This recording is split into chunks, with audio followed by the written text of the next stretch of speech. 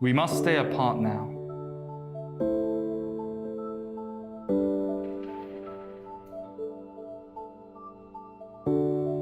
From time to time, we can't feel the enjoyment of being together.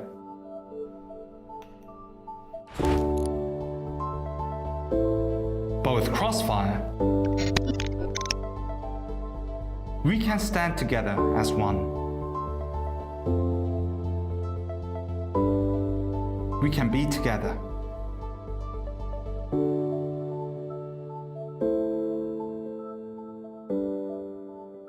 CFS.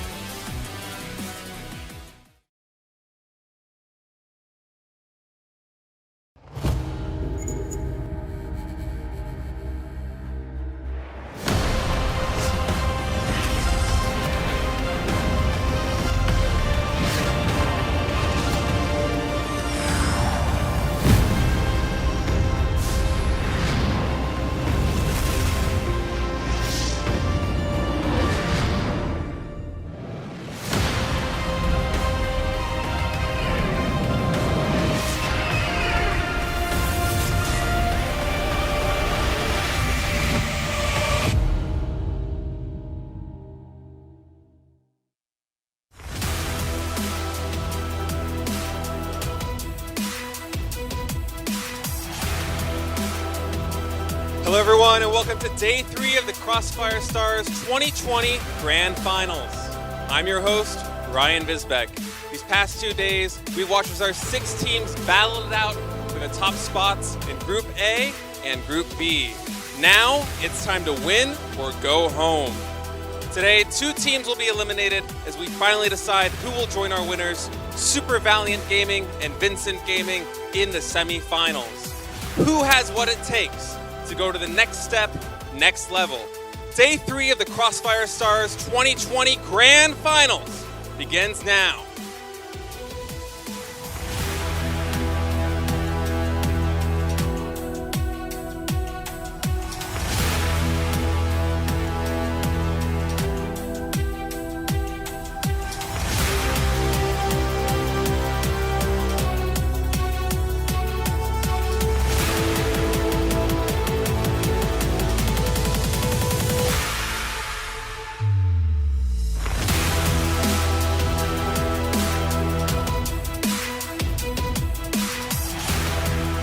Elimination time here at the Crossfire 2020 Grand Finals.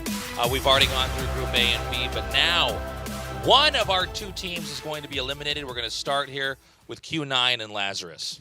Yeah, Q9 had a pretty good day 1. Like, their Group A was much, much closer than yesterday's Group B. Group B was very hit or miss. There was an upset with Super Valiant taking out Black Dragons, but Q9...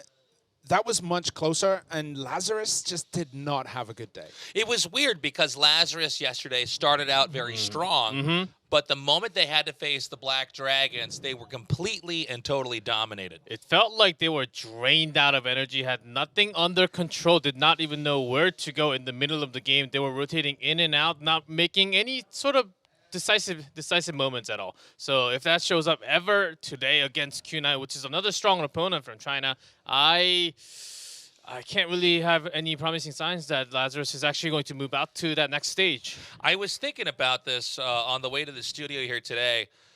Either that game against Black Dragons was a fluke, or it is a sign of what's going to be happening to Lazarus here today. Yeah. Part of me thinks that it's a sign of what's going to come for Lazarus. Yeah. They really do have to turn everything around. Only one player on their team managed anything close to a neutral KD against Black Dragons. Yeah. Everyone else was super negative in both match 1 and 2. It was rough for Lazarus Gaming, but they do have the skills to turn it around. They just got to get their head back in the game. That being said, Q9 obviously looking very strong here in the Crossfire 2020 Grand Finals. It is a completely different team than the Black Dragons. Yeah, certainly. Zhao Wei and especially 1999, those 2 riflers has been breaking through, especially opening up with those headshots. While they're playing Port, Ankara, those 2 maps, I think they excel breaking into those sites so well. If they go into any other maps, because there are some maps that Group A actually did not play as much, like Compound and Black Widow, where we actually had them in play for Group B. So we're yet to see those matches for the Group A teams. We have a little under $1 million here in prize pool. Today, our 3rd day here of the Grand Finals, we're going to be eliminating teams and then seeding the 3rd place, 4th place match, as well as the Grand Finals. Yeah, Q9, Lazarus, then it's going to be Black Dragons versus Golden V, and then the winners of those matches will go up against Super Valiant and Vincent Gaming. The losers will go home.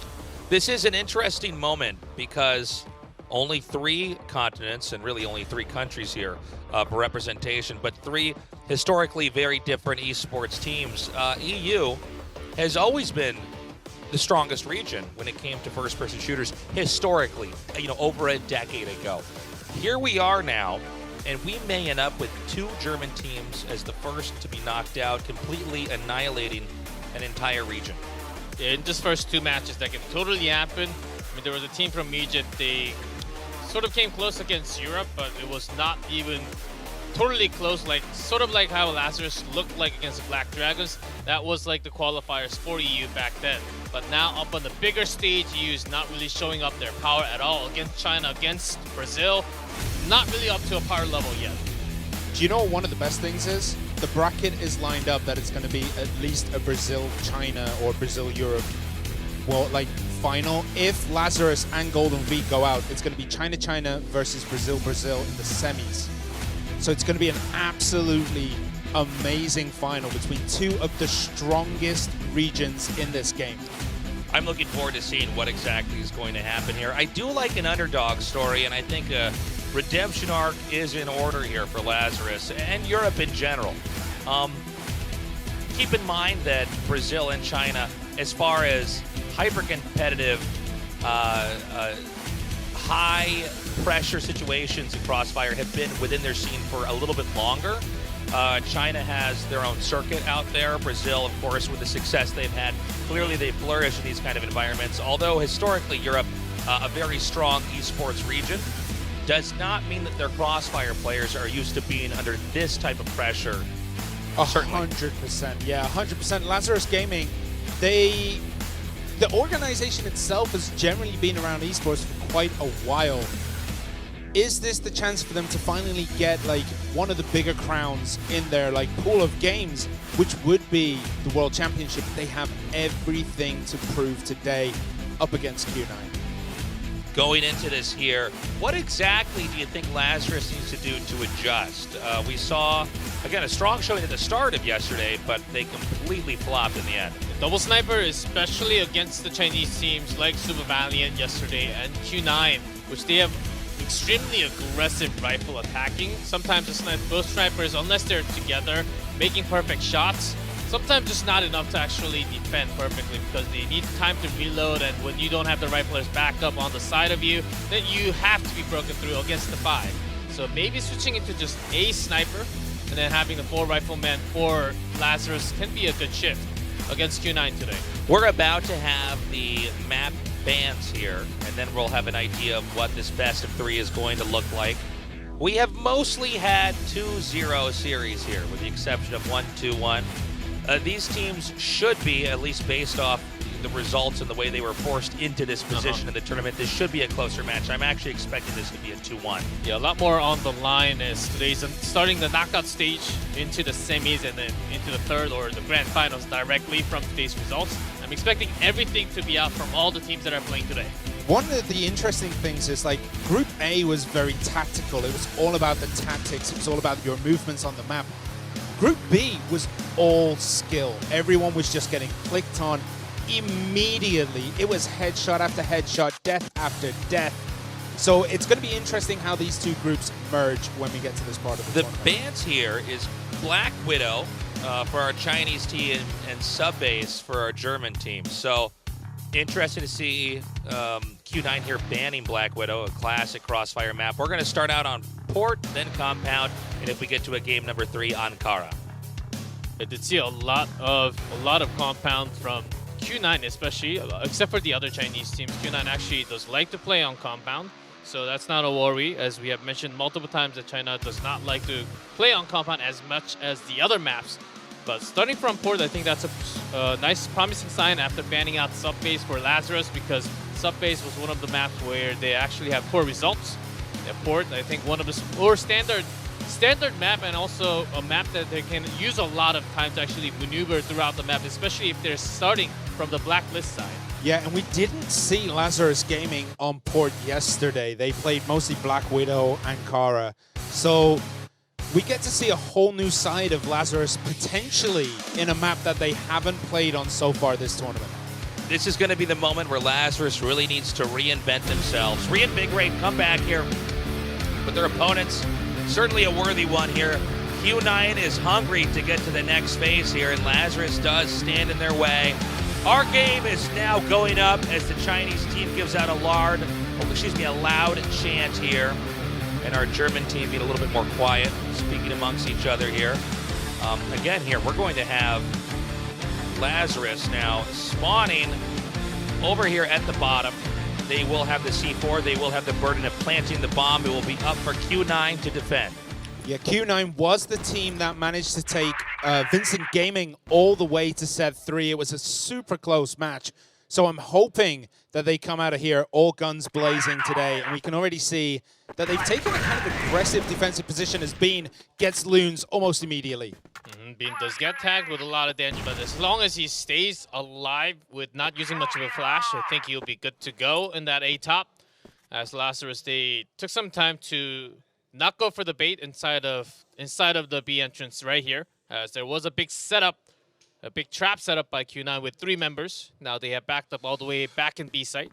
So they're about to invade, coming out of warehouse here. The door is smoked for now, but it looks like here's the moment they're going to pop out. Coming through here, all players are flashed, at least to some extent here, as gunshots are going down here. We see JY over here on the low ground. He is picked off. It's now Bean in 1999. Some shots sprayed down, but 1999 does retreat and then reload. There is an opportunity here to plant the C4, but we do not have that happening just yet. Yeah, Lazarus got the better of that engagement, just much better positioning, much better movement in those engagements, and they are a man up, but everyone on that team is low. But being in 1998, they have nothing to write home about.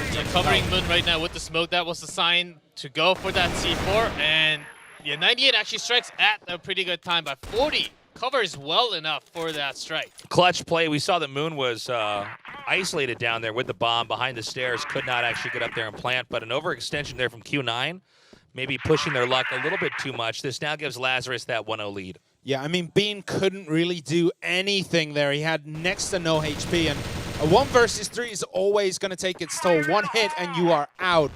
So he tried to do what he could, but just not enough this time around. Yeah, again, Lazarus setting up for that A-long. They love to have an A setup, especially towards that A-long. Try to check for the first bullet of Sniper and then get him down with a headshot, either from the sideway or from the loading dock. Sometimes they will even pull it out with 3 men together. So I think they're trying to put a lot of stress and pressure to Bean. We have NLS inching down here. Their sights are on A, but they haven't really given their position away just yet. Solo and Bean here to defend. It's going to be up to some snipes here from Bean. The nades coming down now as they are pushing hard and quickly here. It's a 4v4 now as these, one more player picked up now. Now a 3v3 as ZR is in a tough spot. It's going to be to JY now. 40 very low. 1 spray, and that does it. J-Way again coming up clutch in the end, but Bean managed to get quite a bit of damage from his position before falling down. That was a critical engagement for Q9, and that should be the start of the rest of the day for them. Yeah, Lazarus had a really nice push, but both sides actually giving a great flash to 3-4 members at the time. Q9 could not really react, but as long as you have Bean up there with low HP, was able to get some really good snipes before going down, even a pistol kill, making it up to 3 kills and 2 deaths only right now. More peaks here from 1998.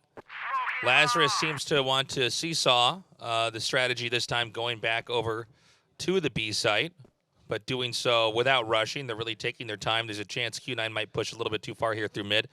But for now, they're going to sit tight. Nobody overextending. Of course, the door here is smoked as well. They need to wait for that smoke to dissipate before they move through. Yeah, 40 and Nils are having a great time right now. They're just getting the kills down, but it's up to the rest of the team to help support them a little bit more when we get into these engagements and we see pushing through B entrance right now. Yeah, there hasn't been much of an overnade from the sideway, and Q9 is trying just that right now. And a flash timing pretty good for Q9. Oh my God, okay, complete massacre here. Yeah, that overnade flash is really good in their entry.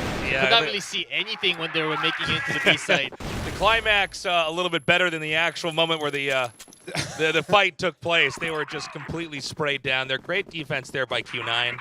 It's hard to come out of that warehouse. You're all in the same position. Your heads are often at the same height. It's why we see 1 or 2 of the players jump there. But with good spray control, you're really able to clean that up. And that's what we saw back there. Yeah, Solo got a ton of kills. He got the triple kill there, but Bean goes down super early in this one. Kind of caught in the middle of no man's land. We see Lazarus once again in this sideways passage here. Are they going to be pushing over on to A, or are they going to make a nice rotation down through Central Street back over to B? Yep. Because there was a sniper from the B warehouse peeking out, the sniper is down. Knowing that there's no more sniper, I think they would love to just come down the sideway, check for the baits and flash them first, and then just immediately move in and then just outnumber them. That's exactly Lazarus is thinking. Great shot there. As the game goes on here, we still have most of our players isolated just towards sideway. We're waiting for somebody to pull the trigger here as far as in advance. They're slightly late on rotation right now. Other Lazarus had to go in already, but I think they're having a lot of thoughts going into the A side, not knowing exactly where the bait spots are. Long's position may surprise them. A lot of times we've had Q9 up on the high ground over here. But this time around, let's see if we can actually get a catch. Again, we don't know if Lazarus is going to push. We have 1 minute and 1 second remaining. They do seem to be sneaking into mid here. Yeah, Central Street pushing up all the way through, and no one's really got eyes on this. 98 is there. He does finally see the advance, but we don't see any kind of rotation from Q9. And they're going to push over through back street, and they might just have control here. Bad spray there as Solo goes down. Lazarus does have dominion over the B site. We have our other 2 players scrambling to get over here.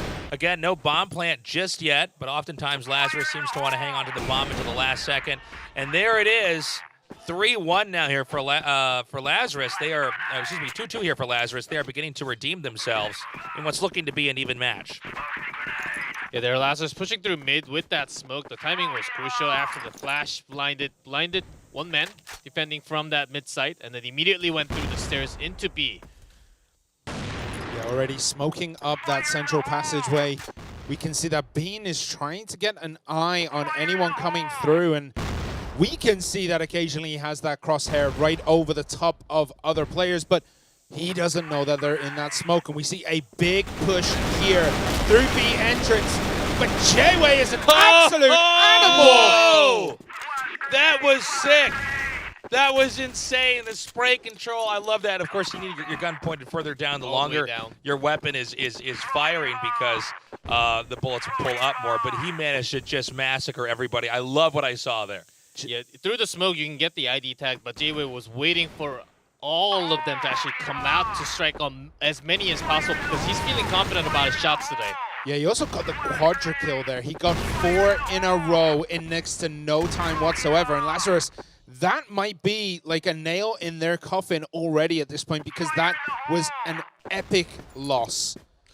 Yeah, that was pretty brutal. It was as brutal as it was quick, and it was very quick. This time around, we've got Lazarus, again, staying safe here in the middle. They've actually dropped the C4 for the time being, so one of the players isn't picked off, and they lose control of the location of the bomb. But this is going to be a slower beginning here. They're going to look and see, does anybody overextend? Can they get an idea of how many players are on what side of the map? And maybe from there they can delineate which side is better to attack. Yeah, they want Q9 to actually go out, but Jaowei actually stretching all the way back into the warehouse. He's going to come out and try to get the 2 members down against the 4 members. That's still a win. We have the bomb picked up once more. It's a 3v4 right now. Q9 with a very good 2-man split from A to B here. It's not clear where exactly Lazarus wants to go, but they do seem to be itching to dive into the A site, although it's going to be a very conservative and slow push for now. Yeah, Jayway getting the benefit of that engagement, 2 extra kills before he eventually goes down, and that's what he needs to do. Every time he pushes forward, he's getting multiple kills for just his 1 death. Great move coming around the corner. Solo with a great spray there. 40 now goes down. Is Solo going to completely hold this down? He does. Beautiful play. Oh man, Solo on an absolute tear. If it's not Jayway getting these multiple kills, it's Solo getting an absolute ton of deaths. Yeah, those moments worry me, because it was just Solo on the box with no flash onto the other members, but without the communication, they weren't really having their guns pointed at the right target at all. Yeah, which does worry me a lot for Lazarus going forward right now. This time around, Q9. We're seeing plays here where one player manages to, while being outnumbered and outgunned, completely hold down that position. I'm worried we might see Lazarus slip into the same play style that we saw here with the Black Dragons, where they just started to fall over and over and over. Yeah, so because of that, they're trying a lot more with the 5-man rifle. So far, no sniper action at all from Lazarus. Of course, when we change back into the GR in the second half, I'm pretty sure there's going to be at least 1 sniper back. It's a lot easier to just push with the 5 rifles from the BL side. But knowing their style, I don't think this is fitting them too well right now, because they need to put 1 down and then get an early start. We have mid getting pushed here. Heavily smoked. It's going to be interesting to see as this wears off where each player is going to be as far as crosshairs go, because we could have a gunfight right now. This is moments away from the smoke disappearing. 1998 is ready. He is in position. Another name comes down there to zone him away. Yeah, J-Way goes down quickly. 1998 goes quickly, and this is exactly what Lazarus needs. This is a momentous comeback, but Bean is still up and is getting kills. We still have Solo as well, and that's another one for Bean. Bean is on an absolute tear right now. He is 5-3. And LS here to hold it down, but already sprayed with the sights in the wrong spot. Bean now coming in here to infiltrate. A hop over the box as Looms goes behind. Long still firing, and he does manage to get the kill. It's now Bean and Long remaining with another victory here for Q9. Bean immediately coming up with the pistol. He knew that it was way too late with an AWM. Switches back over to AK. Immediately chases the enemy opponents, going for that C4 plant because B-side was totally open. But that timing after hearing those footsteps was insane by Bean. His movement around the box was also incredible to look at. He was up and down, left and right. And I mean, when you're the Lazarus player, what do? You don't know where he's coming. He is unpredictable in that moment, and he just could not land a shot on him. More nades being thrown down. Lazarus needs to find an answer. Again, it started out even, but with each round we have on this map, the teams have the opportunity to adjust and adapt, and that's what we're seeing here from Q9. We don't have it yet here for Lazarus. Lazarus is getting close several times over, but oftentimes they are one or two men too short. I mean, Lazarus were looking really good in that round. They were up in players. They had the position. But then, Bean, while he's still alive, it feels like he's 3 players in one. You go up against him, and he's going to get kills against at least 2 of you in every engagement he's been a part of. Still, Q9, they're each member, especially Solo and Jalway today, and also Bean, has been showing above par level, just destroying the members of Lazarus in any part of form. And that's exactly the reason why they can't really even go into that Beware. Every time Q9, if they have a pretty good spawn towards that Beware and entrance, they will just smoke it up and extend their way in so that Lazarus can't even peek and use a lot of their time defending on their blacklist side and then slowly crawl in. There's a chance we might have Lazarus hop through mid over onto the B side here. I think that's what we're going to have as the warehouse is about to be occupied. We do have one Q9 player in the warehouse already, but we're going to see if that fight actually happens. They're going to back out of there now. It looks like they may try to do a full-on mid-rush as they're going to try to nade this down here now. They only have 25 seconds on the clock, so they have to do this very quickly. Yeah, there was a great rotation over onto B from Q9, but that gave the go-ahead for Lazarus to start moving into these positions, but Q9 are just far too strong. Even Long getting multiple kills there. He's 4-0 on that map there. It's interesting to see how long Lazarus waited there. Sometimes that can be worthwhile because players will come peek and overextend, but then you only have 25 seconds to completely invade and plant the bomb, and that means you're going to be running full speed, right? You can easily be shot down that way. Absolutely, and we see already 1998 getting Moon off the board this early. Lazarus 4 against 5, and they're going to have to make a play, but what play can they possibly make that Q9 won't read? More shots fired here through the door. 1998, he's been doing a fantastic job of holding mid here. Really keeping Lazarus honest here as far as their movement from left to right on the map. Yeah, Lazarus, not like yesterday, they're having the speed, they're having the momentum into the site, but some bait plays before going in can actually be better, and Jalway again from Q9 strikes onto both members.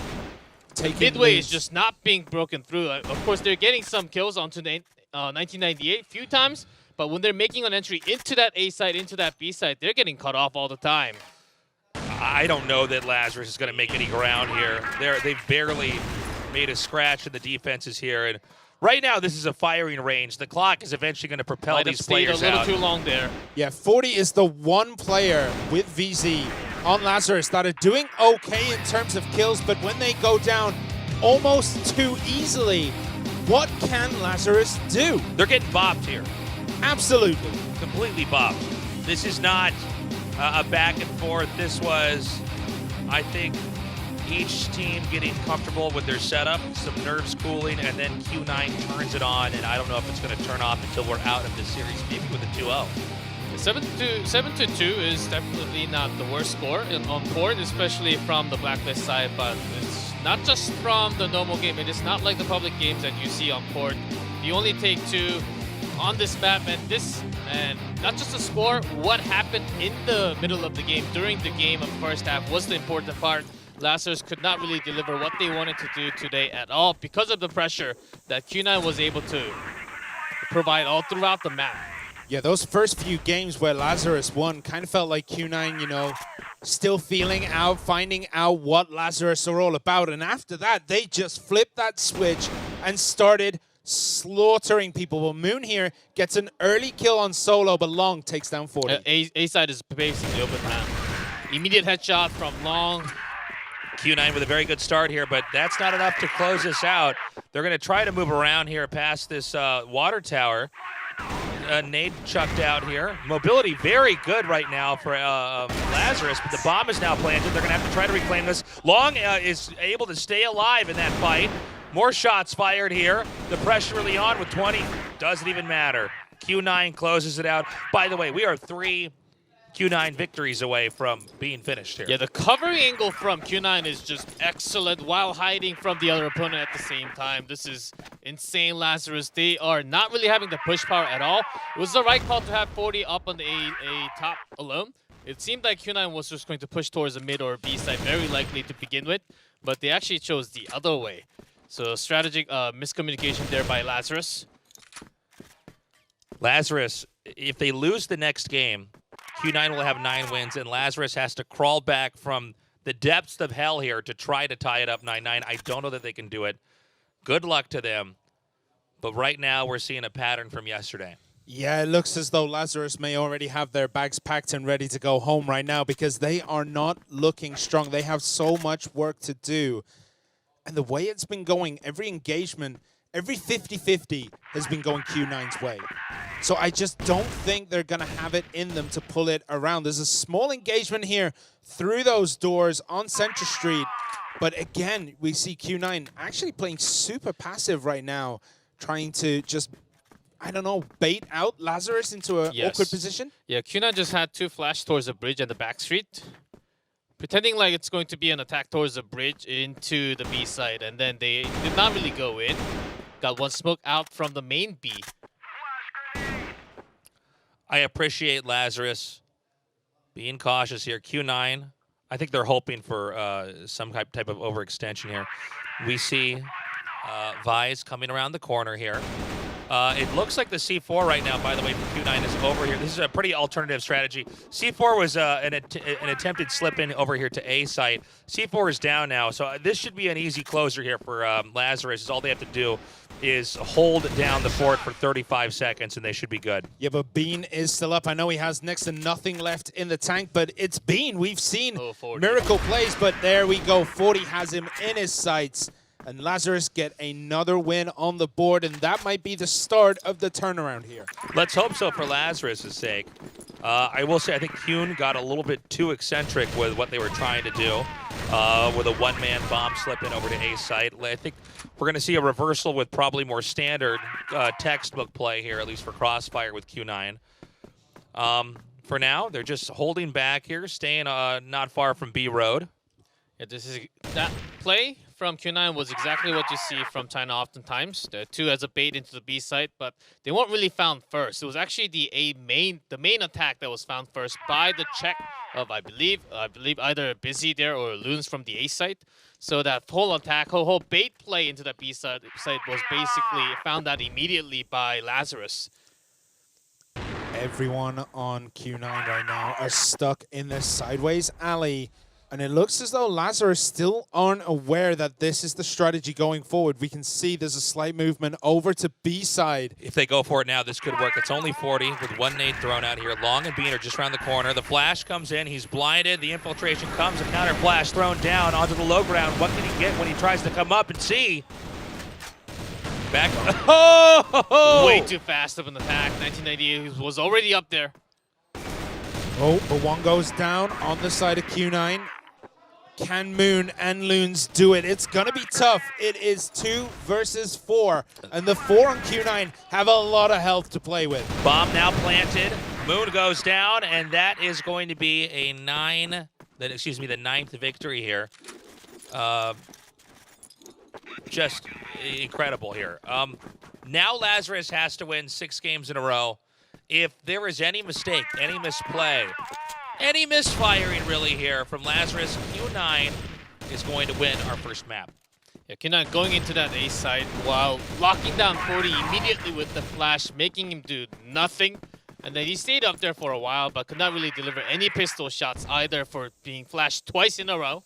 40 might just be the one to catch this B rotation here. And if he does, he's going to be in a lot of trouble. There's a lot of Q9 there, and he is isolated right now as we see Loons close, but not close enough to help out. Yeah, he needs to get one and back out immediately. Sees long. Oh, takes half damage only. No kill. Q9 with a slow crawl here. Again, hanging over on B road.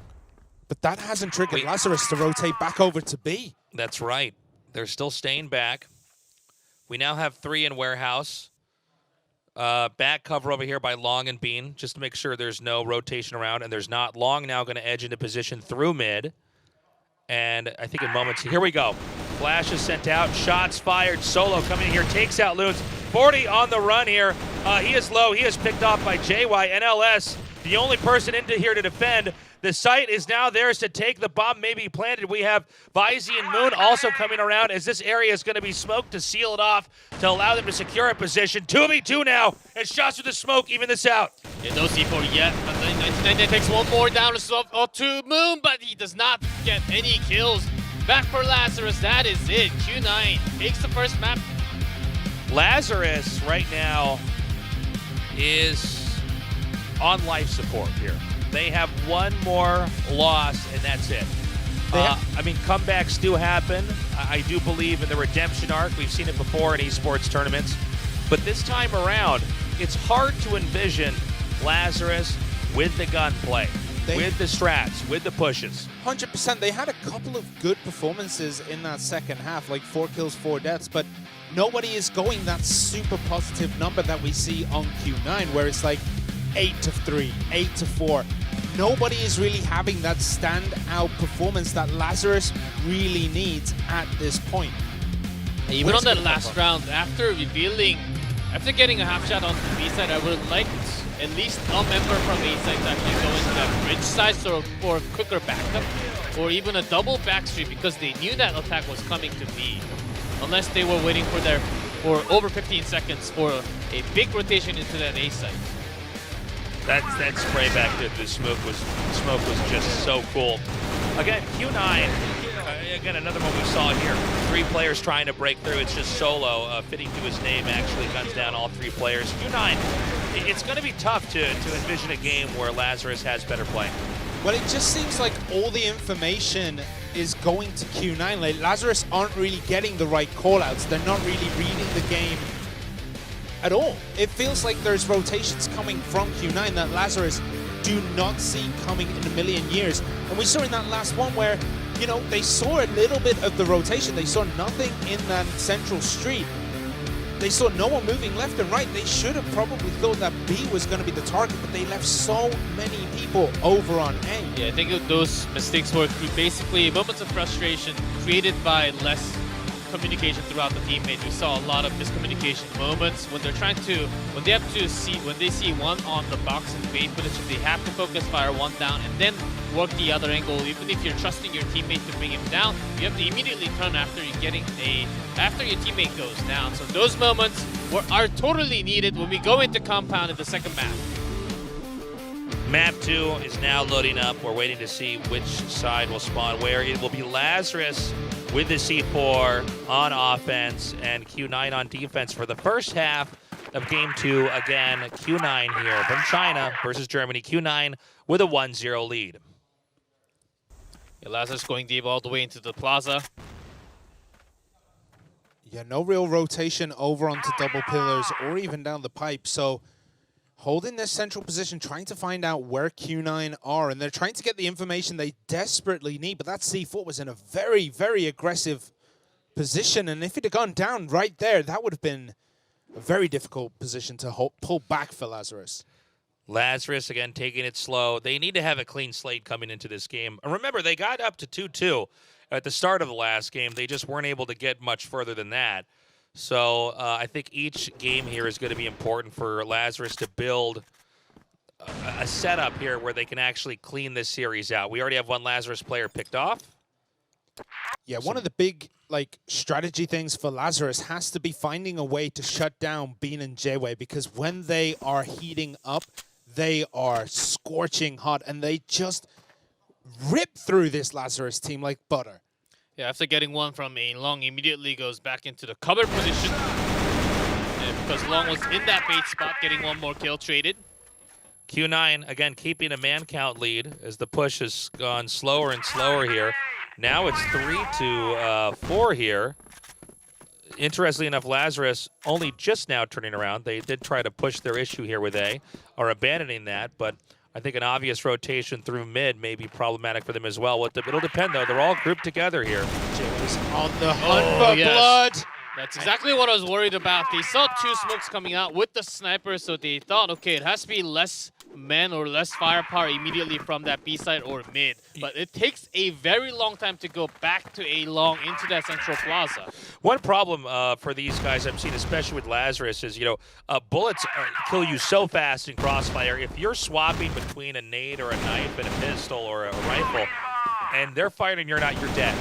And we saw that for a split second back there. He literally could not have fired because, the third of a second it takes for your gun to actually be armed is enough for you to lose the game. Yeah, and J-Way knows this, and he just absolutely exploited the whole of Lazarus right there. It was a thing to behold, because you could see him drop through on the hunt. He could smell where Lazarus were.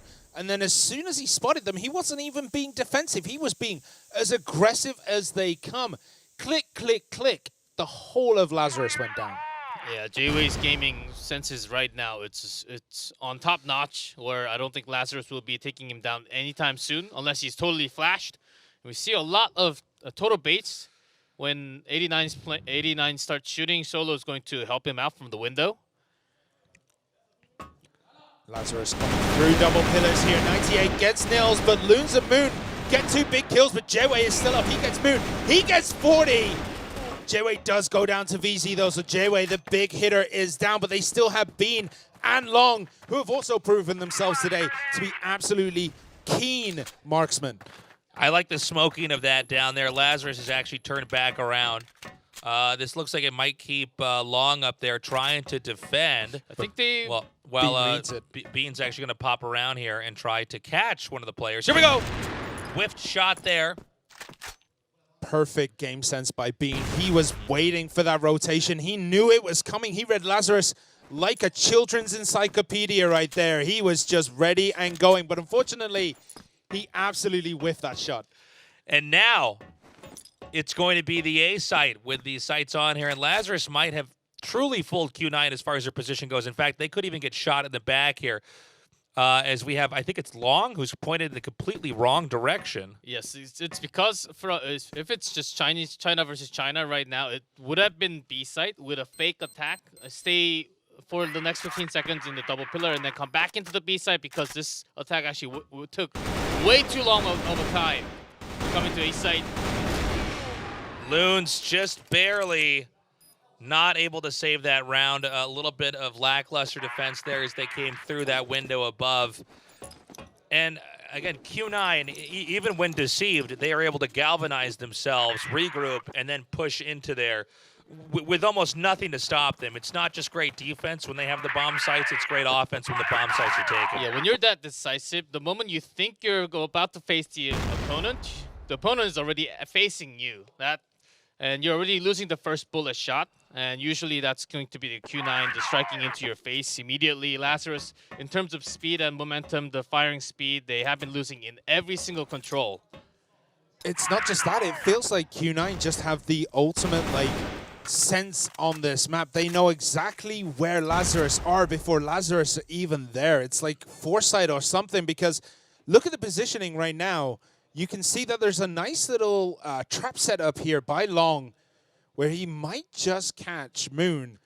Yes, this is exactly the position that Q9 love to play on the compound.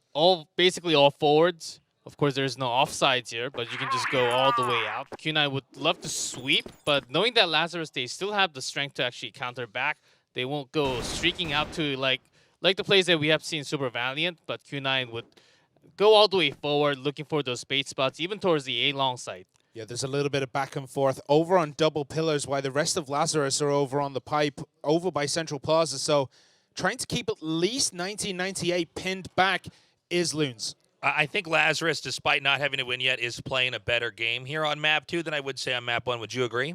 100%. They're playing very, very smart. It's just Q9, even though like Lazarus have upped their game, Q9 just seem to be better as J-Way and Long get kills on Loons and Nils. And with the smoke, they know that it has to be an attack into that A site. Lazarus can't really dive in after getting flashed immediately from Q9. Yeah, it looks like they're zoned out for the time being, and so a natural retreat back here. But Q9's ready to catch this. Let's see how this actually goes here. Double angle, and 98 strikes from the back to clean Unreal. up. Just unreal. Beautiful play there, and now it's going to be one player here. It's 40, who is on his own with a sniper rifle, outmanned, outgunned, and that makes game number 3. Right now, Q9 on map 2, undefeated. 98's rotation down from double pillars over to Central Plaza was absolutely perfect. He felt in the waters here that Lazarus were going to start rotating back towards that Central Plaza, and they did, and he ends up coming up from behind and just taking them out all too easily. Okay, Lazarus in the back once again here. They're looking for an answer. I think idea-wise what they're doing is very good, but the movement and the gunplay from Q9 is just so strong. Yeah, would love to see some action towards the A side, not using Long, but directly into the A entrance from that mid plaza section. Because Q9, they have less of a bait setup. JY gunned down, a great push through mid here. They have to scramble, they've got to move. Which side are they going to go to, B or A? Pushing forward now. We see Q9 in a defensive posture. Oh my God, beautiful crossfire there. 98! And they wiped him out. 1998 is an absolute animal right now. No way he should have got that 4 there. But the man is just a machine. He just saw anything, a ripple in the floor, and he is like pew, pew, pew, and they are down again. Beautiful game there by Q9. Snap reflexes. The fact that they both guarded the narrow corridor on one side, it's very easy to spray down players from 2 different angles, especially when after breaching mid, they need to rush. You can't slow push through that second half of mid. And so they played right into Q9's natural hands. Yeah, but Lazarus did exactly what they needed to do there. They were just outgunned by 1998. I mean, that push, that rotation was perfect. It was picturesque. They did everything they needed to do. Yet they ran into the brick wall that is 1998. Yeah, going into the A side immediately through the vent seems like an okay idea, but Long's there. Bean is also waiting. J-Way strikes all the way from the top, and only Niels. He goes down immediately again. 1998 coming as a backup. This team, the backup is so fast from Q9 right now that it cannot be stopped. The Lazarus, they shouldn't be waiting. They shouldn't be stopping. They just have to go forward even if they're dropping down. So now Lazarus is going to have a 1-3-1 split here. C4 over towards the A site. That doesn't at all indicate they're going to actually be planting there. But instead, they're just going to slowly move up here. Now, again, 4 players splitting up here over in Central Plaza. We can see there's a slight engagement over in double pillars here. So that's going to provide at least a little bit of distraction as Lazarus start to rotate that way.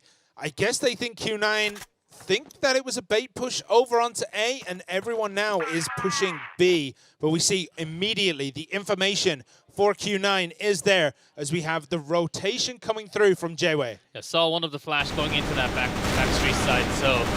Oh my God, 1998 again! That was amazing. We just heard a big, loud, nice yelled out from Q9, who is undefeated now, with a 6-0 lead here. I love the usage of the window coming at that angle.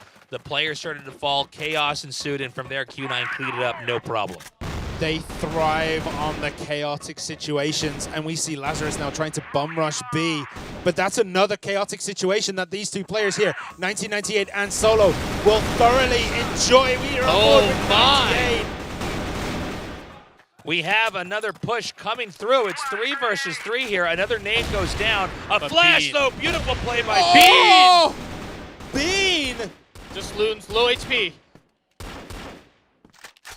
It's just one player left. Loons, again, this is a very... Oh!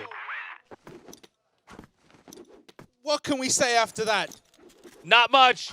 There's nothing left to be said here. That was an insane point-blank shot straight through the hip.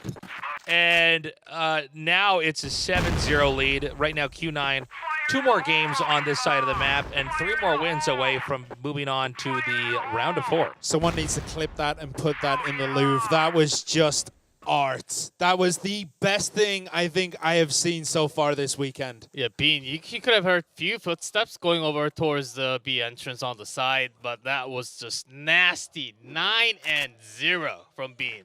No deaths so far. Okay, 4 players over here. Once again, a similar setup here. There's a lot of different ways you can go once you're just left of Central Plaza. You can go up into the A site. You can go push to mid in A or B, or you can go the long way around double pillars into the B site. But for now, Lazarus is going to wait. Again, they need to have one of the greatest comebacks in Crossfire history to actually not only win this game, but win this series and move on. And I do think the writing's on the wall, so I'm curious to see how the rest of this game is going to be played out. Another Lazarus player drops off, but it evens out now 4-4. With a nice kill. Ooh, does go down long again. Yeah, Solo baits with the flash, but and Long comes out from the actual A side and gets the kill from the off angle.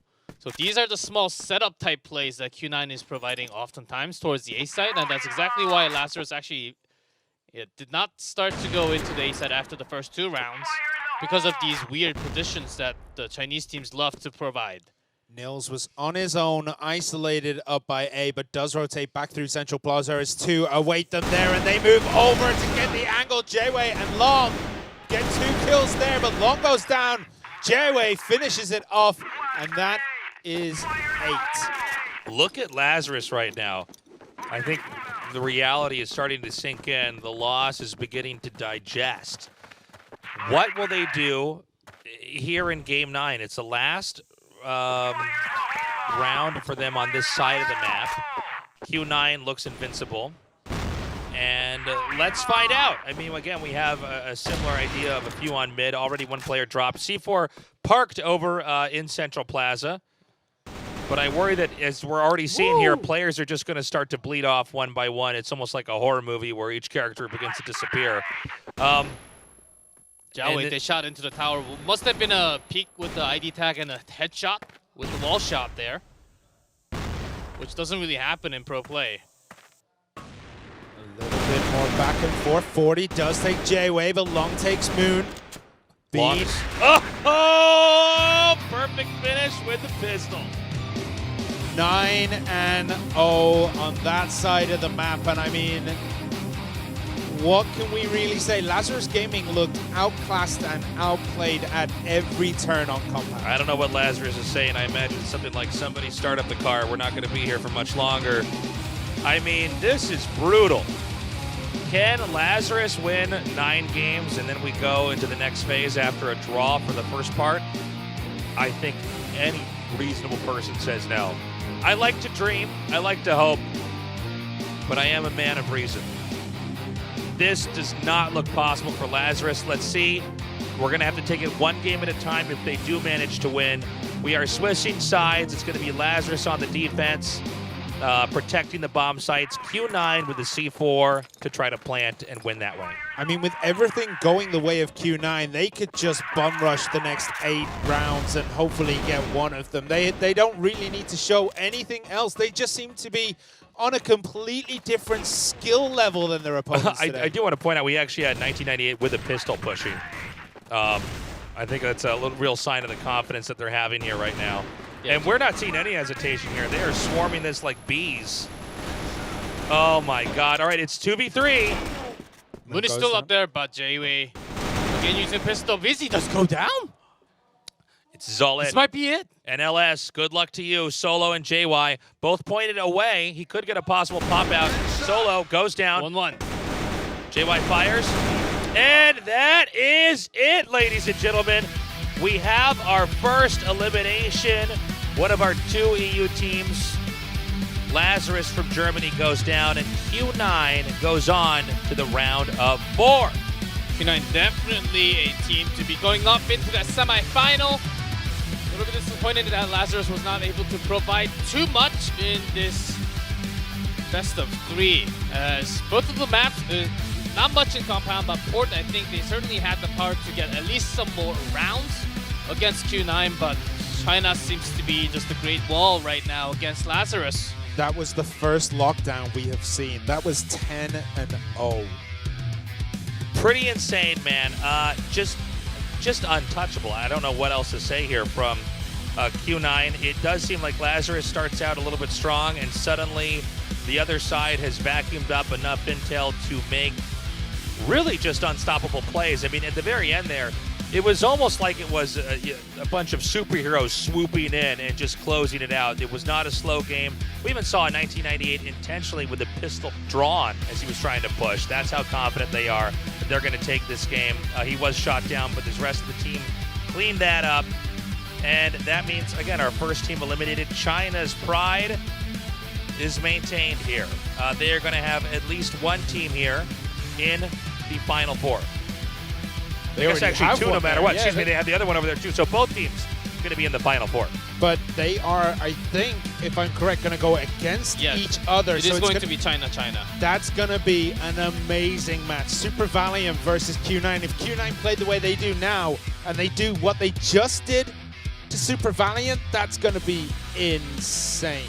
I wonder how they match up, because their playstyle is similar to Super Valiant. They do like to sweep a lot more, but Q9, they do have the speed at the same time, and their timing of poking out from the GR side is actually super good, especially Jiao Wei grabbing those multiple kills and 98 going around the back. These type of plays for Lazarus has been working real well, but Super Valiant, they also like to move around the map at the same time, so it might not actually come to bite them as much.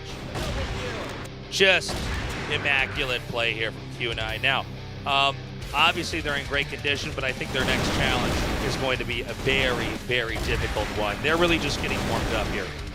Yeah, but that's one of the advantages of being in this match 1 is you do have that warm-up on stage as you move into the rest of the day. So Q9's SV, Q9 might have a little bit of an advantage as they are already warmed up, and everyone on that team will be surfing a high for the rest of the day after a result like that. 10-3, 10-0. Yeah, pretty big result, of course, for Q9. They'll be off stage for a time, getting a pretty good break before going into that next match for Q9. But still getting that big warm-up on stage.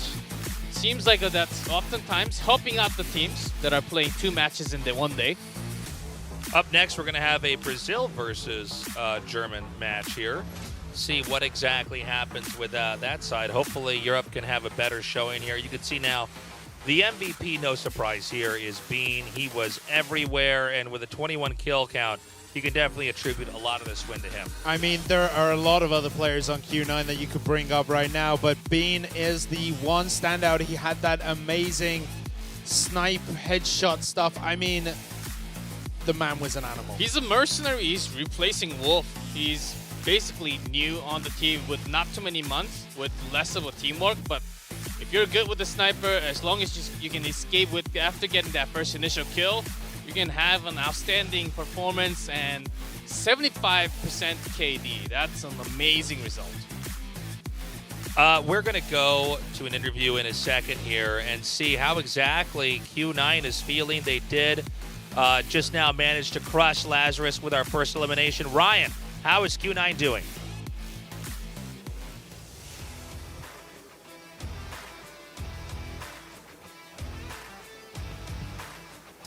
What a match. That was truly a dominating performance. I'm here with the MVP of Q9, Bean. And first, I gotta ask, how do you feel after that win? 你感想如何？感想的话就是又赢一场，然后可以更进一步，希望后面的比赛更加努力吧，更加就是想拿下每一场比赛吧。We're glad to win this game, and we are going to get ready for the next match. So obviously you guys didn't perform as well as you wanted at the group stages. Did you change your game plan at all coming into the match today? 我们觉得你昨天打得不是那么理想，所以我们想问一下，你们有没有去换一些计划，或者去换你们的练习方式啊？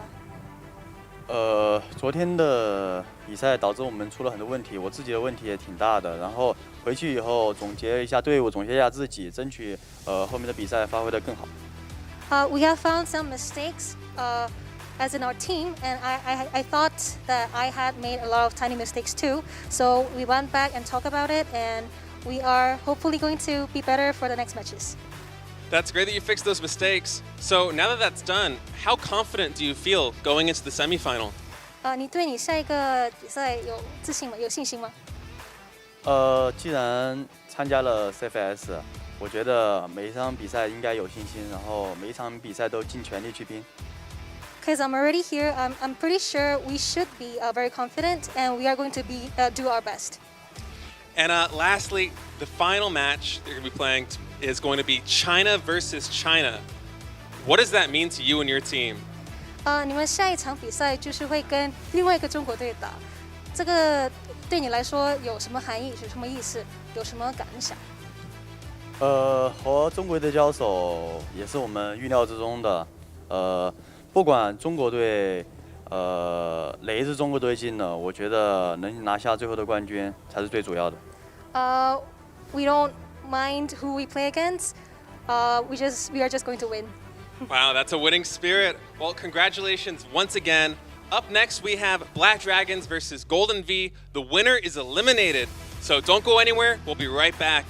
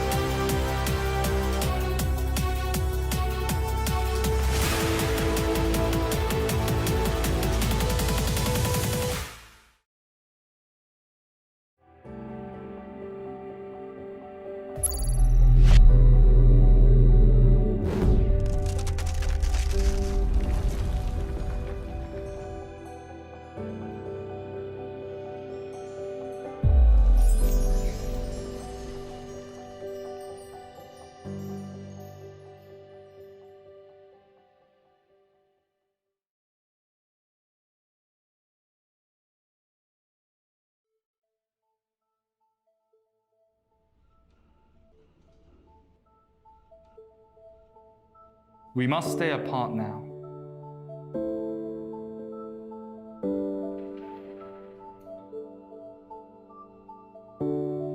From time to time, we can't feel the enjoyment of being together.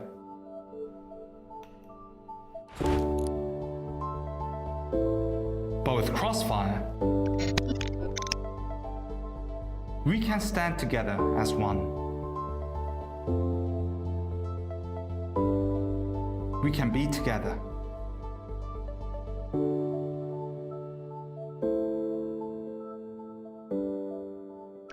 CFS.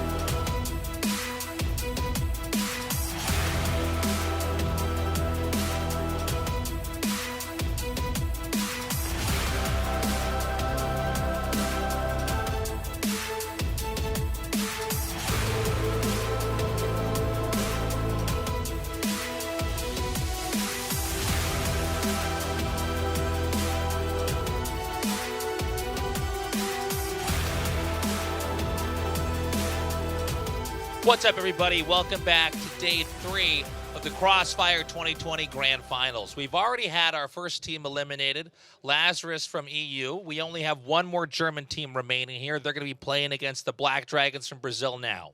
Yeah, Lazarus went down without much of a fanfare. They put up some good games. They had some good movements, but they were outclassed by Q9 beginning to end. This time round, though, Golden V put up a really good fight on day 1. They did not go down as easy as Lazarus Gaming, and I think they could give Black Dragons a good run for their money. I think you're probably right. I think there really is a difference in skill here when it comes to Lazarus Gaming and Golden V.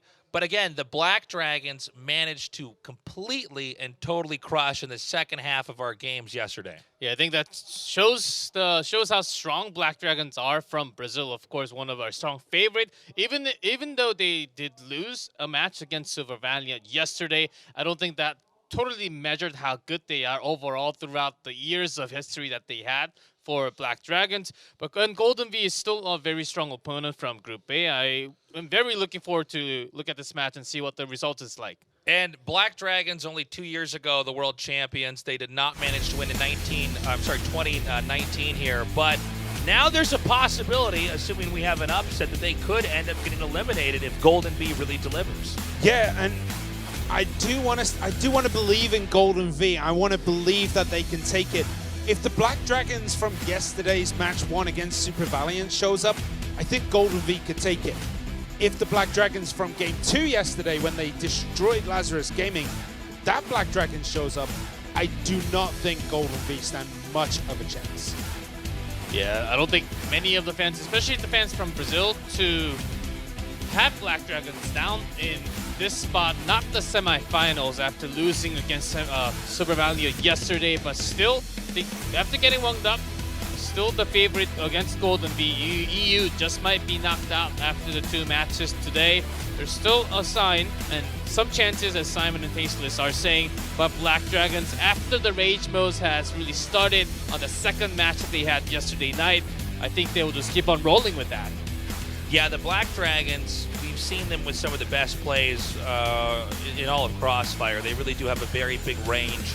As far as strategy goes, their aim and accuracy is quite good. Again, if Golden V loses here, that's it. One entire region in Crossfire is knocked out. Of course, we started out with only 3, Europe, Asia, and South America. But again, with 5 teams here left, I do still think Golden V is possibly the weakest out of the 5 here now. It's hard Disagree. to say. Out of the last 5 right now, yeah, easily, sure, the weakest, but they can put together some really strong results, and we saw that just the other day. I mean, they took VG, they took Vincent 10-7, 10-5. I mean, that was a really good game. And the first match against Q9, it was 10-8, 10-6. They looked pretty good. They were taking wins when they should, but they were still losing. You know, those 50-50s weren't always going their way, as we saw with Q9. And the winner of this match will go up against Vincent Gaming, so we could see an all-Brazil semifinal there. That is very true. I think within the first few rounds of Map 1, we're going to have a very good idea of what to expect here. Let's not forget our other German team, Lazarus Gaming. They won 2 games out of the first 4 before our Chinese team Q9 really mapped them out, and from there it looked like Q9 was simply put unstoppable. How will this game go?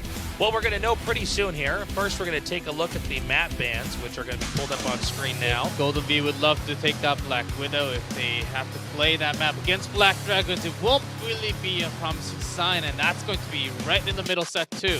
So Sub-Base is banned from Black Dragons, and Port is banned from Golden V. That gives us Compound for Map 1, Black Widow for Map 2, and if we get to Map 3, it'll be on Ankara.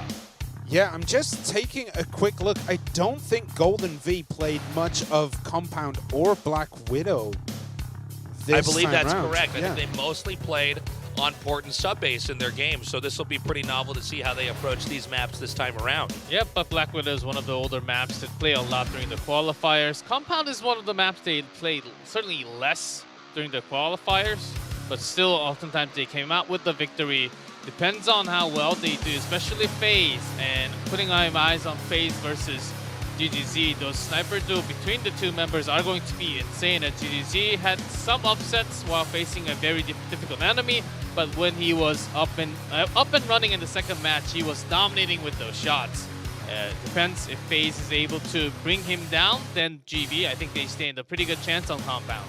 We also need to see how Seven performs as well. Seven is kind of an integral player on the team. He was one of the few that managed to get a positive KD against Q9. That was on Port, where he went 13 and 12. So, I mean, he is a great player. He could be the one player to really watch out for. If Golden V can activate him enough, they'll be able to maybe take 5, 6, 7 and get very close to that magic 10 number.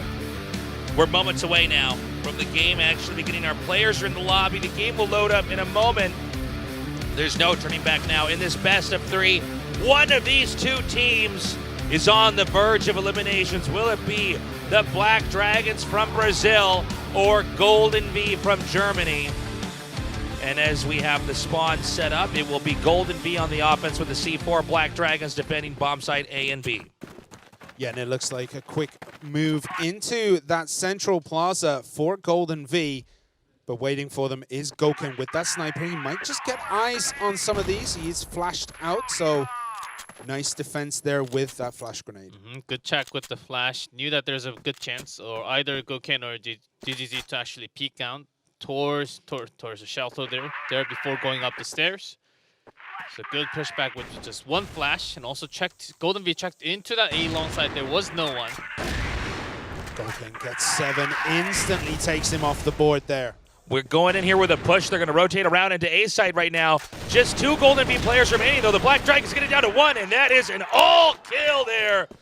5-0, a very strong showing, and you can feel the energy there from the Black Dragons as Golden V is getting a glimpse of what may be to come here in this series. There was just way too many lockdowns by the sniper angle. Cover from that midsection was actually insane. Goken never really was challenged because he got the first shot with the smoke. Golden V had no idea where he was coming from. Yeah, that meat grinder, that like Black Dragon set up there was just super effective, and we just saw one after the other. Golden V just felt like flies in that engagement, and it looks like a meat grinder might be set up here.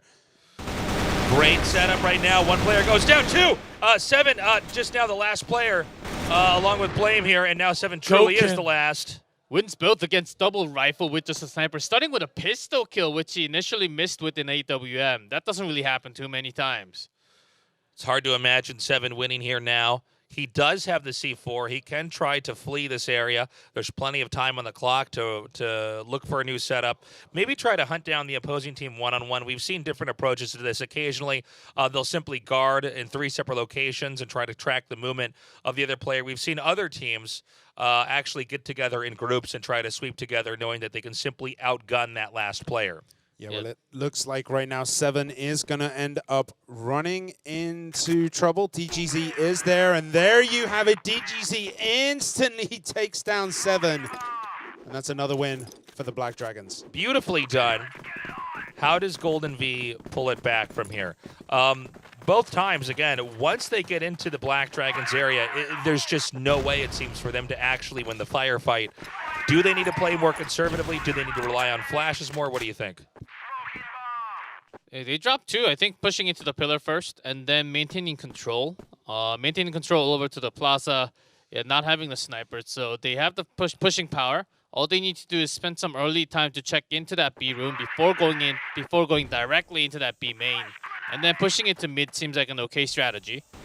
I think one of the issues is that Goken is on absolute fire right now. He is 5-0. DGZ as well with that sniper, a 2-0.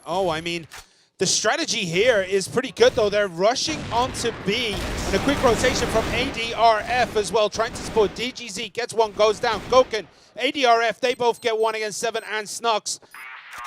But the C4 is planted. Bomb now down here. Again, just FaZe left. This is a tall order, though, for him to control this area. He's got a lot of corridors he can try to slip through, but you can see that right now we have Black Dragons getting ready to sync up and come through either side here. So 2 players left. Can he get it down to 1? He does not. And this will be an easy peasy defuse now for the Black Dragons. Yeah, oh man, even Goken switching back into the AK, making sure that they get the perfect shot. We mentioned many times that going back into B with an AWM is near impossible to get that retake. So coming back with an AK makes it just a lot easier with that 1v3 situation. Golden V now rotating up here with sights set to double pillars, possibly to the B site. Only a two-man cover there in that area. This is exactly what you said they needed to do, G-Clef, which is to hold that B side, to start pushing through double pillars and see what they can do. And it looks as though they might have a little bit of an advantage here. It would have been 4 versus 2 if they pushed into that B side, but we see Black Dragons heavily pushing on that A side, holding the positions there. You hold the position towards the double pillars and then just smoke up the angle where the snipers can come through. That's exactly on the left and the right side towards the B entrance. Those two smokes are going to be needed most of the time. And you can also fake your mid push by just having those smoke. But we've seen, like, even if you smoke out the snipers, they will just kind of switch into an AK or switch into that pistol and still take out people. It's not impossible. Their gunplay isn't restricted purely to the snipers. They're incredibly good on the rifles too, as we see Goken get an insane shot there. And the rest of GG trying to push on him. They do manage to get Goken down for the first time this match. 4-man infiltration over here onto the A site. The question now is, can Black Dragons reclaim? The C4 is, no, C4 almost planted. He actually, whether it was a misclick or he had to relocate, it just now is placed down here. As the nade pops off that player that planted that. Now it's a 2v3 here. Golden V with a little bit of an edge, but it's going to come down to who can shoot who first. And we can see the strategy here of isolating Goken and getting him down first has really played dividends for Golden V. But, Mason does go down. He misses his shot, but DGZ gets instant return. But there we have it. 1 goes to Golden V. Great win there for Golden V. I like the swap into the sniper rifle. But it's not enough. You can see immediately they come in from behind their hit. A good adjustment here by Golden V. The question is this exception, or is this going to be, or is it going to become the norm? I mean, the idea of getting down Goken first, because he is just on absolute fire right now. He is 9-1. Getting him down first really did help Golden V push forward. There wasn't that defensive sniper. There wasn't someone raining death and destruction from the sides and the back. They have to keep trying to do it, but the problem is he's such a good player. He will just move out the way and start relocating his position, maybe moving around a little bit more, making him harder to track down and harder to take out within the first 30, 40 seconds of a match. Yeah, the previous round, Golden V just pushed at the perfect timing where Majin actually rotated all the way back into that A-long, into Plaza, wrapping around half of the map, really not really backing up the other two members from that A site. And Golden V, I think they want to try a similar push again after smoking the A-side area. Goken's still here with a sniper rifle pointed towards the smoke. A push now into the B side here. And it looks like they are going to get an infiltration, but it's only 1 player remaining. He does not have the bomb yet. Seven going to get the bomb. Does he have time to plant, or does he want to wait and try to snipe them down as the other players try to come through? ADRF with a massive defense there, getting 3 on the side of Golden V. And now, 7, he might try and plant the bomb. I mean, the last 2 remaining members of Black Dragons are quite far away, and they don't really have an angle. He tried to bait out a movement there, but they're far enough away that I don't think they'll be able to hear the C4 get planted anyway. Yeah, the C4 is now down. This will force a fight here. It's good to get a headshot at this angle if you can. I do like the position of 7 right now, making it very hard for DGZ to actually get him the shot. And Goken immediately takes that headshot down from the entrance. Nice play back there.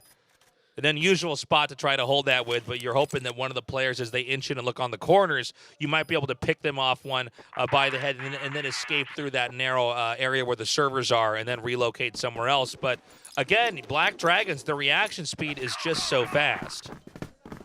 Yeah, their movements all the way across that back end of the map is just ridiculously quick. And it's not just that they're quick at rotating, it's that even when they move as quick as possible, they're just clicking and killing. It's insane how quick they are at lining up the perfect shot time and time again against Golden V, who seem a little bit slower on the draw. As Black Dragons, yes, the moment they see that red light, red signs on the screen, they will just point, click, and get those headshots. That has been Goken throughout yesterday and today, who's been performing the best so far with that AK, with that 8WM, whichever gun that he wants to choose at the moment. Now we wait and see as the players gather up here into mid, past Central Plaza. The double bait in front of the double pillar for Black Dragon with a sniper is very unusual, but this- only can be done from Black Dragons. This may work out here. A push into B. Oh, no, hold on. They're going to have to come in. Now, this is going to be them being hit from both sides here as they invade B. Looks like they will be able to get in here, but can they actually get a good setup? Can they even get the bomb planted? They got into B side, but they're sort of trapped with only 3 men. Yeah, 5 players able to invade. That's an unusually high amount of players to come in there and try to attack. And we can see Viana trying to just shore up DGZ's backside. And now turns around and maybe they know now that all 3 remaining members are in this room. So all hell will break loose as flashes get dropped. ADRF, Goken get early kills.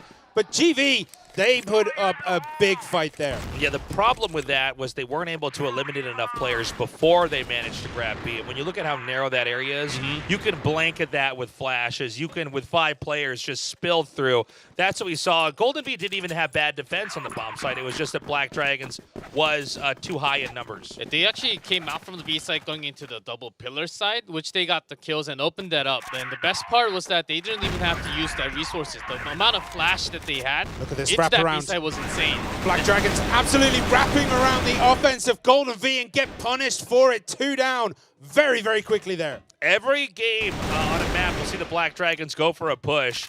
It kind of sort of worked. It's a 3v3 now, so they've minimized the number of players, but positioning is a bit chaotic here for the Black Dragons as the gunfight continues on here. Again, ADRF with another kill. 2v1 here. G4 Blame does have the C4. Both A and B are naked, but of course he doesn't know that, and it doesn't seem like the Black Dragons are very clear on where exactly he is right now. So Well, he might just get the drop here. great play, 1v1, and I like the backing up, relocating. Tough call here for the Black Dragon player remaining here. Goken, where exactly does he want to go? All you need is for your screen to be pointed the wrong way for your avatar to get shot down. Yeah, Goken would imagine that he would be moving not too far into that A site because he still has a C4 and still over a minute mark. So their Blame can't really reach too far out, as you know, very likely Goken's going to be towards that mid section. 1 minute remaining. We saw a poke into mid. They just happened to have missed each other. We could have a beeline into the A side, or we could have a rotation to the right, a peek to the right through the window. Goken, of course, on the other side. Did he get sight of him there? That's the question. I think he doesn't know. He might wrap around on the behind here. He could come from behind. He's not going to. It's tricky with a sniper rifle to want to push out too far. This means we may have a push into A or B. Either are viable, although A might be a more desirable location to hit, with it being a further travel distance. Keep in mind that Goken's not going to know where the bomb's planted immediately. Yeah, and He's in neither location, so it's not. And with 40 seconds remaining, that's quite a tall order here to try to fix this. Yeah, without the rotation into that double pillar, he will have a pretty good idea that it has to be A site, a lot likely towards the A site. So he's going to choose the right place. But at what timing? Sniper versus rifle. Oh! Great shot at Goken once again. Unreal. Blame That's not his hair color. That's his brain on the outside of his head. That was some big brain plays. Goken is an absolute animal right now. He is clutch. Blame wanted to come down and get the kill instead. Usually you don't really jump that far down, making it easier for the sniper to snipe at you. Got a little greedy there. Yeah, it was looking like a similar move by Black Dragons this time round as they were pushing down that central plaza. But nade kill there. 7 just blowing DGZ up. Will this give GV some momentum? I hope so, for their sake. And that's going to relieve some stress. Defensive stress from that A side has to basically split 2-2. And we've seen a lot more plays from Golden Bee going into that B side through that midsection or from that double pillar, which failed miserably. Mazen might just it's a get good timing side to here. actually switch it up towards the A site. Yeah, Mazen might just be able to pop around from behind this wall and get a couple of shots onto Golden V. Nope, instantly taken out there by Snox. Okay, this is Golden V's game right now. This is a game they need as well. They need to get a second win here. There's a much better shot they can balance this out. And even the invade over here. It's going to be 4v3. Sorry, 4v2, excuse me. C4 about to be planted here on A. I think we're going to get a second Golden V win here, unless Black Dragons can have a miracle play. But if there was a team to have that play, it would be these guys. Certainly, Black Dragons can pull off a 2v4, but with these type of positioning, unless there's a big mistake coming out from the vent from Golden V side, yeah, with this much smoke, they're going to be able to buy this so much time. Shots fired over here into A. Just one player remaining. Can ADRF actually pull off a miracle? I don't think so. A win here for Golden V, but Golden V looking pensive. I mean, they're very, very much aware. This is a real uphill fight. We have one more round on for the first half before we swap sides for each team here. Let's see if Golden V can keep this momentum, or if Black Dragons is going to be more consistent. Well, you see Goken already getting a kill on Creeds. DGZ does the same on Snox. That's 2 down already, and it looks as though this is going to go Black Dragon's way. Yeah, they know 100%. It has to be double pillars, and immediately taken down by Adrian. ADRF puts bullets into 3 bodies. Triple kill. Completely insane here.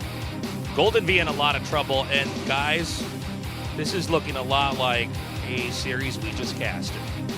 But I will say, Golden V are looking much, much better. These are very close. I know the scoreline says it's 7-2 so far, but this is much closer than that scoreline leads on, because these are coming down to 1 versus 1, 1 versus 2. And I mean, Golden V have the right idea. They're doing the right things. It's just Black Dragons are 1 step ahead each turn. And it's really hard to break them down, but we got to swap it around now. Yeah, we're going to swap spots here. Black Dragons on the offense. Let's see exactly what they do. As nades are going to be chucked in here. As FaZe wanted to poke in a little bit with that sniper. Got no fun out of it. DTC is going to keep that AWM. Of course, that's a style of Black Dragons. How can you frustrate Black Dragons on this map? With AWM. If you play this super passive and have Black Dragons try to push into you the whole time, do you think that would frustrate them enough where they will start making mistakes?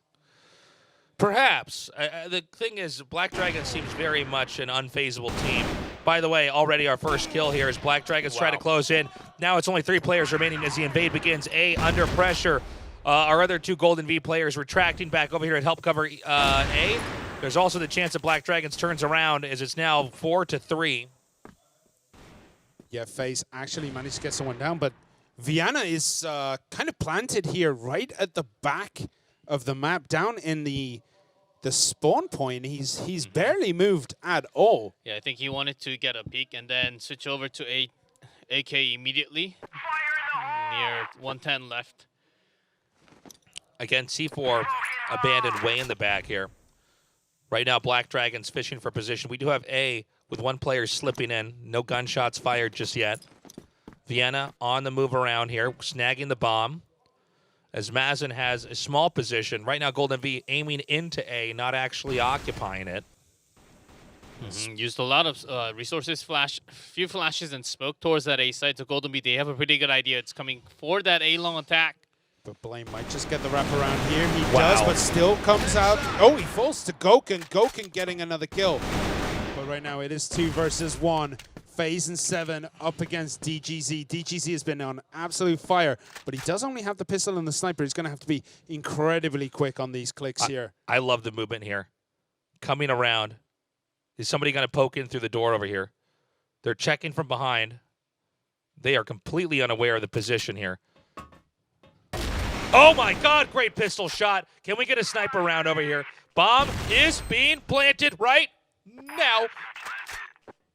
FaZe needs to come in here. And that does it! The Black Dragons are insane! not only did he get that instant shot with the pistol, but then finishes it that way with the... Oh, That was so sick. That was perfect. Getting a plant with, I think, 9/10 of a second remaining on the clock. Pistol to the head, sniper round to close it out. The Black Dragons, I don't think they're going to be stopped here in game one. that was the most impressive single-person play I think I've seen today. That was just nuts. And there's still more to come. Now we have the Black Dragons again, organized over here, right towards Central Plaza. They have dropped the bomb off to wait, as I think they're going to try to get some pickoffs and then decide what to do from there. A site with much more coverage. Players occupying that site, not just aiming in for now. Smoke's coming down here. And we wait and see what kind of play is Black Dragons going to have. Yeah, this three-man setup with Vienna all the way on the back is happening again. I think this is exactly what Black Dragons have prepared on compound, knowing that Golden Bee, they do love to go around when there's a lot of focus on the A side, A long. The B members would actually come out towards the double pillar and sweep around the floor on the other side. FaZe peeks out and gets the first kill. That's good news for Golden Bee, but they do have to retreat back into that A site. Is he going to get the drop on Gokhan here? It looks as though he's getting close to it. Nice shot there. G7 maybe has a chance here. Mazen, though, taking it back. 3v3. Gokhan around the corner here with the AK FaZe, getting the sniper rifle ready. Anything he can spot, area naded. Oh my God, it was in his crosshairs, but only we can see through the smoke. Ooh. Black Dragon's in trouble, possibly. A nice shot there. Flanking. 7. Hazy over here. Blame and 7 both trying to come around this corner. DGZ and Mazen on the other side. Nobody able to kill each other off just yet. Countdown, about 20 seconds left here. No bomb plant so far. He's trying to wait for that rotation. This is that shot. It was close. Martin picks up from the backup. It's 1 versus 1. Who's going to get it? It's Blame versus Mazen. Mazen being patient, Blame. It's all up to him right now. Shots fired, not able to connect with the skull. That's it! That is it! 9 wins here, and the energy in the studio is intense. Golden Bee is feeling the difference in the skill here with the Black Dragons. Even though Golden Bee has actually, as we've gone on in this series, breached the bomb location several times, it's the Black Dragons that always manage to reclaim it. Yeah, after taking one down, Golden Bee thought about spreading because they have one more member compared to Black Dragons, but there was the wrong call with Black Dragons immediately strike into that A site because they had control over A long. Blame might just get the drop on Vienna, but Vienna does turn around. So there's a little bit of chicken going on here. Spotted. We see a wraparound coming from ADRF, but he decides to turn around, and Blame gets the hell out of there and moves back over to B side. Everything for Golden Bee is on the line right now. Again, it's just the first game in a best of 3, but you do not want to give up any opportunity to try to get a win here, so they're going to try to fight back. It's going to be a hard one, though. Black Dragons, again, seemingly invincible. Each of their players is like an MVP. We've seen so many situations where there's a new player that we haven't focused on in a spot where it's up to them to win, and they pull through. Yeah, they are just playing out of their minds right now, but a small push here through double pillars. Are they going to fully commit to this B? We do see Golden V are all its sorts here. They're mostly on A, but the rotation instantly comes across. They know something's up on that B site. Here we go. No damage. Oh, actually, I'm sorry, Blame already picked off there. Now it's going to be a 3v3 here as the Black Dragons are going to come in here from the GR base here. Trading a lot of kills with each other. Snox is still up. Creeds is up. FaZe is up for Golden V. Can they make something happen? Snox has been very quiet this half and goes down again with a Whisper. Yeah, there wasn't much of a resource. They had no smoke, no flash to actually get that line before going into that B entrance. Black Dragon 3 in a row in the second half. My God. Just untouchable. That was 10 to 2. That was actually a lot closer than that scoreline represents, though. That was way better than we saw Lazarus play. That is a very good point. Really, Black Dragons had to work for those wins, unlike what we saw with Lazarus. Lazarus just got flushed out. But again, Black Dragons, every time it counts, they are just clutch. Now, going into map number 2, I'm curious to see what adjustments we're going to see here from Golden V. Again, I think you're completely right, Simon. They look good. They are actually making these games close, but result-wise, the Black Dragons are crushing. And I think yesterday's game that we casted to start the day off in Group B, that was the fluke. That was the Black Dragons not that warmed up. Yeah, not just warmed up, and Super Valiant just sweeping that after them being warmed up on their hands in the first match. The Black Dragons, they're on their feet in their perfect control. I think I can feel near 100% from their skills right now. As Golden Bee, they had some nice rotation, really good strategy, but sometimes they were lacking resources drawn out by Black Dragons early on. As Black Dragons, even if they were in the massive lead in round score, they still kept it patient, took the slow lead and got all the resources out first, making sure they have a lot more percentage of taking the round every single time. I mean, it came down to that so many times where it was like a 1 versus 2, 1 versus 1. We never saw that when Lazarus were playing Black Dragons. GV are putting up an epic fight, but the score isn't showing it. They are not getting that last bullet in when they need to get it in. They are like ever so short of getting these victories. They just need to go that little extra distance and hopefully close out a few more times on Black Widow.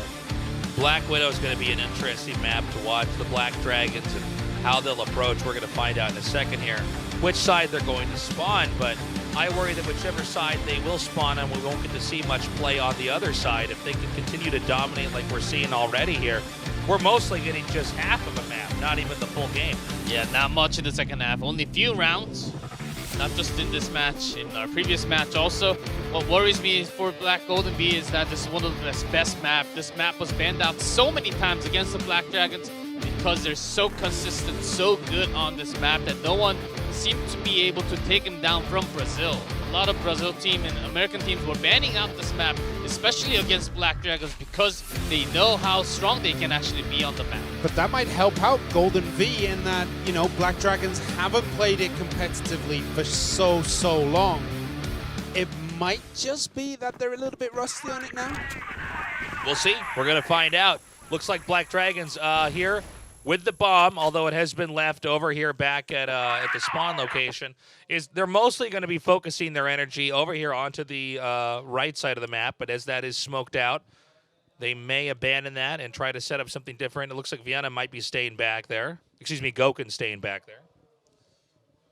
Yeah, a couple of peaks here, but we see that Black Dragons are very grouped up on this B side as they go through B long.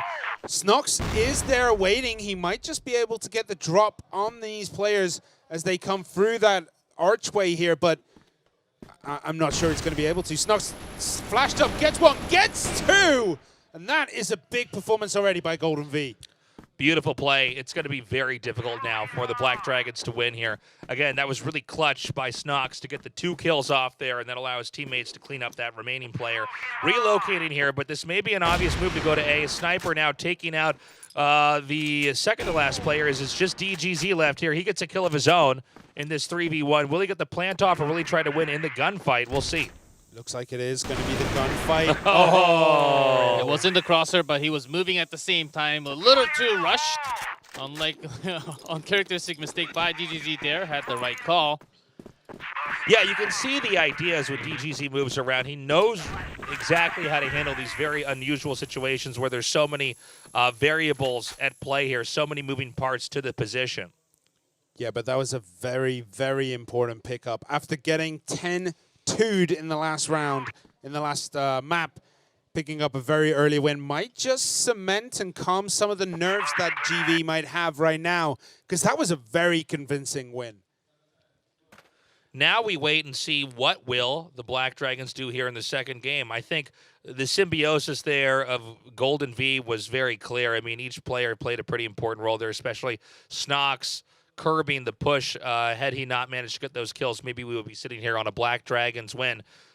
Can they be consistent, though? When Golden V wins, it looks great, but oftentimes they get close to winning and it slips between their fingertips. That can totally happen. And Black Dragons having a big setup towards the A-Long, keeping Goken and making sure that he's getting the A-Long open. So when they break into that A short side, not knowing exactly how many members are set up for Golden B, it's actually 4-1. Big risky play by Golden B by using a lot of smoke towards the waterway. Seven has eyes on that alley in case there's a breach. We do see the grenades come out. The flash is good. He gets quite a few here as Black Dragons capitalize on that. And that is an absolute slaughter on A site. And you can see now it's just Creed's coming through. Probably doesn't want to go through the bottom here. This is almost impossible for one player to ever come in. Yeah, before he could even get underneath the entrance, he is picked off here. Confidence levels rising now for the Black Dragons as it's tied up 1-1 against Golden V. The 3-man setup towards the A short, and then the flash to push back into A long, and Goken gets an easy kill all the way from back of the A long. You can see a very quick push here by Black Dragons up B, but then they decide that side road is where they need to be right now. Grenades are going out down into that central passage, and it looks as though it's more positioning here on the side of Black Dragons. And I don't think Golden V are going to be able to wrap around the back of them. Black Dragons regrouped here in mid. It does seem like there may be a sweep coming here from Golden V as they try to come over here through A-Long. Yeah, Blame trying to get around, trying to get some sneaky angles here. He's taken a very defensive state here. He is very deep in the Black Dragons half of this map, and he might just be able to get the drop on someone like ADRF as they try to sneak through these access roads and up into the A site. But it looks as though Black Dragons are going to be just holding the center, and that's what they're happy with right now. Yeah, I like the fact that Black Dragons are taking a lot of time, not really rushing any towards the B side, not even peeking into that waterway, making sure they always have control towards the A side, and then they can always strike back into B. Golden V, luckily, they're focusing a lot more on A, just like Black Dragons are. Keep your eye on Blame right now. Blame actually takes quite a few hits. He did get the drop. He gets one. He's got quite a good result here for Golden V on that push. Look at that. Golden V get another win. The 7 had beautiful covering angle from that midsection on A long. Also had FaZe covering from that A short side, so that A long covered was actually good. Blame, as long as he was staying alive, 7 had a lot more opportunity to get the kill. That was the best game we've seen here from Golden V. I mean, they just cleaned it up easy peasy. As we go on here into game 4, Vienna is hurting. He's taking some damage. Snox already picked off. Heavy rotation through B long, it appears, although they could be met by FaZe just around the corner. FaZe very good with the rifle play in close quarters. Creeds might be in trouble. He's very deep. He's already behind 3 of them as FaZe goes down to Vienna. Creeds goes down to Mazin, and this looks like a Black Dragons rally call here as Vienna takes down 7. I think there's one left. He is going to get the drop, they don't know that he's there. He could actually pick them off from behind here, but this is a lot of players to try to surprise. He knows. He got a spot. Oh! Right in his face. Damn. I thought there might be something crazy happening back there, but clutch moves here from those players. I love what I saw there. This time around, Black Dragons, again with the rotation, this time again through A long here, or at least they're going to smoke it and poke. Only one player, in fact, covering A long. It's just FaZe over there. Golden V are doing this thing where, like, they're trying to catch Black Dragons with their pants down on every turn. Like, look how deep right now Snox is. Look at his positioning. He's moving through side road, which is usually where we would see the Black Dragons at this point. They're playing very aggressive defense, and it's paying off for them. I mean, it's 2-2 at this point. A pretty quick carry and an off angle for FaZe again in the stairs. This is usually where the riflers are. Oh my god, they're dropping like flies. Oh! Black Dragons! All right, this is the play we need from Golden V here. Again, Goken is somebody you don't want to count out, but we really, so far in this grand finals, haven't had a 1v4 comeback here. Again, with a sniper rifle, if you can isolate the players one by one, you've got a shot, but you better do it perfectly 4 times in a row. All you need is four right bullets, perfect bullets to get those kills. But Line them up and have one bullet go through all 4. I don't think they're going to let that happen here. yeah, with that C4 towards the A side, he has to walk through that A long, and the moment he goes towards that stairs, he's going to be lost. I think Gokin will be just looking for a few extra kills and then maybe stretching into that A site.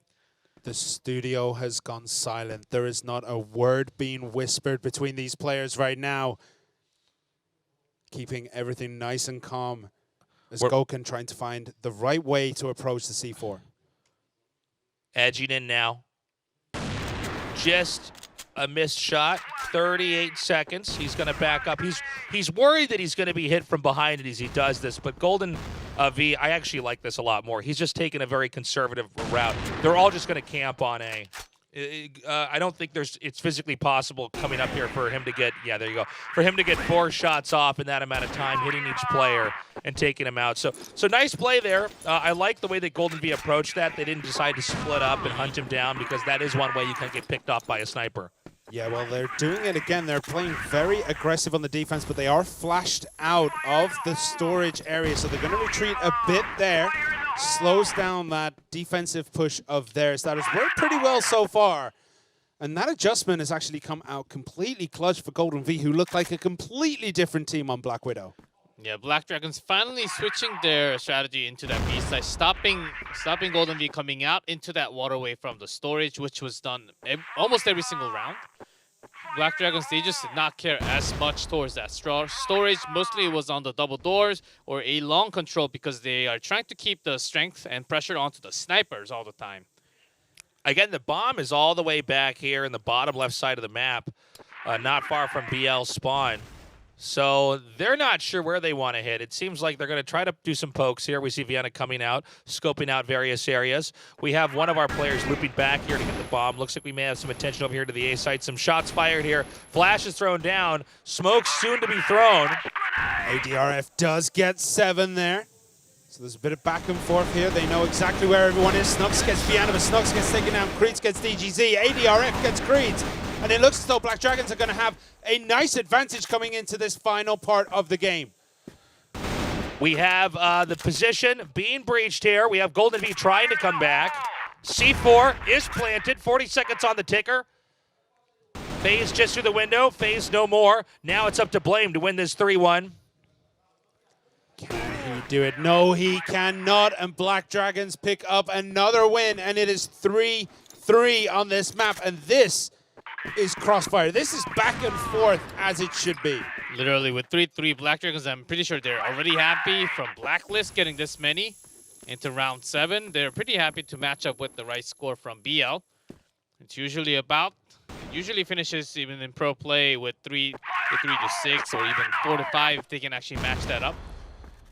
I love how close this is. I love how clutch Golden V is playing so far. They just need to keep this momentum going, but Black Dragons is adjusting. They are making the right procedures here to possibly twist this game into a lead. Inching in here, we may have a rush through A short. FaZe is already down. DGC gets the kill. There's mutters in the studio. The weird cover angle from Blame there from the side of A. I think they wanted to switch position in the next few seconds, but DGC just poked in at the perfect time. One by one, Golden V's players are disappearing. Unclear if it's A or B. Nobody really deciding to push too far forward here. This move here by Mazin is absolutely insane. Gets around the back, but that doesn't even matter. The distractions, not good enough. DGC finishes it off with 2 last sniper bullets. You can see Black Dragons' smiles here. They are having fun. Because in game 2. Because it wasn't the rifles, DGC just came, literally just jumped off the aisle of that A short and then got the shots down to two of the members going into B site. We saw a nade bounce there. Misplay by FaZe. He does get a kill, but we can see Golden V a little bit shaken here. Looks like they should be able to take this. And Gokin is the only player remaining here. FaZe, again, he bounced that nade off the wall towards him, but it seems like they can close this out, but again, Gokin is never to be underestimated. Yeah, 2v1 kind of still favors Gokin, but he is a little bit down in health, so Golden V might be able to capitalize here. It is a sniper rifle here for Gokin. They are going to come right within the crosshairs of Gokin here as well. FaZe and Snox, excuse me. Gokin now with a sniper at a distance. Oh, missed his shot. Missed a second shot. Third goes, does connect. Can he get a fourth? Can he get a fourth? FaZe popping out of the corner. Gokin relocates, misses the shoulder, and that does it. FaZe now getting that win. That was a clutch play, and FaZe is feeling it. You can see it here. Frustration on the side of the Black Dragons. They could have won that. Now it's tied up 4-4. Yeah, Gokin panicked for a second there, had a lot of bullets, a lot of opportunities to actually win that 2v1. After getting one of the rifles down, FaZe actually keeping it short, maintaining control, and just pistoling him down, knowing that he's very low in health. It kept another round score up for Golden V finally. So we can see defensively, Golden V sitting over that A side, keeping eyes down that central passage, but all of Black Dragons are heading towards A, and they will be now entering A long. Sneaking through the smoke here is the Black Dragons. Who is going to win who's going to get the 5th win here out of these 9 games in the first half? FaZe already gets DGZ. Creed gets ADRF, and that's a big advantage as we go into the last few players here. Diffuse canceled here. Vienna waiting to see if 7 will come around the corner. Blame about to poke through here as well. FaZe is so close to Vienna right now. They are within touching distance of each other, but FaZe does retreat out, and that kind of gives A site over to the Black Dragons. Yeah, no C4 plant yet. Nice shot here by Mazen. And Gokin gets a big kill on FaZe as well. It's 3 versus 2. Oh, nice spray. We do have Snox very low here.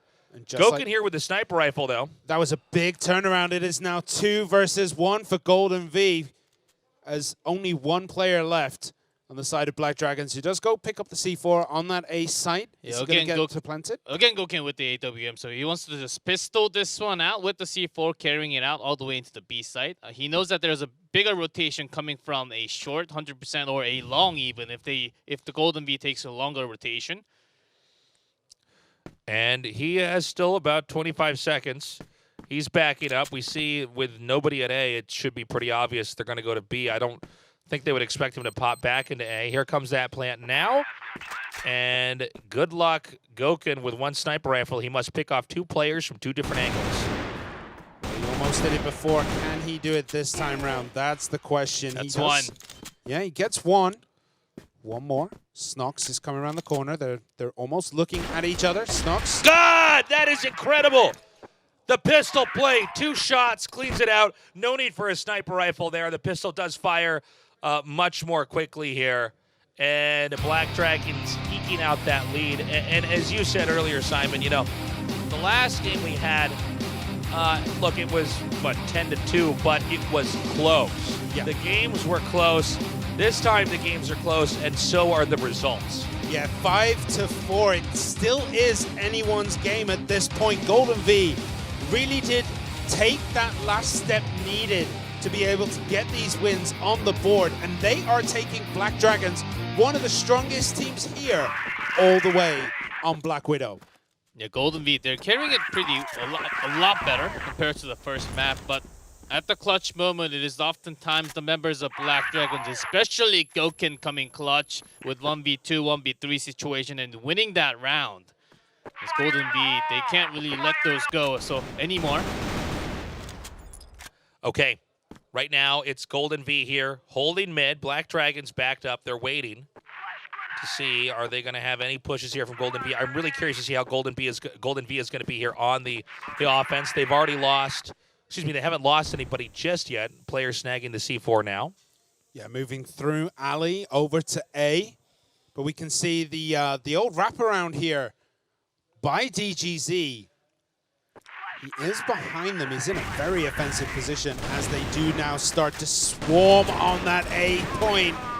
Gokin is down. Mazen gets FaZe. 7 gets Mazen, but ADRF closes out 7. It's a back and forth right now. Yep, and a weird position for C4. It's actually down on the floor for a site. So the rifler, long distance fight will be crucial. Adrian wins another one against Creed. Just Snox left towards A long, coming through the double doors. Snox not looking great, but he does get a kill there. DGZ still does remain. It is probably going to be a pistol game here. I'm sure he can confirm. Yeah, he swaps into the AK. I think that's a much better move. Probably try to win with a spray versus a one sniper bullet. And we're about to have these guys cross paths. They are right next door to each other. But like ships in the wind, they do. Oh, they're looking right at each other, but I don't think they realize they know where each other is. Oh, big win there for GV. Golden V clutching that. Beautiful play. Again, pivotal moment here. We're now tied up 5-5. It is the first to 10 wins here. This could go either way. That was a very, very big win for Golden V there. It was looking kind of rough in places, but the back and forth trades between kills eventually gives them the win here. And again, this time, they're completely swapping it up. They're going over to that B side. They're going through bridge. They're going over long. We'll see how this works out for them. Will they storm B like they did A last time, or are they going to take another route around and maybe wrap Black Dragons up? If Golden Bee if they can go into that B site, because you know the backup's going to be so late from Black Dragons, it will be the best news. But pretty good delaying flash first of all. Nice shots fired here as Black Dragons mows it down. Do not try that again. B site on lock. Didn't work out for them, but you know there's still positives to be taken there. They did get themselves in a position, and even though it was, what, 5 versus 2, 5 versus 3, ADRF was just an absolute animal at that point. He just went 6-1. He just slaughtered through everyone. It was still a nice idea. It worked on A, didn't work on B. Maybe if they go for B again, they won't run into the same situation. Yeah, but I like the speed and the tempo that they want to bring into this game after switching to the second app. But Golden Bee, I think they needed to have some better setup, like a few more smokes into the double door for the B side, and then, or even flashing into the box where you can't really get the penetration shot anymore. Moving through the stairs up here towards A short. There's minimal coverage over here of the A side for the angle that they might try to encroach. Yeah, DGZ has eyes on anyone popping out, but that was a bit too close for comfort. Does manage to get one, though. DGZ with good cover. He is picked off, though. Now this area is free to lock down here for Golden V. Black Dragons reorganizing. C4 is planted. And now it's a 3v3. Had no idea that Goken was all the way out into the A-long after losing DGZ. Didn't really expect another sniper to be all the way far. Creeds does get taken down. 7 is down as well. Black Dragons might just have this wrapped up as Snox goes down. Goken. C4 disarmed. Perfect cover from A-long. Beautiful play here. That's 7-5 here. Just 3 more wins for the Black Dragons, and they are victorious going on to the semis. Golden V right now, look, they look good. The question is, are they going to be good enough when our score is finalized? They have a lot more work to do, I think, than Black Dragons, just in terms of what they've been bringing so far.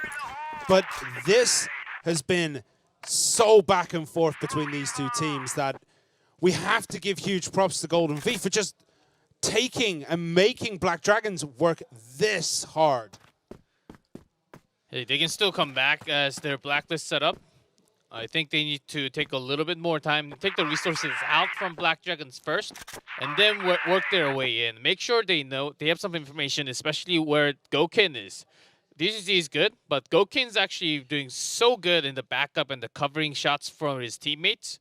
As long as they can actually start with that flash. Nice shot, one Black Dragon player down.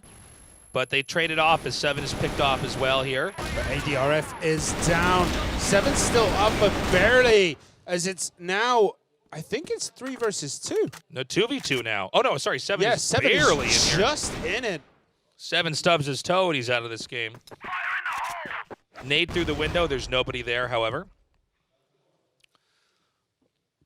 We have very carefully DGZ here with a sniper. This is not an easy play here over the window. He might have to draw his pistol. FaZe is just around the corner here. He's probably going to need to wait for his teammate to come up here.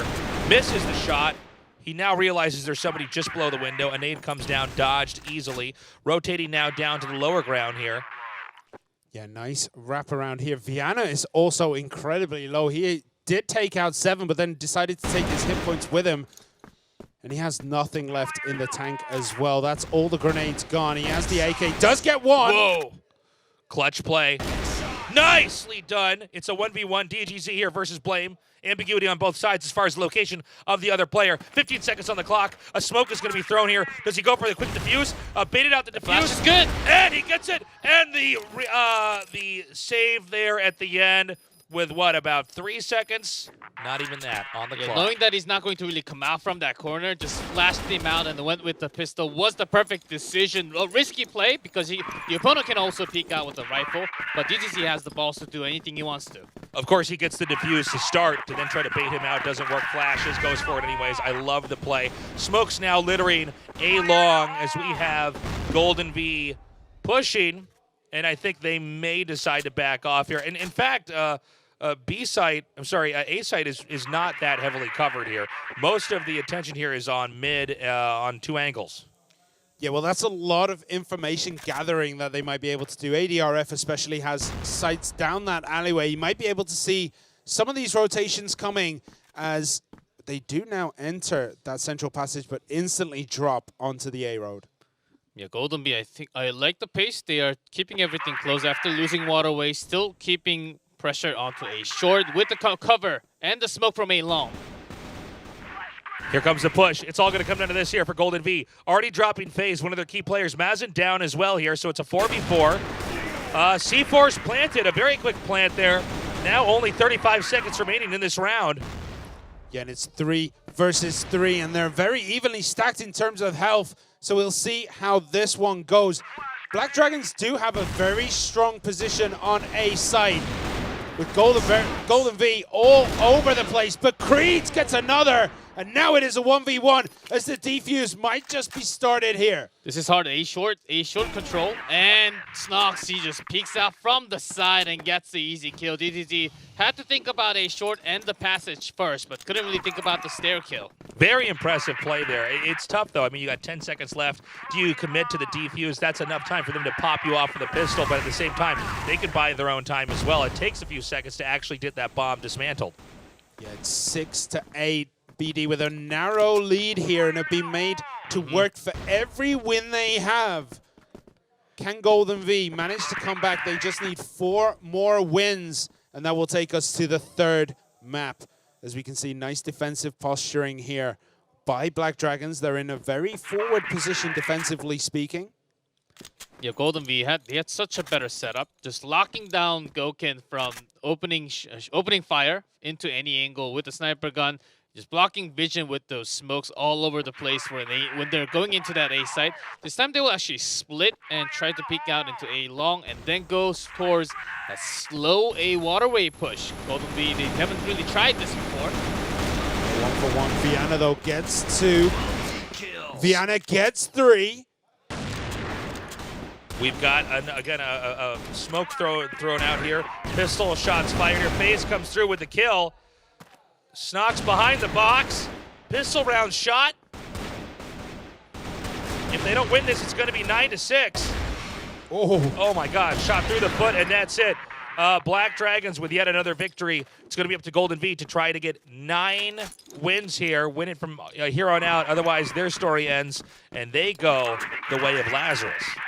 But Black Dragons, I mean, they're 1 point away, but we don't know when that 1 point is going to be because Golden V are just playing so phenomenally. They are. They're playing really well. They're close almost every time to winning, even if they bungle the early part of the round. Yeah, and it's just back and forth kills between both sides, trading resources as we see Blaine take out Goken, and that is a big kill because A now is completely undefended, and we see the whole of Golden V push into that spot. But a huge opening shot by Golden V as Black Dragons, they want to secure this match point, but with that A-long totally secured by 4 members and the C4 planted, Creed's perfect secure on that passage. Mazin sniping over here at 7. 7 stuck behind the pillar. He is pinned for now. Crossfire, though, as he is picked off there by Blame. Only ADRF now sneaking through the passage, but he has 5 people to kill. Starts with a grenade over here after some AK shots, sort of kind of connect. And that's going to be it. That's the kind of play that Golden V need. They know, okay, just a few more rounds. Let's get to 9-9 and then deal with it from there. So we see everyone loading up, and let's have a look at the position. We can see Black Dragons taking a very aggressive stance down A-long. Now the push comes very slowly, actually, I should say. They're completely hiding over in the bottom left. I think they're hoping for a sweep play here from Black Dragons. I thought they might rush into A, but no, they're going to hide really far back. Just setting up Mazin all the way back into a long hiding spot. I think this is a smart move here. But, of course, Mazin does close in on that position. And, of course, what you see there can confirm that they're not. You get an idea as your teammates eliminate locations as to where they could be. And this should signal that they're either going to go through mid or up into B. Yeah, with few resources actually used into that storage side, even an early smoke by Golden V. So I think Black Dragons should have some idea that this is a different type of strategy. Now there's not endless time here. 125 remaining. C4 picked up. We see maybe some peaks here towards the mid location. In fact, I think they're going to go up towards A short, with one player going to push A long to try to cover that from the other side. And this might work. We've got all 4 players moving upstairs. There's just one gun covering this area, and it's a sniper rifle. So at best, 1 kill, and then this area is invaded. In through the foot is a kill there by Gokun. They did not push fast enough, but Gokun is shot down. 7 now comes in on the other side. This is a game that Golden V could absolutely take. Shots from behind, but it's not enough. Now it's a 3v2 here as it's just 2 Black Dragon players remaining. Bomb planted. DGZ is ready. DGZ gets the kill. 2v2 now. Yeah, 2v2, they're all positioned, but Viana gets a big kill on 7. And Creed goes down. Defuse is there. And that is that. Black Dragons does end up taking it here. 10 to, was it 7? That was absolutely insane. That was the closest match we have had so far today. Yeah, it was pretty sick, but it was not sick enough there for Golden V. Yeah, Black Golden Dragons V. with a 2-0 there. Yeah, Golden V had a pretty nice C4 down on that side, had a pretty nice position, but it seemed like they didn't know where exactly to look for the last 2 members to get them down to get that win round points. So Golden V does not clutch it. At the end, they came very close, but of course, another win for Black Dragons. I love it. The Black Dragons are primed to move on and dominate here. This is going to be a very exciting semifinals. We only have 4 more teams remaining, 2 Chinese and 2 Brazilian. Yes, Super Valiant and Q9 go up against each other next. Then it's going to be the big one. It is going to be the All Brazil match 4. It's going to be Black Dragons and Vincent Gaming. That is going to be off the charts. And this is going to be a rematch from 2019. Let's not forget, the rivalry is here. Only one is going to move on. After that, it's a battle for 3rd place, 4th place. Of course, still a lot of prestige and especially cash on the line here. But only one of these guys gets to represent Brazil here in the finals. And the best part, we're going to have China versus Brazil for sure in that grand finals. That's going to be best of 5. So just make sure to bring your popcorn and get ready for that final day. Still showing sign that it might just be Super Valiant, and I'm having high hopes for Black Dragons. Vincent Gaming is very tough, but Black Dragon, their roles today and their teamwork together has been on another level compared to their day number 1. Yeah, Vincent Gaming, I'm very curious to see what their game now would look like against the Black Dragons. We've had, in the past 2 days, just nonstop Black Dragons action here, and Vincent Gaming, they crushed through very quickly on the first day, of course. So I wonder, of course, these 2 teams are going to know each other's play styles very, very well. So there's going to be mind games going on. It's going to be hard to even follow at times. Here's some highlights we can see here. And I'll tell you what, again, Golden V actually did a great job. A couple bullets go the other way, and they would have ended up winning this game 2 for sure. Yeah, GV definitely the pride of Europe today because, I mean, even though game 1 was 10-2, set 2, 10-7, and it was back and forth. It could have gone any way. Every game coming to 1v1 or 1v2, there was very few sweeps. Huge props to GV. Hope we see them again, maybe next year, because they really have proved that they're here to play, and they are a great team. You're absolutely correct. They held their own here against the Black Dragons, and they improved through the series. 10-2, I thought this was going to be a wash, but by game number 2, they clutched it, they hung on, and they really made the Black Dragons work for this victory. Here's our MVP with an insane 27 kills. DGZ, there were so many moments for him back there where it was just him in the game. He had to have the right plays. He did it. He was in odd spots, close quarters with a sniper rifle and a pistol, oftentimes low on HP, and still managed to pull through. Yeah, good sniper always has the best calls when he wants to switch into that pistol. When you don't have time, when you know that opponent is lower HP, when you can get that headshot, when you're confident with the pistol shots, then you can be the sniper for the team, and DZZ is the best from Black Dragons. Let's throw it over to Ryan and see how the Black Dragons are feeling now that they are going to go to the semifinals.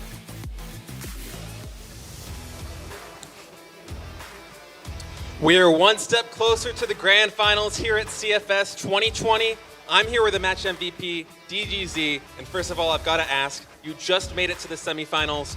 How do you feel? 你们刚进了半决赛，你们感想如何？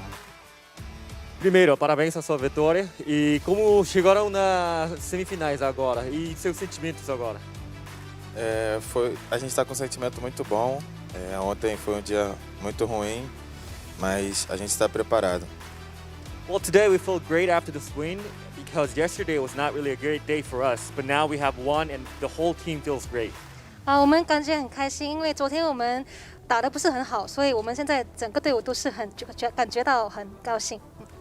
So, were you more nervous playing today compared to the group stages? Então, comparado aos jogos de ontem, esses jogos de hoje foi mais nerviosos ou não? 你们刚才打到会比较紧张吗？ Então, foi mais nerviosos de jogos de ontem ou não? Hoje a gente está bem mais tranquilo. Botamos na cabeça que a gente é superior e entramos bem confiantes. Well, today I think we felt much better than yesterday because all our thoughts went like we are the superior team here today. So I think the game went very well today. 我们觉得今天没有像昨天那么紧张，因为今天我们玩得比较轻松一点，所以我们感觉比较好。 So you play the defending champions, Vincent Gaming next. What do you think you need to do to beat that team? 你们将会跟 VG 玩，你们觉得你们怎样可以赢到他们？ Então hoje vocês vão jogar contra o VG, que é o campeão em título. O que precisa fazer para ganhar contra eles? A gente tem um histórico de vitória muito grande em cima deles, mas aqui é outra parada, então a gente vai chegar bem confiante e a gente espera sair com a vitória. Well, I think in the past we have a great winning streak against the team, but this game I understand that it's a different tournament and different game. So we're going to do our best and put our heads together so that we can win the game and come out as champions. 我们有一些不同的计划，所以我们觉得我们会尽全力去打，认真的去打，所以我们比较会有信心。 So of course, that next match is going to be Brazil versus Brazil. Does that increase the pressure for you at all? Are you going to be more relaxed? How does that change the way it feels?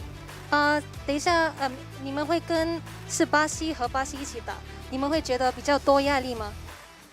Então, o próximo jogo vai ser brasileiros contra brasileiros. Isso vai dar mais pressão em vocês ou não? Eu acho que não, porque no Brasil a gente já está acostumado a jogar contra eles. Vai ser um clássico e quem ganhar eu vou ficar feliz porque tenho amigos no outro time. Well, I think it's going to be a very good game because we're accustomed to play each other in the past. So it's going to be a great classic game, Brazil versus Brazil. And whoever wins, I'm going to be very happy because we will always have our friends playing the final game. 我们其实很期待，我们也是觉得我们可以玩到很好，因为我们已经和他们玩过很多次了。然后我们不管谁赢，我们都会觉得很高兴。 Well, best of luck to you. Up next, we have Super Valiant Gaming and Q9 battling it off in the first semifinal match. Who will be the first team to reach the finals? We'll find out soon. Stay tuned.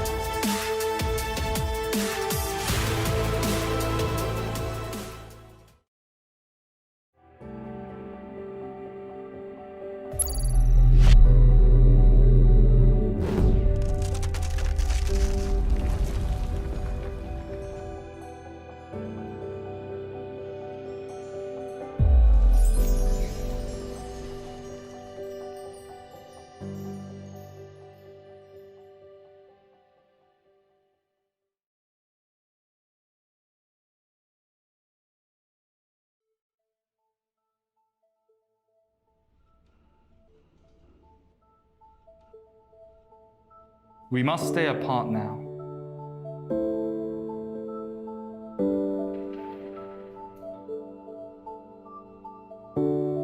From time to time, we can't feel the enjoyment of being together.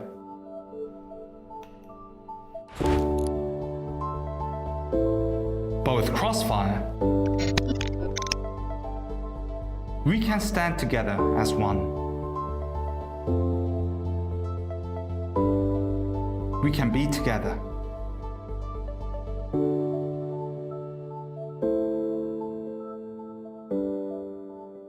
CFS.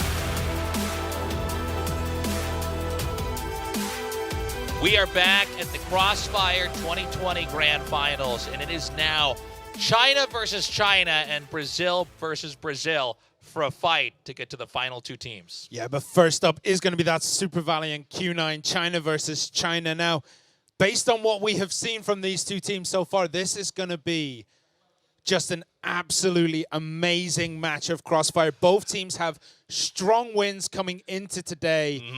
Q9 already had a absolute pounding of Lazarus Gaming this morning, so they're going to bring that confidence into this match. Super Valiant slapped everyone silly, just the other day.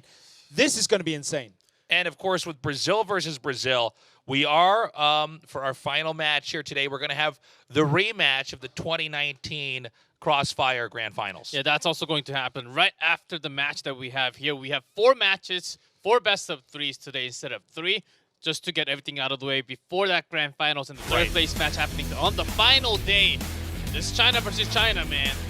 We might not even have some C4 action because both teams, it doesn't matter if they're playing Blacklist or Global Risk, they just run at each other, run all across the map all the time, and looking for action, looking for kills. I'm curious who's going to take this. I think Super Valiant Gaming should come out on top. I think on paper they are better, but Q9 is really wowing the world here. Over the last 3 days, we've seen Q9 play very well. They seem focused, they seem energized, and perhaps we have a bit of an upset here as maybe Q9 goes to the finals. Yeah, Q9 was definitely one of the weaker sides that we had on that first day, where it was the second place teams from every region. It was a team that, looking at the statistics, they probably shouldn't have been here. They didn't have the greatest of years, but they pulled it together right when it mattered to get into this tournament. And now, maybe, just maybe, they can take Super Valiant all the way, get there and make a statement and bring China into that grand final. Whoever wins here, the pressure's on because these are the two most powerful regions, easily here in Crossfire, as they will be going against Brazil's very best, whichever team that may be. But it's tough. Of course, these two teams, they know each other very well. They are countrymen, and I do wonder what kind of counterplay we're going to see here as they faced off many, many times before. Yeah, oftentimes back in CFPL, it was a win for SVG, but it was a different roster for Q9 and also SVG, with at least 1 or 2 members different in roster. So we exactly know what's going to happen with the new updated roster, especially being playing so well today for Q9. Super Valley, after watching that first match tonight, I think they might actually be surprised how good Q9 can be in all those maps. We're moments away from getting this game started. We'll be finding out which maps were actually eliminated here. It is, again, just a best of 3. The losing team is not eliminated. As a quick reminder for everybody, they will be facing off against the losing team on the other side of the bracket from Brazil. Yeah, I'm talking about players like Super Valiant. DBQ is one of those players to watch out with. This guy just mows down everyone left, right, and center. And if he can get good support from 18, from Ensign, from Anka and N9, he might just be able to pop off Q9 on his own. You know, it's not just about the prestige here of, how high of a rank can you get when the very best Crossfire teams across the planet unite and battle it out to get a #1 spot. There's a lot of money on the line specifically for whoever advances here first. We have slightly under $1 million prize pool here. The prize pool for first and second is considerably higher here than that of third and fourth. So there is so much on the line, especially at this moment. Our map lineup is now here. Ankara is banned, as well as Subbase. So our best of 3 will consist of Port, then Black Widow, and then Compound. Port is a great map to start out with between these two teams, but I am very interested how that Black Widow game is going to go, because it's just one of those maps that the teams seem to know so well that they can just forward read each other every time they go against each other. Yeah, Port as a starting map is not as good for Super Valiant, as they do love to sweep through the map, but towards the BL, especially if SV is starting from that global risk side, they can't really go all the way out. The rotation is way too late. One of the maps that SV still has to be a little bit more defensive and passive compared to the other matches that they had before. This is going to be such an exciting series here. Super Valiant, again, the favorite going into this, but we've had some close matches already and some upsets, of course, as well. Q9, our biggest upset to start things off with the Crossfire Global Finals 2020 here. How will they do? I got my fingers crossed for them. Let's keep in mind, all of our teams have played better as they become more familiarized with our studio here in Seoul.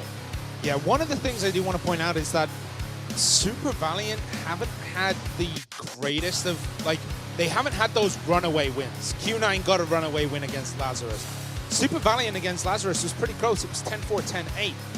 But then Super Valiant went up against Black Dragons where it was 10-5, 10-6. And I mean, that was impressive enough, but it hasn't been these runaway performances that I think some of the other teams getting might just boost their confidence even more. So maybe Q9 can take this real handily. Big cheers around here. The energy is hype in our studio. Both sides very hungry to get on to the finals. Our game has now loaded up. Super Valiant Gaming here in the south with the C4. Q9 in the north here to defend. So Super Valiant starting from the blacklist should be a good sign where they would love to go forward, have lots of B straight-in rushes. But a pretty good response from Q9. They will actually take control over the warehouse for now. Yeah, and also that sideways passage is theirs. I mean, this is absolutely a great start for both teams, and we can see a very aggressive defensive push here from Q9. And Q9 being just stretching out all the way into that central passage after smoking out the tunnel side. Nice shots fired there from Q9. And it looks like it's going to be Super Valiant minimized. It's only 2 players left. Anke very low on HP. The map is Q9's to pick and choose from as Mizen is the only player remaining here. And I don't think his future is going to be too bright as it is the first victory here for Q9. I mean, again, we see the standout players being Jaewei. They are playing phenomenally this tournament, and they are continuing to do that against more and more difficult opponents as we progress through this tournament. Great aggressive movements all the way into the sideway. After the boost, they continue to push to the loading dock, which is not too common, even from China. As they would love to go around the map, but this is one of the maps where it becomes a lot tougher to back up your teammates, especially from GR. But Q9 starting with that aggressive push. I don't think Super Valiant expected that push to happen at the beginning. Yeah, it was a good twist here in what players would be anticipating. Again, they know each other's play styles very, very well here. We have Super Valiant Gaming here, controlling a little bit of mid, inching towards the A site. C4 kept far back in case they do need to retract and rotate towards B. Yeah, we see a little bit of a dance of death here between Solo and Anke, but Solo does decide to pull back. We have 2 on that central street, now 3. And they are making their way through sideways over into A. Ooh, that nade into the side road really, really hurt. Yeah, Mzin there with the nade. Perfect nade shot on his face. Anke and N9 itching to come out, but being here with the scope ready for a snipe. A quick invade, though, if they can run towards that high ground area. It's not going to be easy for Bean to see down there. Solo now rotating around as their instinct tells them an attack is imminent, and here it comes now. Yeah, Solo goes down instantly, but Jaewei gets another kill. Bean gets Mzin, 9098 gets N9, and it is all going Q9's way as Bean gets another couple of kills. 98 does finish it off with DBQ. Q9 making it look easy as Super Valiant Gaming is shredded with a wave of bullets. This time around, we have a rush here with Super Valiant Gaming in the mid. Q9, 2-1-2 split here. Although I think they're going to go directly in the mid. They're not slowing down as this is smoke. They do gun down 1998. Where will they go from here? Yeah, they overwhelm 98, and they've overwhelmed Solo as well. And Q9 are already 2 down, but the comeback begins. Long gets a couple of kills, and it's 3 versus 2. Immediately, Long was able to recover. Jaewei couldn't really deliver many shots from the warehouse, but Long might just be in a great position. I don't think he was spotted right there by Mzin. Nice shot there by Mzin. He does manage to pick him off. It's now just Bean remaining. It's not impossible. Bean at full HP, nearly. We're still waiting for that C4 plant. Here it comes now. 40 seconds for some of the best play from Bean here. If he wins, it's a 3-0. in a disadvantageous position. This is Super Valiant Gaming's position to lose. It is losable. It's not like they have 4 players, just 2. Let's see exactly how Bean economizes his time. Picking up that M4 back into position. Can't really go in with that AWM alone on 2v1.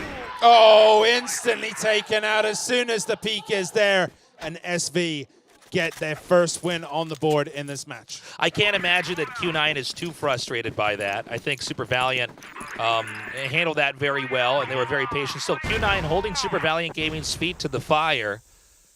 Where exactly are they going to try to push here this time around? We have a more forward defensive position on B side here from Q9. Yeah, Zhao Wei again in a really good spot. Just straight in, ran into the central passage with the smoke towards that mid bridge. Yeah, Super Valiant this time they want to just stay patient and wait for the time, because it seems like Q9 is actually coming out for them. They can wait and look for those easier kills when they have the zone control. Yeah, Bean has complete sight down A long. He can see anything that goes in there, and nothing is coming through. Throws a grenade over into the sideways passage, but nothing going through. As we see, I think that's Anke having a couple of pot shots over at Bean. C4 is still tucked far in the back. Good rotations here by Super Valiant Gaming here. Both sides showing a lot of respect. No sweeping here from Q9 just yet.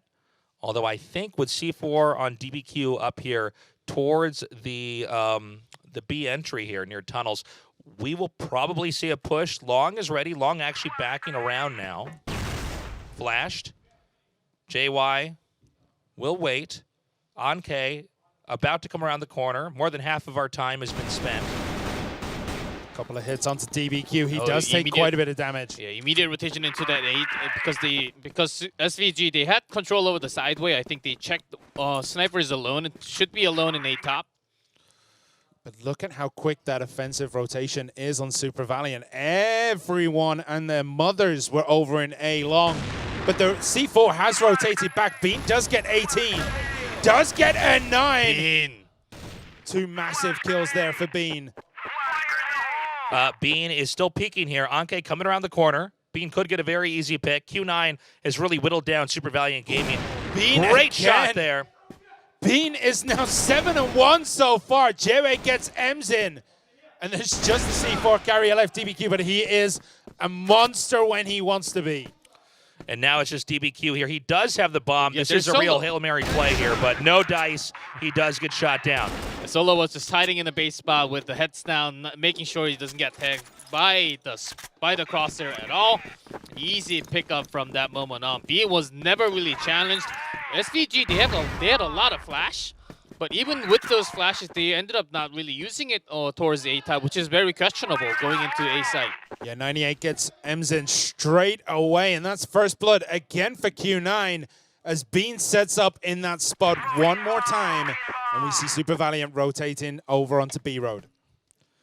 Okay, Super Valiant Gaming now more towards the left here. Again, we've seen this before where they poke around over into the B site and then collapse on A instead. But there's hardly anybody defending B, so if they get a good read on this, they could actually pop through here, plant B, and cover it very well. But because Zhao Wei was able to do so well yesterday on this map, alone in that position, then Q9 realizing that doesn't really want to stretch too far. And just wait for the smoke to be gone first of all, and then use few flash to go into the warehouse. Small engagement here over under bridge. As we see, I think, yeah, 18 goes down to Solo here. So that small engagement does end up punishing Super Valiant one more time, and it is a 3 versus 5 right now. Again, Super Valiant really in a tough spot. If anybody could get out of it, it would be them. They're going to have to go through the sights of Long here first. Good retraction. Smokes, and he does not manage to hold that position for much longer. They will be caught in the crossfire here from both A and B site. They are going to try to nab the bomb over here at B. B is now their area to try to claim here, but it's only one more player left. And again, Q9 with a victory, now making this 4-1. Bean just caught the back end of that Super Valiant, like C4 pickup right there, and getting warmed down, and it was 1 versus 4, I think, at that point. They had no chance whatsoever. And here we go, Zhao Wei gets one traded. They push through. 2 traded, back-to-back 3v3 left. They want to push into that B side. They have a lot of time left. Yeah, and it's 3 versus 3. B-side is the place, but the the flash grenade there gets, and 998 picks up another kill here. Super Valiant in trouble. Too many different angles here from Bean in 1998. They are a deadly combo. They clean house. Is Q9 going to win on map number 1? It is really looking like it. Super Valiant Gaming with only 1 game, and they barely won that one. Yeah, it seemed like the pressure from Q9, especially the early pressure with the smoke from Jiawei into that B tunnel, is actually giving a lot of pressure for SPG. They love to have early aggressive moments, even from GR or BL. It doesn't matter which side they're on. But SPG, they're just not showing much of their color on this map so far. And they tried once on the B side, was totally stomped by Q9. So they're going to lose a lot of confidence going into either sides right now. I mean, Bean is just dominating this game right now. He's only died once. He is 9-1 today. In the twilight of the first half of this map, we're waiting to see if Super Valiant Gaming has any more strategies that will allow them to claim a game here, whether that's through an all kill or through a bomb detonate. I mean, Bean once again holding this spot over on A. But we've seen how quickly he rotates over to B if that is where the push is. And I don't think Super Valiant have any idea where to go. How do you break this Q9 team apart when they're just all individually playing so well? Yeah, Super Valiant, they can't really go up to the sideways because they keep on losing control against Jiawei. Still in that passage. Oh, Jiawei gets another kill, but it is going to be 3 versus 3. 18 got Jiawei down. Super Valiant needs this game. They need a win. The C4 is still far back at home. Only 50 seconds left on the clock here. If Q9 can stall, they can absolutely win just on time alone. Yeah, 3v3. I think smarter choice to go into B, knowing that Bean is going to be all the way on top of a top. Never really failed. Yeah, that's really the only location you can fully defend this area from while having an idea of who's coming from where. And unfortunately, when you can fully cover it, that's when the sniper rifle can hit you. Very unlike Super Valiant. They're playing in a very different style compared to yesterday. They're losing a lot of their timing. The teamwork is not as up to par, as they had a lot of flash available to Bean again. He rotated, he moved his position. There's a flash. And they just did not see that coming. Super Valiant are in all worlds have heard of Bean! Wow. Half shot through the box, finish with the pistol. I love it. I absolutely love it. Bean is untouchable. And now we just have, what, 2 more games? No, 2 more games on this side here. And I don't know if Super Valiant can pull it together here. Yeah, this is all happening because of Jiawei just keep going into that tunnel. Can't really be stopped because that smoke keeps on coming out with a pretty good spawn from the Q9 side. As without the sideway covered by Super Valiant, Bean's just going to have a lot less pressure, easier time all the time from that A-long control. Well, when one person like Bean is playing as well as he is right now, that whole A side is essentially defended just by him. And if you're Super Valiant, you don't even want to test him because he's playing so well. He's nailing every shot. That whole A can essentially be defended by one person. Okay, finally, SV moving into that side lane after checking that Jiawei has moved out towards that B side. Few perfect flashes can actually blind him totally. One Valiant player killed off here. But being changed position to the side of the box, not from the top this time. Yeah, good movement here. A is very covered. I'll be surprised if they can actually breach A, but we don't see any movement back towards B. Still time to move there if they need to. Yeah, Bean expects a flash to come out A top. Solo's going to cover him from the side. It looks like 18 and N9 are going to pop out at the same time. Probably one hopping, one running. As they're going to try to fill up space where not everybody can opt. And they're going to come through here just when he's not looking. This is an unfortunate position. Solo is going to have a hard time controlling this, but good crossfire over here from the side. Q9 with great play. Just Anke left over through the smoke. He does not know where his opponents are, and that is going to be 7-1 here for Q9. Yeah, even as Bean goes down, Long picks up the slack. That is what you need in a team. One person goes down. Everyone else is there just to punish Super Valiant Gaming. Q9 are playing the most flawless Crossfire today. It's just unbelievable. Bean again picks up another kill, but does go down. Yeah, but a pretty good flash comes out to respond to 2. Now back into 3v3 situation. Solo in a pretty good base spot. N9, can he take him down? Q9 could be in trouble here. Spray goes down here from long. It's just JY. Can he have the Hail Mary play? He's coming around the corner. And we have, oh my God! Gets 2! Nearly takes out the entire team. Finally, but also barely, Super Valiant Gaming wins their second match on map 1 here. Now again, it's 2-7 here. The tension is palpable here in the studio. Super Valiant Gaming knows they need to play not as well, but even better than Q9 did as they swap sides here and go to the defender's spot. I wonder how aggressive Super Valiant will actually be from the GR side. Q9, they kept well under control that B side. The tunnel was totally controlled by Zhao Wei the entire first half. So Super Valiant couldn't really push into the sideway at the beginning. They lost a good 30 seconds every single round because of that early play. So we'll see how the teams adapt to the swapped positions, and we already see Q9 making a pretty aggressive push over into A. They're down that A corridor. A-Long is already theirs. It's now an A short. 98 gets 18, but Anka takes down B. Jway with a kill here on MZ. Jway with a kill on Anka.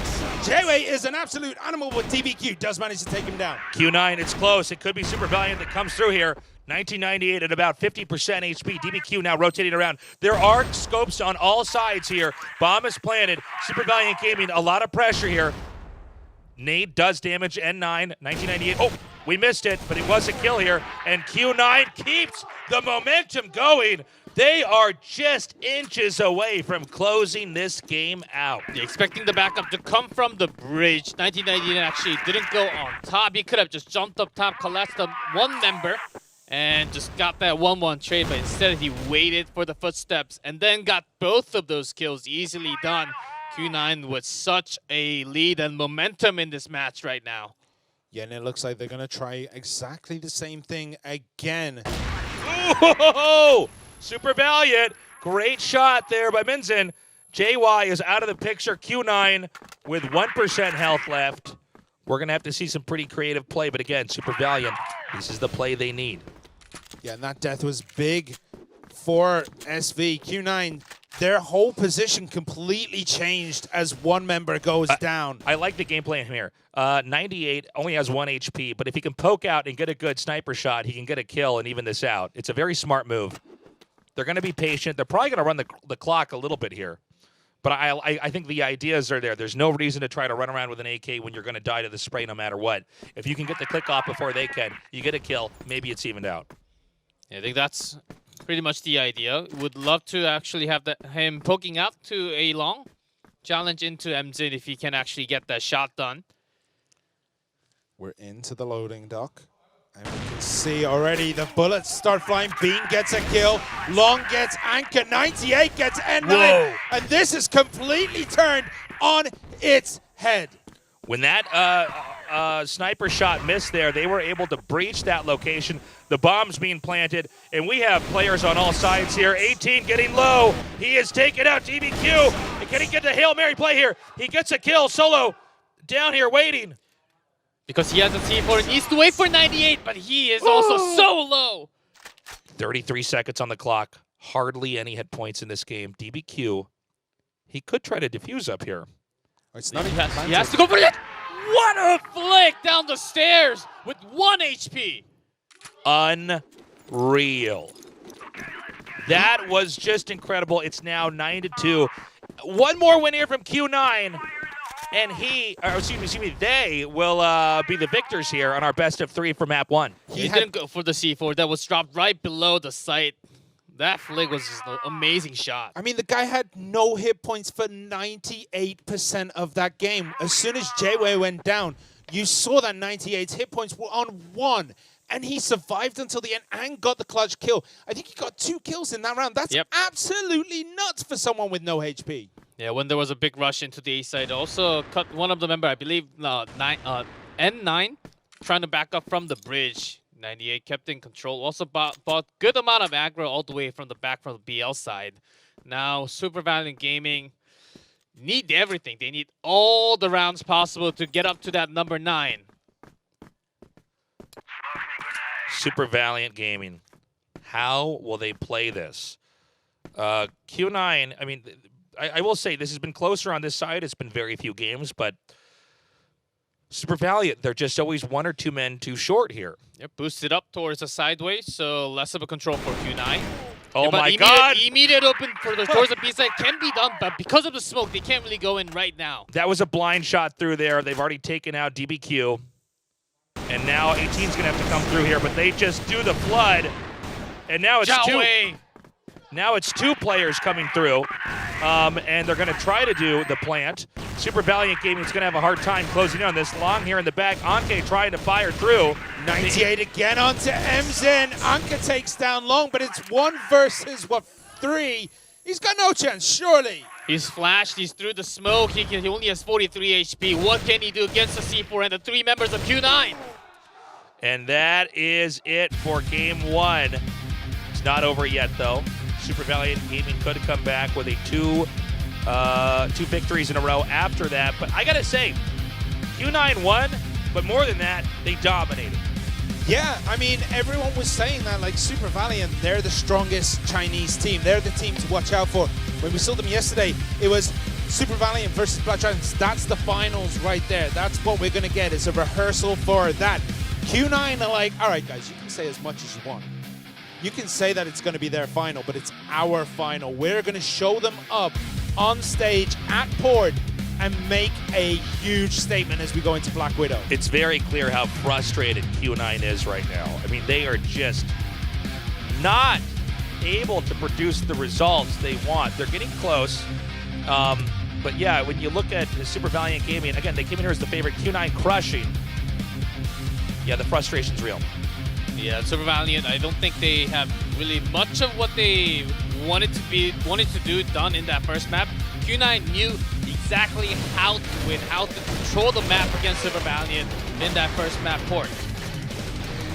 And it all started with Bean just being an invincible force towards that A top. Yeah, Q9 have played a lot of games on Port, but this tournament so far with Super Valiant, that was their first of the tournament. So they have played a lot more Black Widow, I believe.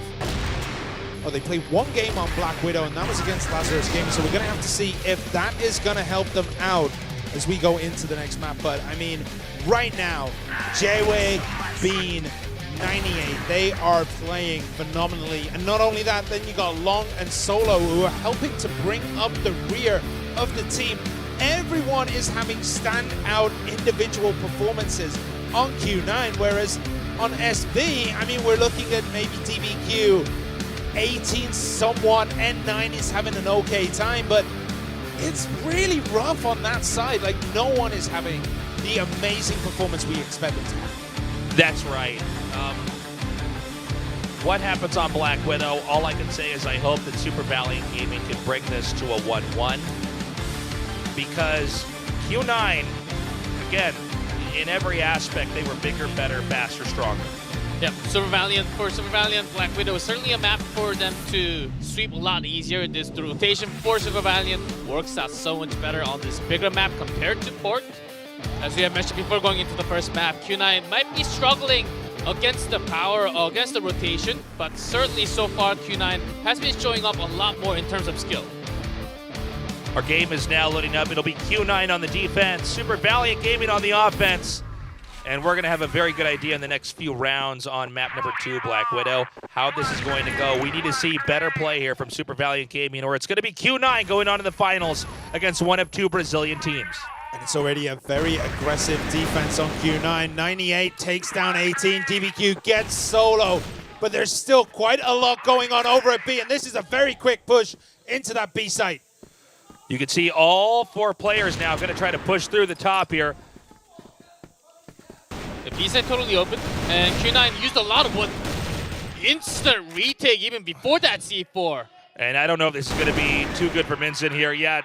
Game 1 goes to Q9. You can just see Super Valiant Gaming not able to plant in time, and also not a sweep, not attacking from two different sides. Instead, they go for the flood technique. They all pop through, some hopping, some running, and they can spray down the limited number of Super Valiant Gaming players. This time around, will we have the same degree of aggression? I'm not totally sure, but I'm seeing a lot of movement over here towards B once more.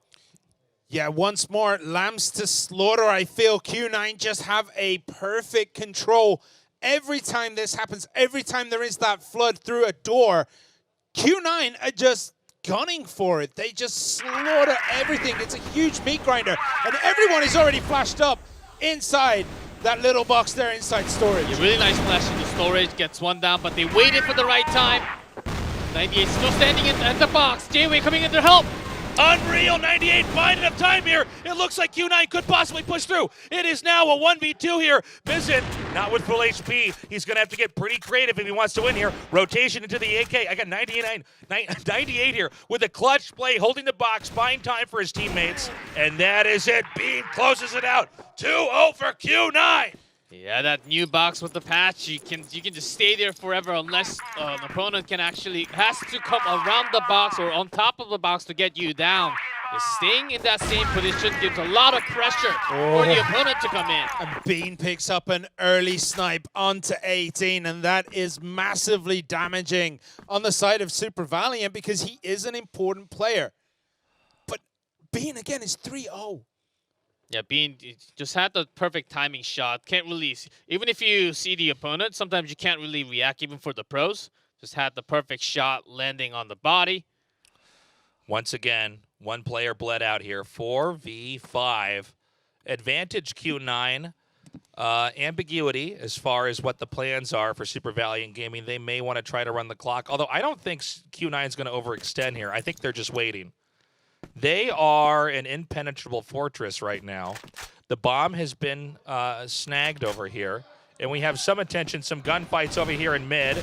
And that means another Super Valiant Gaming player bites the dust here. But it was a trade, 3v4.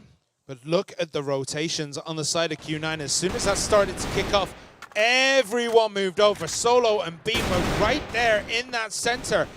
But now look at this. Solo gets it. Long gets one. Solo gets another. Super Valiant are collapsing right now. Yeah, Solo's rotation through the passage was real quick, knowing that it has to be an attack through that A short. Instead of going down the bridge, he went all the way up. The momentum that Super Valiant Gaming had was incredible, and how quickly it stopped here by Q9 is even more impressive. Oh, no. J-Way gets a double, but N9 gets the kill onto Bean. Bean has been a rock, but 98 is still up. But the C4 is all the way down in the loading dock. Q9 right now shouting that the C4 is all the way down. We just have to control the A site. It's 2 versus 1. 98 does finally drop, but Long gets 18. And we have 2 on the side of Q9 against 1 of Super Valiant Gaming. If there was a game that they would need to win, it's this one here for Super Valiant Gaming. It's not going to be easy. Clearly, a 1v2 is a disadvantage, but it's possible. It'll require perfect reactions and instinct here. And the last member is N9. He can certainly deliver the shots. Oftentimes has an opening headshot going into the side. Takes one down. Yeah, and J-Way is very, very low. N9 still has everything at his disposal. J-Way's going to try to creep around this corner. Yeah, and a lot of time. 1 minute 20 left. N9 just ducks down at the perfect time. Gets that headshot. 1v2. Clutch play there. A much-needed win, but that is just one step in many to get to the end here where they could possibly win. Q9 here still with a great lead and overall looking like a stronger team. Yeah, but it is one step in the right direction for once for Super Valiant Gaming. We have to see how Q9 adapts to these changes, though, because Super Valiant are being a lot more passive-aggressive, I would say. They're finding the way, but look at this. Long instantly gets one. Almost gets 2, but J-Way goes down. And now it is 4 versus 3. Over here at A short, are they going to come through? As he rotates, he ends up giving them the lead there. They do come through. Q9 here going to try to defend the bomb. Not yet planted just yet. The 2v3, it's not too hard actually because a lot of their members are low, but Solo goes down immediately. 98, 1v1 now. He's going to go behind the box. He gets the kill. That was insane. The defuse goes down. Clutch 1v3 by 1998. The man is godlike right now. How do you stop him? He's doing so much work. He's 8-1, and every time it comes down to him, he produces the goods. He's blindsiding the team, and he knows exactly when he's running out of bullets, where to hide, where to reload, where to take cover, where to swap to the pistol. He is the complete package as far as a Crossfire pro goes. Now we wait. Super Valiant Gaming in round 6 here has yet to really make a major victory. The one that they got off was after winning a 1v1 duel barely. Q9 seems to have better map control. They seem to know when and where Super Valiant Gaming is going to strike, and even when they're out of position, they regain that position very quickly. We see J-Way very aggressive positioning down in the access road, but immediately pulls back with Long, and they go to kind of just sit around A a little bit longer. So it's a B and A split, but J-Way once again finds himself in an incredibly aggressive position, as he will soon be facing 4 members of Super Valiant Gaming. Yeah, with boosted member up from dropping down from the box, which is very hard to aim at the same time. Keep messing up their stack there. Now it's a 4v3. J-Way got 2 before dropping. Solo gets 18.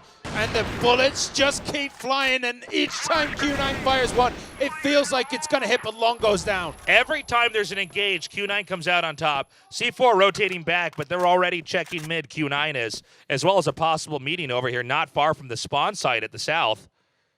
Yeah, 1998 is all alone in enemy territory, but you do not expect him to be where he is. He's in the spawn point. Yeah, this is a great play. As the C4 is quietly couriered over to this location, they could end up just getting shot down here. 98 is ready, and that is a great play. And he does take them down.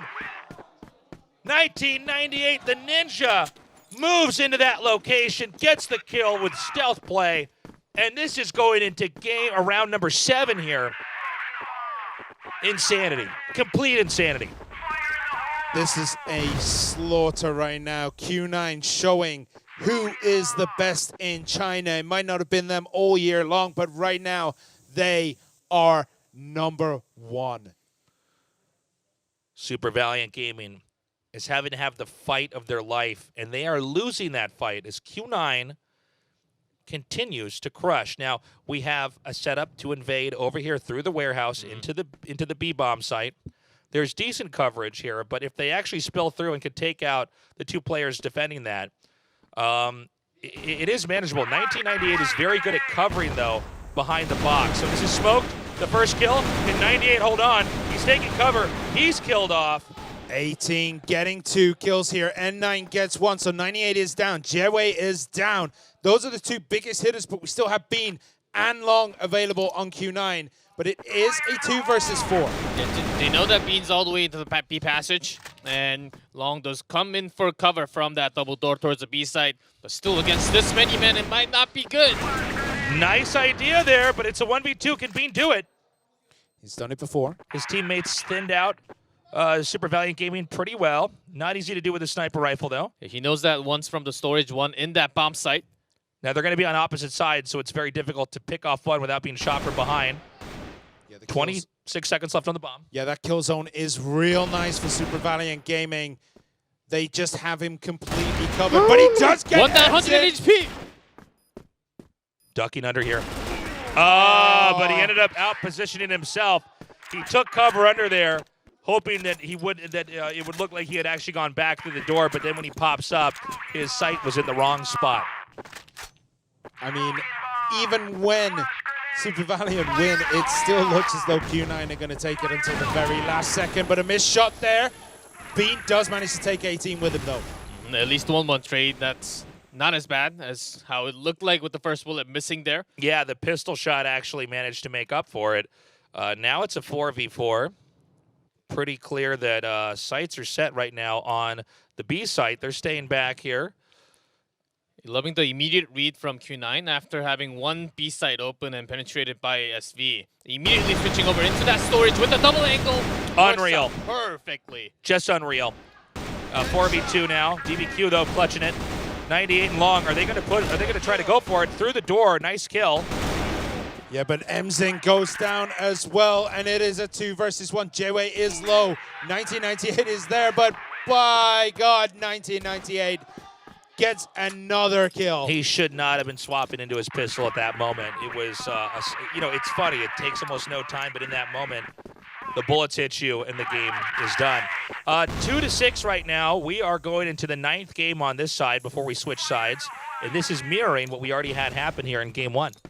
Yeah, SV peeks out into that A-long again, sees that many smokes out in that A-long spread by Q9, and then immediately backs off, not knowing exactly what's happening over to the waterway, because there has been some moments, not too many, but Q9 stretching out into waterway and going for those bait positions.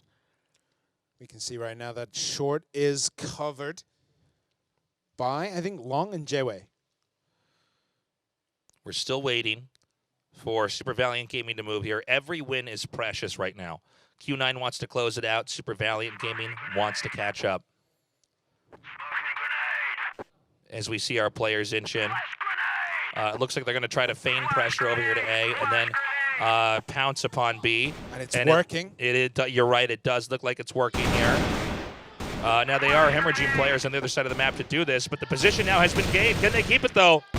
Jway and Bean solo picks up another kill. Oh. Jway gets one more. Q9 is winning everywhere around the map. Just with the C4, Emzin goes down, and that's going to be 7-2-2 to finish off the first half. Q9 excels everywhere. They don't know how to be baited because they keep winning.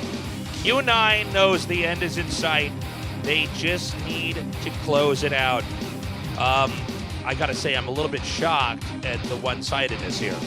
Not only the one-sidedness, but the team that's winning was the one I thought, if it had to be one-sided, it would be Q9 losing. Yeah, it's absolutely insane that Super Valiant Gaming, the team that we thought were going to be doing well, the team that beat Black Dragons, the team that came here as the first seed from China, is getting absolutely clowned on by Q9. Now we go to game number 2 here. I'm sorry, side number 2 here. And we're going to see how this is handled. It is going to be Q9 that needs to invade here, but they only need to win 3 times. That's not a lot. Yeah, from the BL, from Black Widow, it's certainly one of the harder maps to break through from the Blacklist side, but for the momentum and the aggressive movements that we had from Q9, I think it's certainly doable in the second half. Super Valiant Gaming, they should have the pressure of defending this the entire second half near perfectly. Yeah, getting those angles all the way down A long, but Emzin is kind of in a slightly different position. He has a much smaller angle on A. He only has eyes on the entrance, but calls are being made. Players have seen each other. The flash is down. Q9 backs up again here. A few shots traded here, but it's still anybody's game so far. They do seem to be tempted to take A over here. There's only one player covering A as well, as it seems almost as though Super Valiant has a read that this is going to be a rush through A short. It is not, and they are primed to try to invade in over here. Again, 1-4 spread. Solo peeks out to the B side, pretending it's a B attack. Emzin alone in that A side. Solo might just be dominated with the 4 men.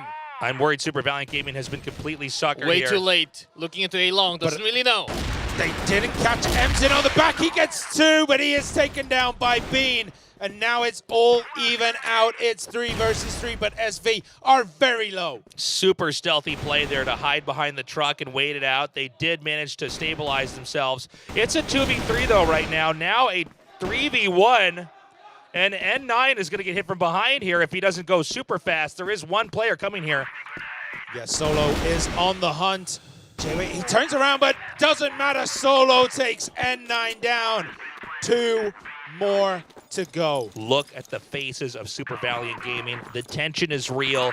The loss is palatable. Yeah, every single loss in the second half will be crucial. If they lose 2 more, that is it. They are dropped from the tournament. And Bean now coming here through N9. He is actually going to get flanked here if he's not careful. He is picked off. N9 takes out Bean. That's a massive kill this early on in that kind of position. N9 now is very aggressive on that A side road. Even DBQ peeks out to the double doors. Oh, J-Way does win that duel though. That's huge for Q9 to come back in the round. C4 push being made through the stairs into a short towards the bridge. Ali is the next position that we'll see. 98 gets N9. And just like that, things have turned back around. And it looks like Q9 going to take a big advantage here. Right now, Q9, the bomb shuffling over towards B. But far in the back, Super Valiant Gaming strained. Not that many players to cover many points of access here. It does seem like we could have a gunfight right here over by storage. Yeah, Q9 already smoking out that B box side. Anke itchy to push. Now they know that they could be neglecting the A site, and that does look like that's going to be the point of tension here, as A site is now being pushed quietly and swiftly here by Q9. Yeah, Nemzin is all alone again in the exact same position he was last time, but he has fired, he's revealed his position, and we see instant aggression on the side of Q9. They are hunting for Emzin before the rest can come in. Emzin gets one, but Solo and 98 get Anka and Emzin, and that's it! Another win to the side of Q9. Q9 is one win away from going on to the finals. The frustration here from Super Valiant Gaming is just too real, as they came in here looking so strong, so dominant, and now Q9 is just altering the course of history. Yeah, Q9 on a match point, certainly, and they are looking to dominate Super Valiant Gaming. They don't want to let go without having their best play. Still dominating over that A long, but got nothing done. As J-Way wanted to stretch through a little bit further, but saw the smoke, stopped himself from reaching out into the danger zone. Oh, Emzin gets bean. That's a saving shot. Quiet moment here on the map. Very deftly, Q9 is moving slowly towards A long, and we actually have a pretty heavy sweep here in mid, but A is completely neglected, and this is one of the best ways to lose the entire game here from Super Valiant. Now they are coming back, they are looking, this area is not smoked, but they do retract backwards. They've been picked off though. It's now a 3v5. Yeah, long goes down, and they instantly abandon the plan of going to A because it's already been scouted. But the C4 is in a very aggressive position. Whoever's holding that is going at it. 1998! It had to be 1998, didn't it? He is on an absolute tear. 18, N9 down. Anka gets Solo. Jewe gets Anka. And it's a 2 versus 2. The two best men from Q9 about to deliver the final round, 2-2. Could be anybody's game here. Pressure in mid. One player here with the C4. Right now, it's going to be up to DBQ and Minzen to keep themselves in this part of the tournament. 98 here, one of the best players in our entire Crossfire Grand Finals, is on the move. He's got the bomb. Can Super Valiant Gaming stop him? He is very, very low coming into DBQ and Emzin, but he's kind of juked him out. Both are ready for him to move over to B, but he's moving right through into A. Yeah, because he's so low, he wanted to go against the sniper first, but he's knowing that he's low. Emzin goes around the corner, pistols, misses. Oh my God, talk about a moment to miss here when everything's on the line. 18 seconds. He's been scouted and he's down. DBQ gets the win. Super Valiant Gaming lives a little bit longer. Q9 anxious to wrap this up and go to the finals. It would be huge for them. They would be sending Super Valiant down into that 3rd, 4th place match. But a very aggressive position from N9 now. Look at where he is. He wraps around the back, but is immediately punished by Long. Way too ambitious there from Super Valiant. N9 already out of the game. It's going to be his 4 teammates that are going to have to win this one from here on out. Very interesting spread here from Q9. We may have a poke here through mid. Keep in mind that there's one sniper rifle. If he comes through that scope, he could be killed, but he's going to be so close to where that scope is, it could be missed as well. Oh, DBQ with a sniper now, wanting to get that perfect backup push after pushing it into the doors. Now let's see what that change will bring for Super Valiant. This might just be it with Q9 starting to stretch into that A long. Emzin has actually switched position into that mid double doors. Oh man, this is a huge. Oh man, the rotation is totally wrong. Yeah, he just kind of gave them that spot. This should be an easy C4 plant. 4v2 here. The plant is good. That's a nice move away there by Jewe. He is in the middle of nowhere. He's pulling everyone back. DBQ does get him, but it's still a 3 versus 2 situation. Yeah, DBQ goes back into that rifle 2v3. Bean with that AWM has a line of sight towards that A short from the box on that A site. Smoked up, Bean goes down. Taking out Bean. 18 moving through here. Not that much time on the clock, though. Only 10 seconds. They need to defuse. No one behind there. He is not yet picked off. Long comes around from the corner, takes one down, but not enough time to defuse now. That's it. That's it. The bomb's going to go off. And that's the end of this series with a good save. Look at Q9. They are our first team to go to the Crossfire 2020 Grand Finals. And what a performance it has been today. They have just completely slapped everyone in their way. 10-3, 10-0 against Lazarus Gaming. Right now, 10-2, 10-3 against SV, who was supposed to be the more difficult opponent for this team. Q9 absolutely dominating today. And now Super Valiant Gaming will defend the honor of China by battling for that silver medal. We'll see which Brazilian team they'll have to fight as we finish up our next best of 3. Yes, still, Super Valiant will be playing in that third placement match, trying to grab another $30,000 for the third place prize instead of fourth place prize, which is just $100,000. Still props to Super Valiant for trying their style towards the end, going out towards the blacklist side from the GR, trying to go through the double doors, even trying out to sniper, which is very uncommon from them. But towards the end of the round, they just tried to do, okay, we're good at this style. We've been known to be on this style. Let's just try to do what we are good at.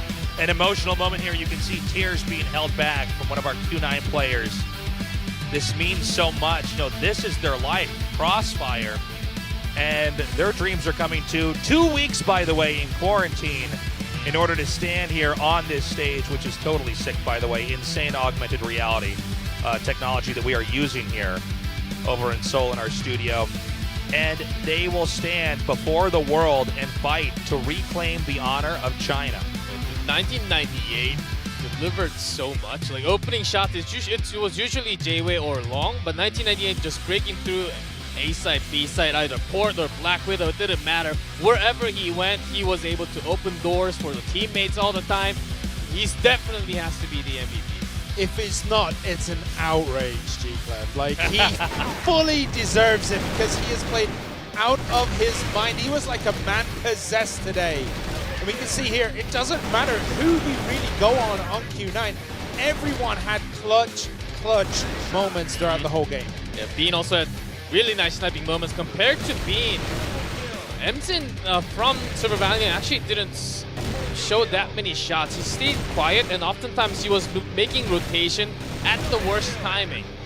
So bad shot calls is coming out at a bad timing for Super Valiant Gaming, as they were moving a lot slower compared to what they have shown yesterday.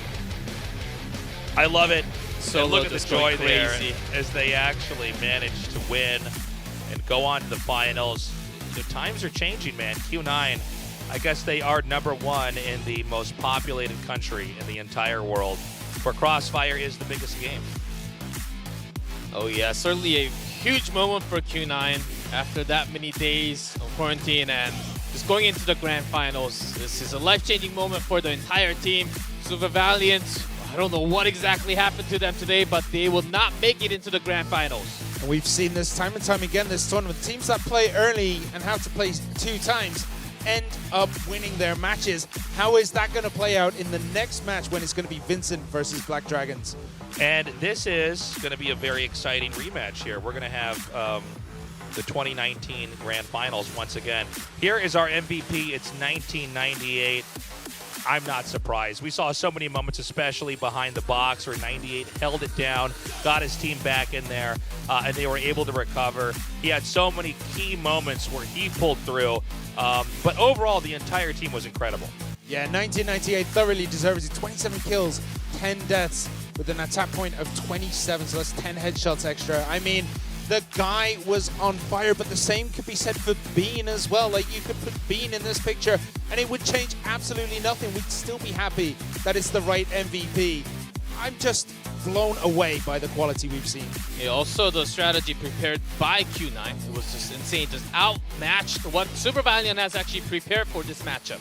We've got a quick interview. We're going to throw it over to State and see how 1998 is feeling now that Q9 is our first team in the grand finals.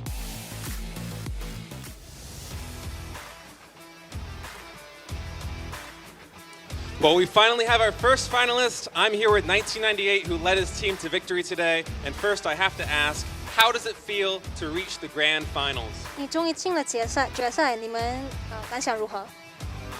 挺激动的吧，因为 SV 挺强的，在中国顶尖队伍。We're very excited because SV is definitely a very good team in China. Yeah, it's certainly been a long journey. What do you think has been you and your team's biggest challenge so far in this tournament? 你们来了一个很长的旅程，你觉得到现在你们最大的那个挑战会是什么？最大的挑战就昨天输了吧，昨天打的有点各打各的吧，感觉打的训练时候不一样，就打的有点烦。Biggest challenge was yesterday where we just play our own game. We didn't play as a team, so we had to overcome that. I see. Well, you have two Brazilian teams waiting for you in the semifinals right now. I have to ask, who do you think you're going to face in the finals tomorrow? 现在接下来2个巴西队会打，你觉得你在决赛会遇到哪一个队伍？我感觉还是 BD 吧。I think it will be BD, Black Dragon. Black Dragon. They certainly did look strong today. So, of course, it's going to be China versus Brazil in the ultimate match tomorrow. What does it mean to you to be representing your country of China on the biggest stage? 你们明天会跟巴西打，所以我们想问你们会代表中国的那个感想是怎么样的？尽量以全力把冠军带回中国吧。We'll try our best to take the champion back to China. Do you have any words for your fans before the finals? 你要跟你们的粉丝说一句话吗？感谢秦九粉丝以中国的 C 粉们对我们秦九的支持吧，对我们中国队的支持，我们会尽量把冠军拿回中国的。Thank you everyone for supporting Q9. We'll do our best to bring back the championship to China. Well, I wish you the best of luck. There's only one ticket left to the finals. Vincent Gaming versus Black Dragons. Brazil versus Brazil is next. Don't go anywhere. We'll be right back.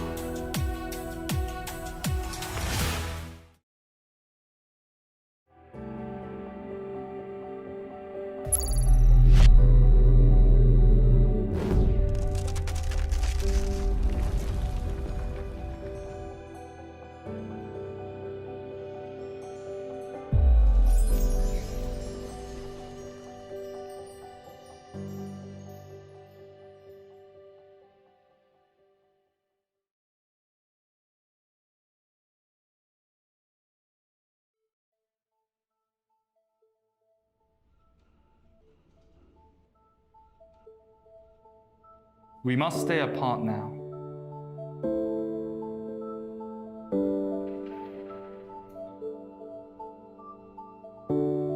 From time to time, we can't feel the enjoyment of being together.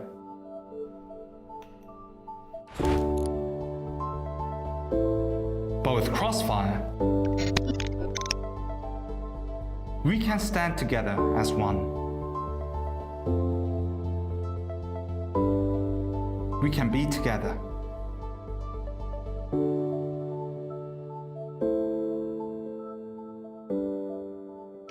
CFS.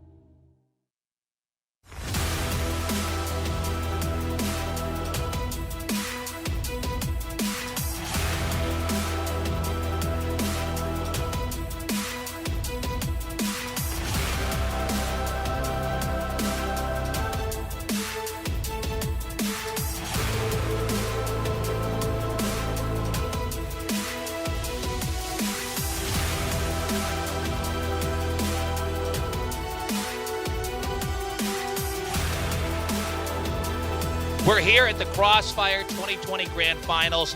Q9 from China has already made it in one of the two spots to compete for first place. Now we have Brazil versus Brazil. Yeah, it's going to be one of these Brazilian teams to advance to that grand finals, but they have to go through this best of 5 before either Vincent Gaming or Black Dragons. We had an upset already from Q9 defeating Silver Valiant. I have to say I have high hopes for Black Dragons because they also played and showed a very dominant form already in this morning, but Vincent Gaming, they had longer of a break, more time to prep for this specific matchup. And when it comes down to Brazil versus Brazil, did win a lot more towards the Vincent Gaming side. It was cool to see how Black Dragons faltered at the start of their games here when they got to the grand finals in Seoul. But every time we see them play, they look better than the time before. Maybe they can actually take this whole thing and get to the grand finals. What do you think, Simon? I mean, today when they beat Golden V, it was 10-4 or something like that. Right, It was ridiculous. Black Dragon's just so good.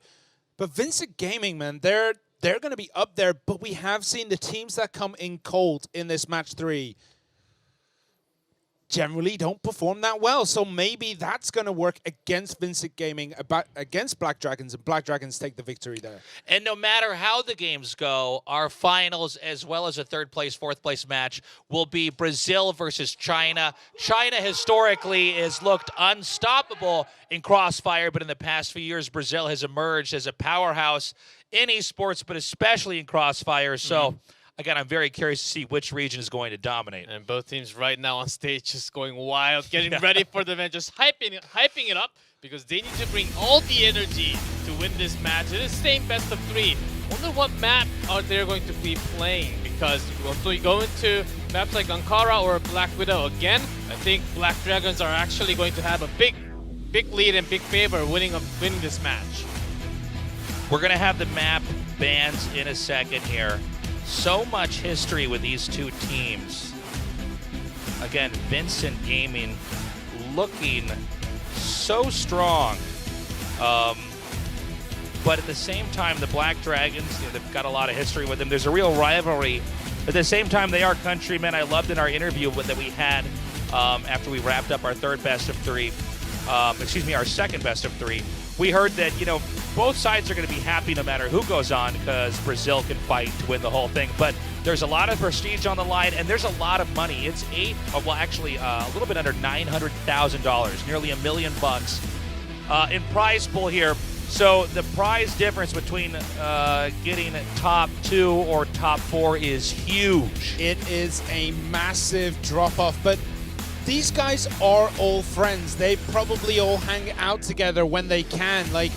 It's something that, teams that are top of their nations, the 2 best teams, the top 3 best teams, they know each other inside out. And we might see that here with VG and BD. But remember, VG managed to take Q9.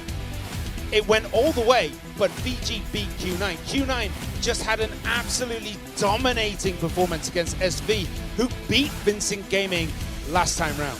Yeah, even during the American qualifiers, Vincent Gaming, Black Dragons, they're always saying that they know each other so well. It's always tough, always different when they have this matchup.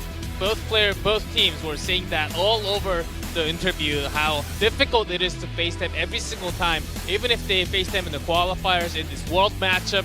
Wonder who it's going to be, because Vincent Gaming, they are looking for that back-to-back world championship trophy. Curious to see what kind of play we're going to have for Vincent Gaming. We almost barely have seen any games from them in reality. I mean, they crushed through here in the first day, and we've basically been waiting until now to see them play. They are going to be our final game of the day. But the Black Dragons, who started out in a slump and have risen to the top, let's see how they do this time around. Again, they're looking very strong. The Brazilians have a very specific way they approach the game. They're very good with sweeps. They also occasionally, even when they're in the defense guarding A and B, will push through mid, try to get kills there as well. Yeah, we've got to keep an eye on Fefe today, because when he is hot, the rest of the team are hot.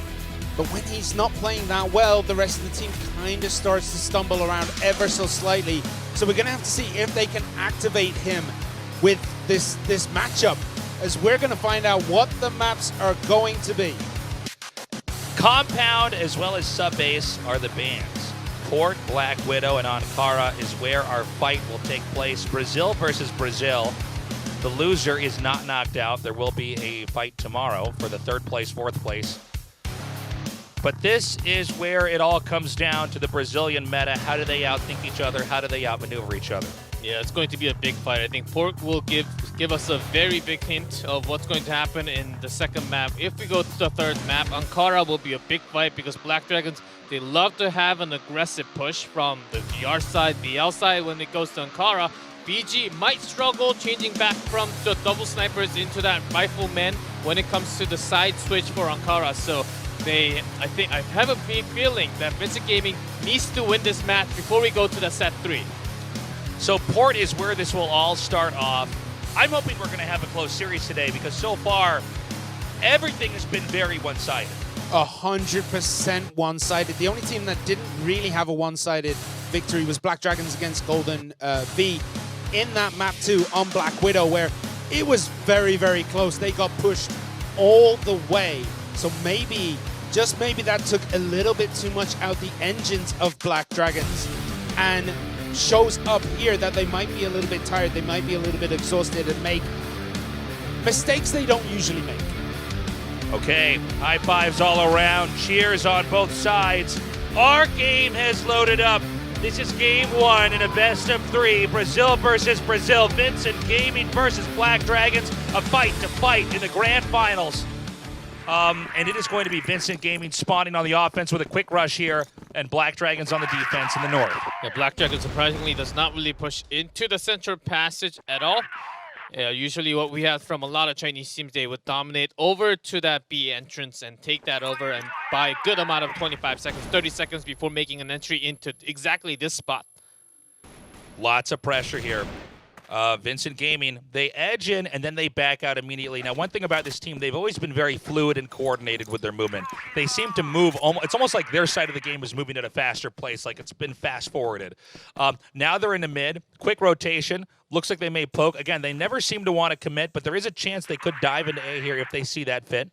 Yeah, Mendez seems to be the guy scouting everything out. He was in a forward position in sideways for the longest of times, and that's allowed his team to kind of move in here as he takes a back position just to make sure that Black Dragons don't wrap around the back of this offensive push. Vincent Gaming, after checking into that B entrance, they know that there's a sniper on A site. Yeah, Mason is low, but Notzane is down. DGZ is down as well. And it's going VG's way right now as they get another kill. It's a 3v2 right now. The Black Dragons scrambling to get the setup. The bomb already planted. Goken now moving down the narrow hallway, but he could be hit from either side as he tries to push. And Rizal strikes all the way from that a long immediate shot into head.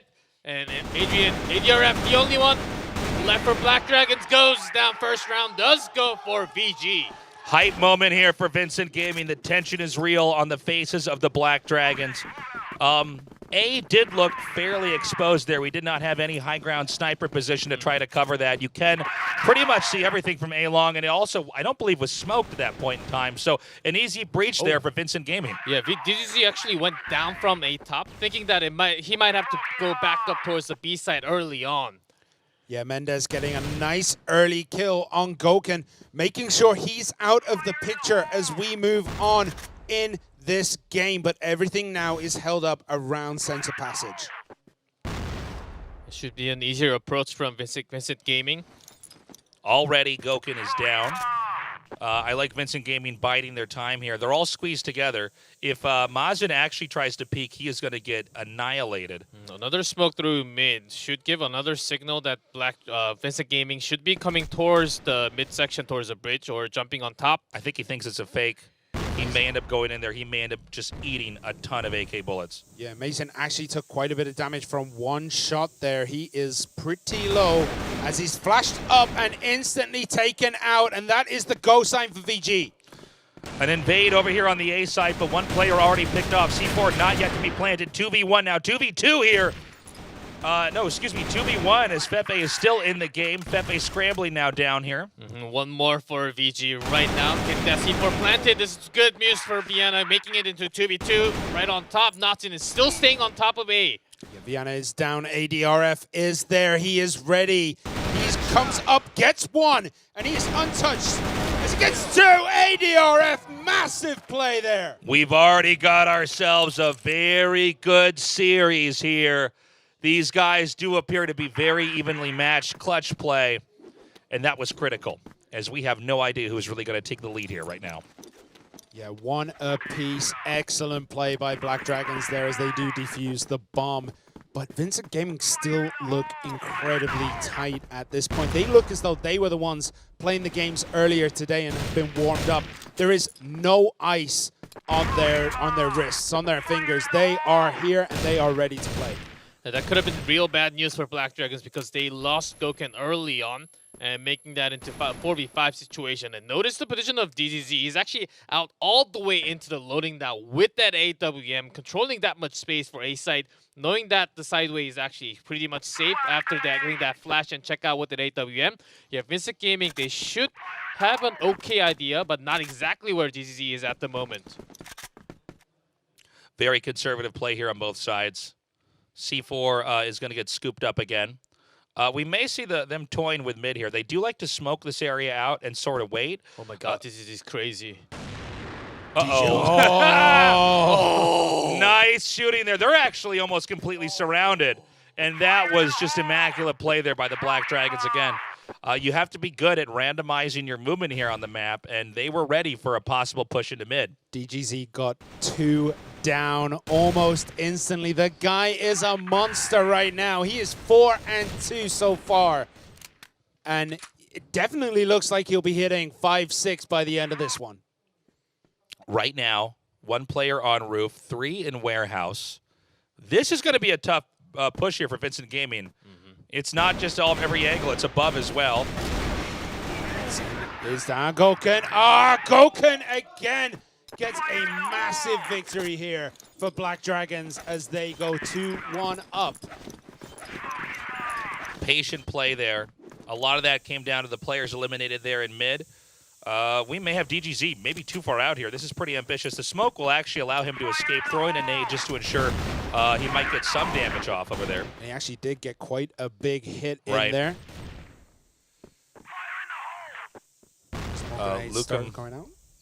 Luke, I'm going to climb the ladder here. We're still waiting to see the plans exactly for Vincent. Black Dragons, quick with their rotations, but they're staying still for now. And they're in mid, but mid does not seem to be the objective for where they want to push. I think we're getting to set up here for A-Long. I'm not clear on if that's been... No, that has not been smoked over there. Not at all. As Black Dragons, they have DDD, but he's not alone. He's got Mazin on the bait spot. This is a weird spot for Black Dragons to actually push because they have less of a control towards the bridge side. And bad news for Vincent Gaming to find Mazin from the side of the box. Whipping that sniper shot. DGZ in trouble here. He is shot down. Vincent Gaming pushing in. The Black Dragons going to have to try to push in here from the east.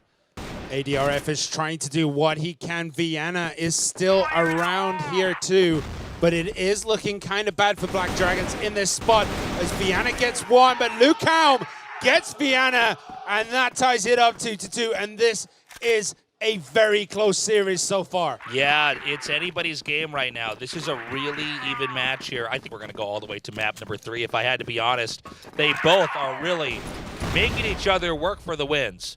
Now we have, again, small pushes here, but we usually have a lot of rotations here from Vincent Gaming. It never seems like the first spot they're going to pick is the one they're going to rush. They usually just check into the B where just in case Black Dragons reach all the way into that B entrance with a smoke, which they have not yet been doing at all. They, instead of pushing from that B site, they're letting DZZ outgo in the wild, just unleash him anywhere he goes on the map and make sure he gets a kill and then safely comes back without getting a trading kill. Yeah, Mason takes out Mendez there. That's big for Black Dragons. It is now 5 versus 4. He is untouched at this point in time as it looks as though they're going to start trying to get over Central Street and start pushing A, but the rotation over to B is still possible. Once again, mid-smoke, but you never know if they're going to push through. Some random bullets shot through there, and Goken gunned down immediately on the other side with some blind shots. 3v3 now, DGZ out of the picture here. Fefe taking some shots here as Mazin comes around. He does not manage to pull it all off, though, and ADRF is the lone survivor. Can he win a 1 versus 3? Knutson coming up clutch there. He got 3.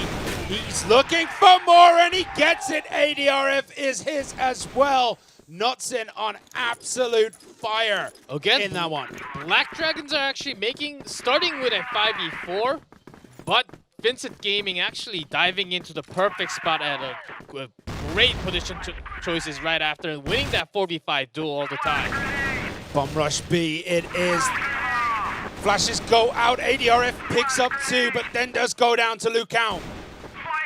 They're about halfway through pushing into B, but it does seem like the gunplay here from Black Dragons is pretty strong. Could go either way in this 2v2 here. So many different angles they can approach from Lukum going down onto the low ground, and that is it. In the last second, the Black Dragons even it out. We're here at 3-3. This is anybody's game. This is incredible. Vincent Gaming just responding immediately to B-side and Black Dragons just to come back towards the back street. They are giving no time for them to actually go into that good position spot towards the B-side. Nobody is getting settled here. This is complete flux on where anyone can be going at any given time. We can see Black Dragons taking a pretty aggressive position over on B to try and just block out any potential rush. But you see instantly Vincent Gaming have made an adjustment. They're looking to push A, but still hovering between the two, not quite sure where they're going to go right now. Yeah, from the loading that I think they might actually want to peek into A top if there are any snipers, but going into that B where it's dangerous with DZD, Matson plus another member, but Pepe getting a better trade of end of all that. Was a dangerous zone to actually go in. But somehow, some way, Vincent Gaming actually gets a better trade, but DZZ strikes back. All evened up by DGZ's nice little snipe there through those very tight angles. We see a bit more action going on here at Central Street. Could go either way here, 3v3. No real ground game for Vincent Gaming. I do appreciate that they retreat and try to regroup here. C4 is still in the hands of the player in the gunfight. He does get the kill off, forcing a 2-man split unless they decide to merge up. Either A or B are completely claimable, and this is an almost impossible situation for the Black Dragons. You would expect a lot more chances of coming into B, and DZC might be caught, gets one, and still with 100%. Oh, gets wall shot. Pretty bad wounded. Unreal. It's a 1v1. The bomb has not been picked up. Gokin takes the bullet, and Vincent Gaming takes the lead. Ru Zhao with an absolute clutch shot right there. It was looking like it was going to fall apart, but Black Dragons do end up falling. Vincent Gaming take the slightest of leads as we're 7 rounds in.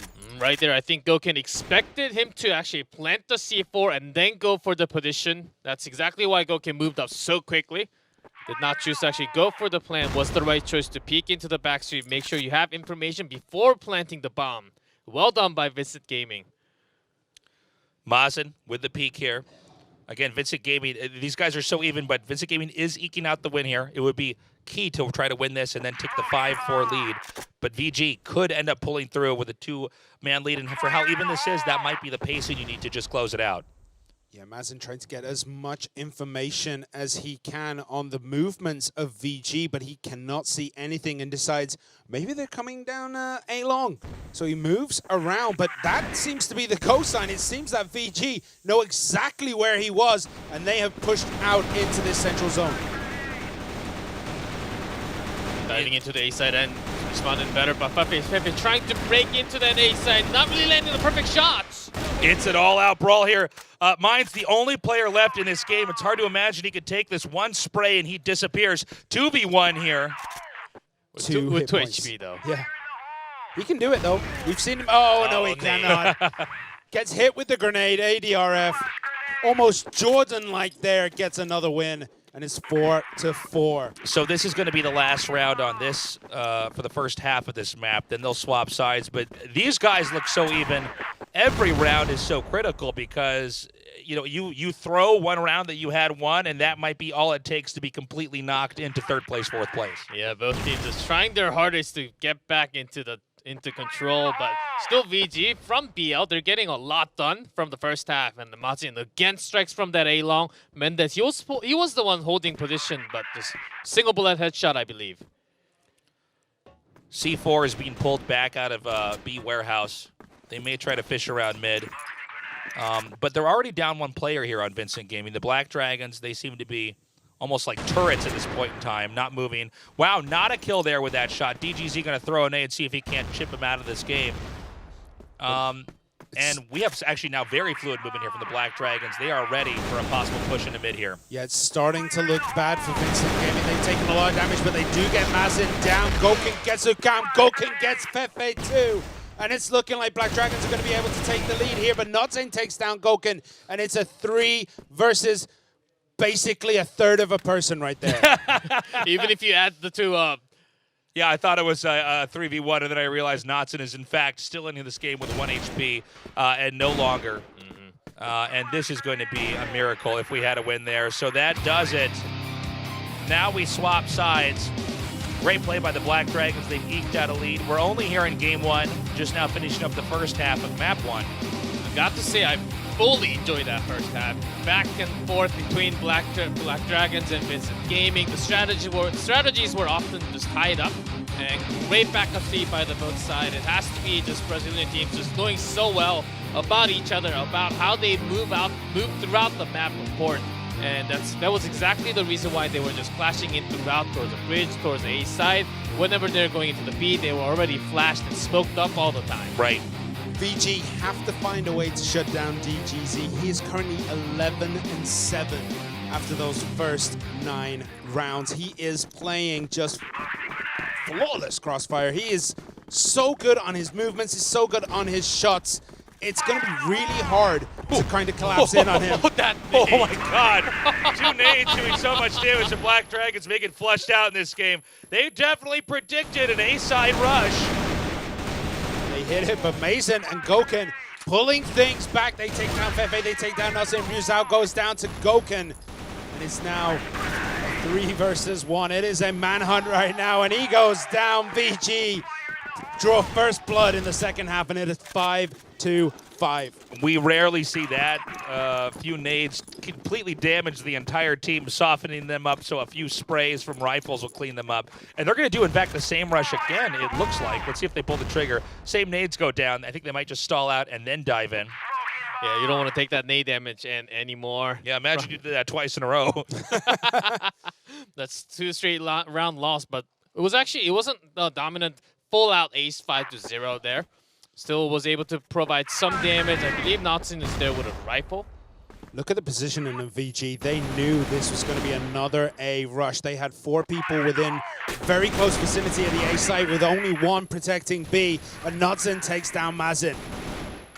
The push continues here. They're not really gaining ground. They're not giving up on A, but they're certainly not going to claim it. Is actually the push back here from Vincent Gaming has blown away 3 of the Black Dragon players. From here, it's going to be a real uphill fight for them to win. Keep in mind that it's 5-4 right now, so if Vincent Gaming pulls this off, we're tied up 5-5. Yeah, I think their Black Dragons, they relied on the backup. They relied on the backup of DGZ to actually get that backup fire to get that kill instead of the rifler. So that's the reason why they didn't really fully go into that A side, knowing that there are a lot of defending members of VG. So we see they're trying to do what they can, Black Dragons. They're in this central street, trying to find a position to break through, trying to find which route they need to take, but they're getting collapsed in on here. And from behind, ADRF goes down. Ryuzao takes him out, and there is 1 versus 5. This is one of the most dangerous games of tag you will ever see. DGZ going to try to come through the corner here, finishing off what they started, but Fefe is the one to clean this out. That's going to be a lead now here for Vincent Gaming. They are feeling the momentum. The tension is real here for the Black Dragons. Are they going to push through into A site once more, or are they going to mix it up and go to B? I think it's time to mix it up after losing 2 in a row for Black Dragons. As those nades are being so crucial after diving into that A-long. Vincent Gaming even boosting it up to the sideway. So great strategies coming out after checking that A-long is open. Look at this wraparound here on sideways. There was 2 in that alleyway, but now only Fefe is there. But he will be able to get 1. Can he get 2? He does. Mazin and Viana both fall, and that was an excellent move. Make it 3. DGZ goes down to Fefe 2. Total insanity here from Fefe. 3 on winning that team, and the Black Dragons, again, in the same position as before. How on earth are you going to overcome 5 perfect defenders with a 2-man infiltration? ADRF can certainly start that by going into that B side immediately. Flash doesn't really know where Goken is, but takes that nade damage. Can't really find the right target to shoot at. The backup already came, and Lucam takes that headshot. Yeah, ADRF is down. There is only Goken left. He's not having the greatest of halves so far. He's going to have to pull out an absolute miracle if he's going to get this. He's going to walk into Fefe. Gets him down with one shot, takes down Fefe, but still goes down. But immediate wall shot, and Mendez comes around from the corner, went all the way towards the PL base. Can Vincent Gaming snowball this to a victory? The Black Dragons need a win over here on the offense, and right now they just don't have it. As Vincent Gaming, their bullets always connecting with their targets. It is 7-5, and a huge lead being taken by Vincent Gaming here.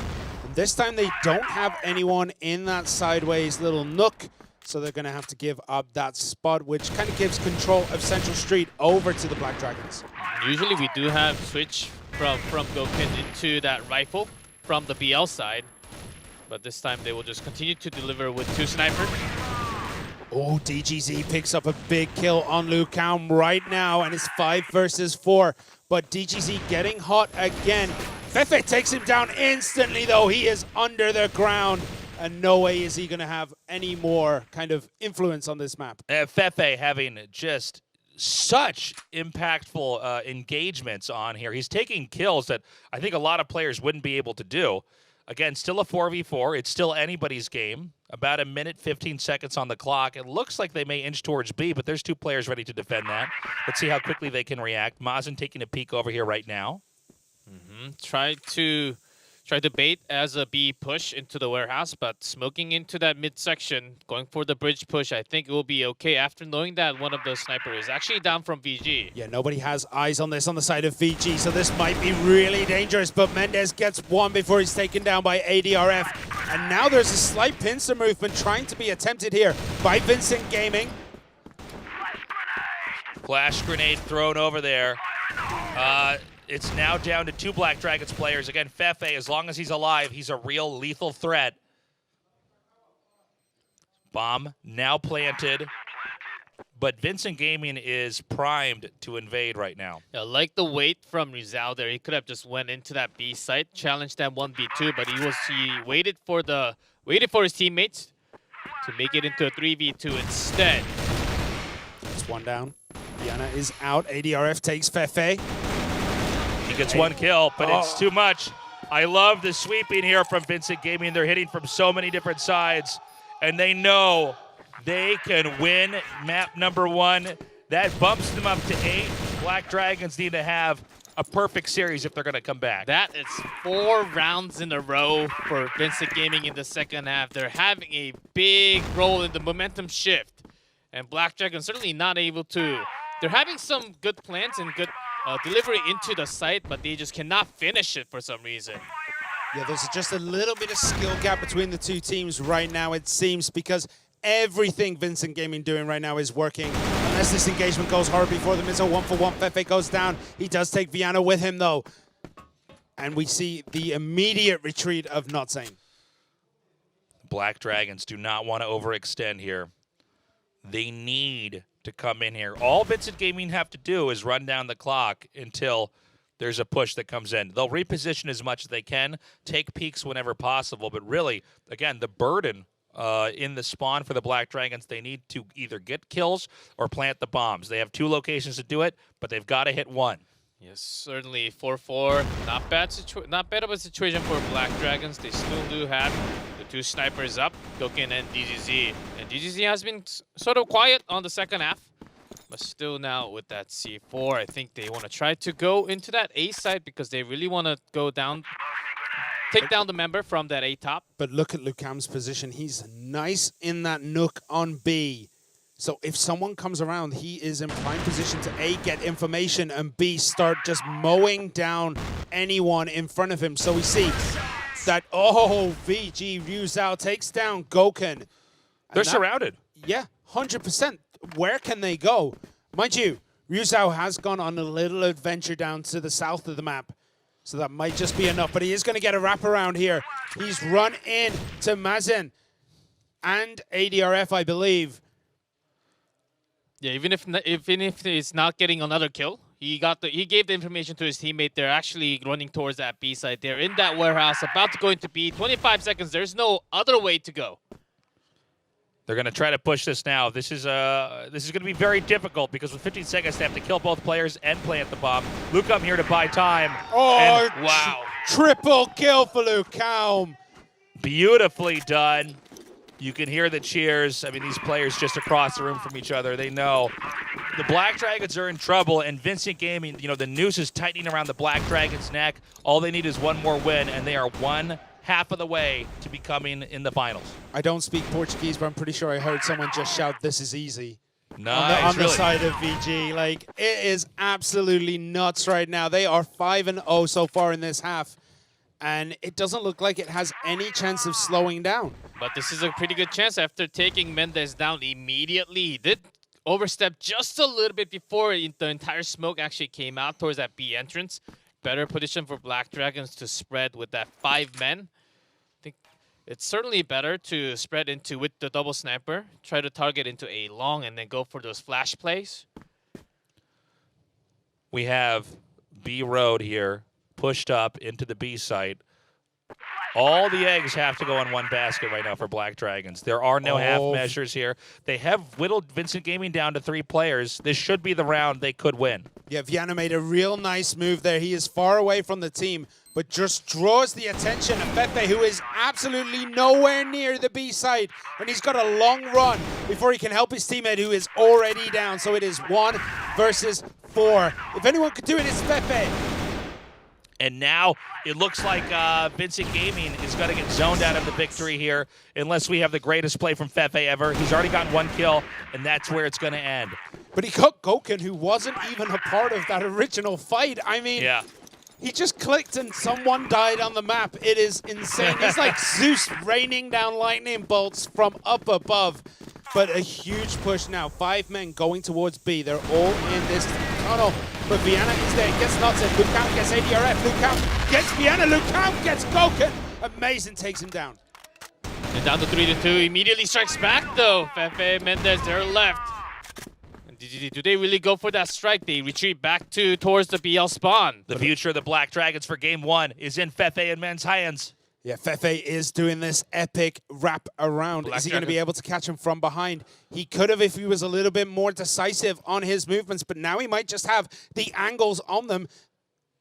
Yeah, totally spotted. He knows that, VG, they know that they're going towards that A site. They got to be swift. Mendez with not much HP, he can go towards the bridge, but has to win that long distance rifle fight. No one has eyes on him, and he's... Oh! Unreal. He doesn't finish the job. 1-1 though. Oh, Mendez gets the kill. DGZ down, and that seals the first map for VG. That was incredible. That was some of the best crossfire you could ever ask for. And we're not done yet. Vincent Gaming with the win on the Black Dragons. Can they do it again? They have to. I mean, that was a near perfect sweep in that second half of the map. The first half of the map went the way of Black Dragons. It was looking real tight, and then it was just one after the other for Vincent Gaming, who managed to clean it out. Sure, Black Dragons got 1, but when you're scoring 6, it doesn't matter. Honestly, I'm very surprised with the result in the second half. Vincent Gaming was able to lock down the Dragons, and Black Dragons, they had a lot of lead. They started with a lot of 5v4, still was not able to break in. And a lot of questionable decisions when they had the double snipers from BL side. I think they did so much better just having DTZ on their sniper and the rest of the squad in that rifle choice. But this was a different setup collection they brought against, especially against VG, which turned out to be really bad this time. And now we're going to go to the highlights here.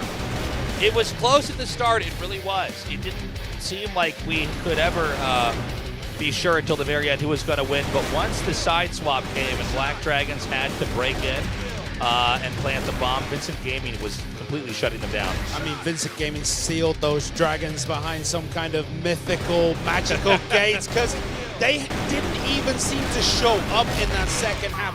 Every 1 versus 3 went VG's way. It was just phenomenal to watch.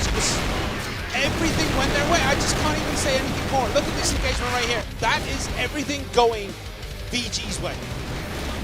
Yeah, Vincent Gaming with some very cool movement. They'll occasionally send one of their players out to stealth through the back of the level, knowing, since the Black Dragons were hemming and hawing a little bit, you can end up slipping in there, and then you get a few shots in the back.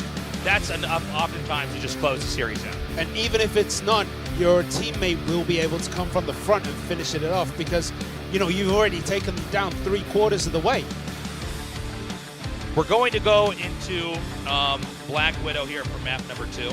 Now, Black Widow's the classic crossfire map. I do think this could still go either way. I think the Black Dragons, frankly, could come back here and win 2-0, but it does seem like as far as being those with the C4, they need to have better planning. They need to know how to break into that area a little bit more efficiently. Yeah, I'm slightly worried that Black Dragons, especially in their BL side, they weren't really able to have any of their offensive play at 100%. They have a lot of strategies prepared, but at the beginning towards the A side, immediately they were just half HP down from that one nade and started bad. Of course, that can always be a start. There can always be a bad start, but they were never able to recover from those bad plays. Reaching out to A both times failed miserably and then failed on the other side right after that. And then it was just dominance from Vincent Gaming. Yeah, I couldn't agree more. The Black Dragons, they, again, have good defense. Do you think they were a little bit too automated at the first part of the second half of that map? It seemed almost like it was a morale blow. They lost both of those rounds very quickly, and they didn't seem to be able to recover. Yeah, they really didn't. They really tried. You could see the moments where in another game against another team, they would have got like nice clean sweeps. They would have got 3, maybe 4 on 1. But this time around, VG was just too good. They just could not be stopped, and everything BD tried, and they tried a lot. They threw a lot at VG in that round. Couldn't do anything. No, it didn't seem like there was much that could happen there. Gunplay, though, they seem to be very evenly matched. I'm curious on a different map, and in this case, we're going to go to Black Widow. There's different requirements as far as movement goes. This is one of the oldest maps in Crossfire, so maybe we have a different game here where Black Dragons can come out on top. Yes, certainly the double snipers for Black Dragons will be so much better on Black Widow compared to Port. There's not much of a distant kill that you can actually do compared to Black Widow. There is something that concerns me, though. BD already played Black Widow today, and they were taken all the way by Golden V, who are a completely different caliber of opponent than VG. VG is so much better than Golden V, and I'm worried that the performance there might just get in their heads a little bit. They lost on Port. Black Widow, they already had a very mediocre performance here. Maybe VG will have that advantage, the psychological warfare between the two teams, just based on their last performance on this map. Game 2 starts now. Black Dragons, once again, the defenders. Vincent Gaming starting with the bomb here. Let's see what kind of movement we're going to have from Vincent Gaming, whether or not Black Dragons are going to sweep here. We have some pushing, getting close towards the B site, but that never means we're going to have them commit to there. And of course, Black Dragons, it is going to be again DGG and Goken on that AWM. Oftentimes they were split in the previous match that they had. But this time, they are on a push instead. The Amazing gets to. He took down Fefe, he took down Lucam, and that is the start that Black Dragons really did need. Oh! Knudsen returns the favor, though. 2v3 here. Vincent Gaming having to cover both sides. They're really out of position here. We have a peek here, and we're about to have an engage. It's now a 2v1 here. Knudsen is going to have to take both Goken and DGZ, the MVPs of the team here for Black Dragons. Yeah, both snipers. It is Knudsen against the world. Already got 3 kills. Might as well just get 2 more and have the entire ace for himself. Goken is also pretty low. So that's a promising sign, but knowing that C4 is down towards the waterway. Unlikely for the snipers to actually come out all the way far. Yeah, I don't believe that Black Dragons have any idea that the C4 has even been dropped here. So he's going to snag that. He may push into B. It seems like the Black Dragons are confident B will be taken. This is good instinct by them. They have both areas covered. His entrance, though, does put him directly in the line of fire of DGZ, who has a lot of hit points to play with, but he's coming around, and DGZ instantly takes down Notzane, and that is a big morale boost for Black Dragons on this map. A great play there. They were very well hidden. It looked like B site was empty, but in fact, there were 2 players lurking there ready in case. And of course, if A was planted, they would just simply push into there as well. We have another push towards B, but 2 players immediately ready here for the Black Dragons if there is going to be a gunfight there. Mendez takes down Goken already on this map. How did he sneak all the way back there already? Must have been a really good respawn for Mendez. Goken had no idea because of that smoke in A-Long. Right now, the Black Dragons, 2-man split on each side as we're seeing Vincent Gaming close in onto A site.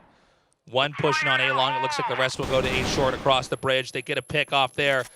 5 versus 2. Hard to imagine that Vincent Gaming would throw at this moment here. Let's see what Black Dragons can do. I mean, Lucan picks up 2 kills back-to-back there, and is looking for more. The C4 is planted, so the 40-second timer does begin. Hudson is down. Viana gets him. Viana gets Riao Zhao as well. And this suddenly has completely turned on its head. It's still a difficult position, but it's a position they might be able to take here. These players are right on top of each other. Only 1 Black Dragon player remaining, and that number goes to 0. Vincent Gaming, again, taking the initiative there. If FA was just hiding right next to the box, could not be stopped. That was after the timing you check into the box for the naming tag, and then he turned around from the A short. So perfect timing attack.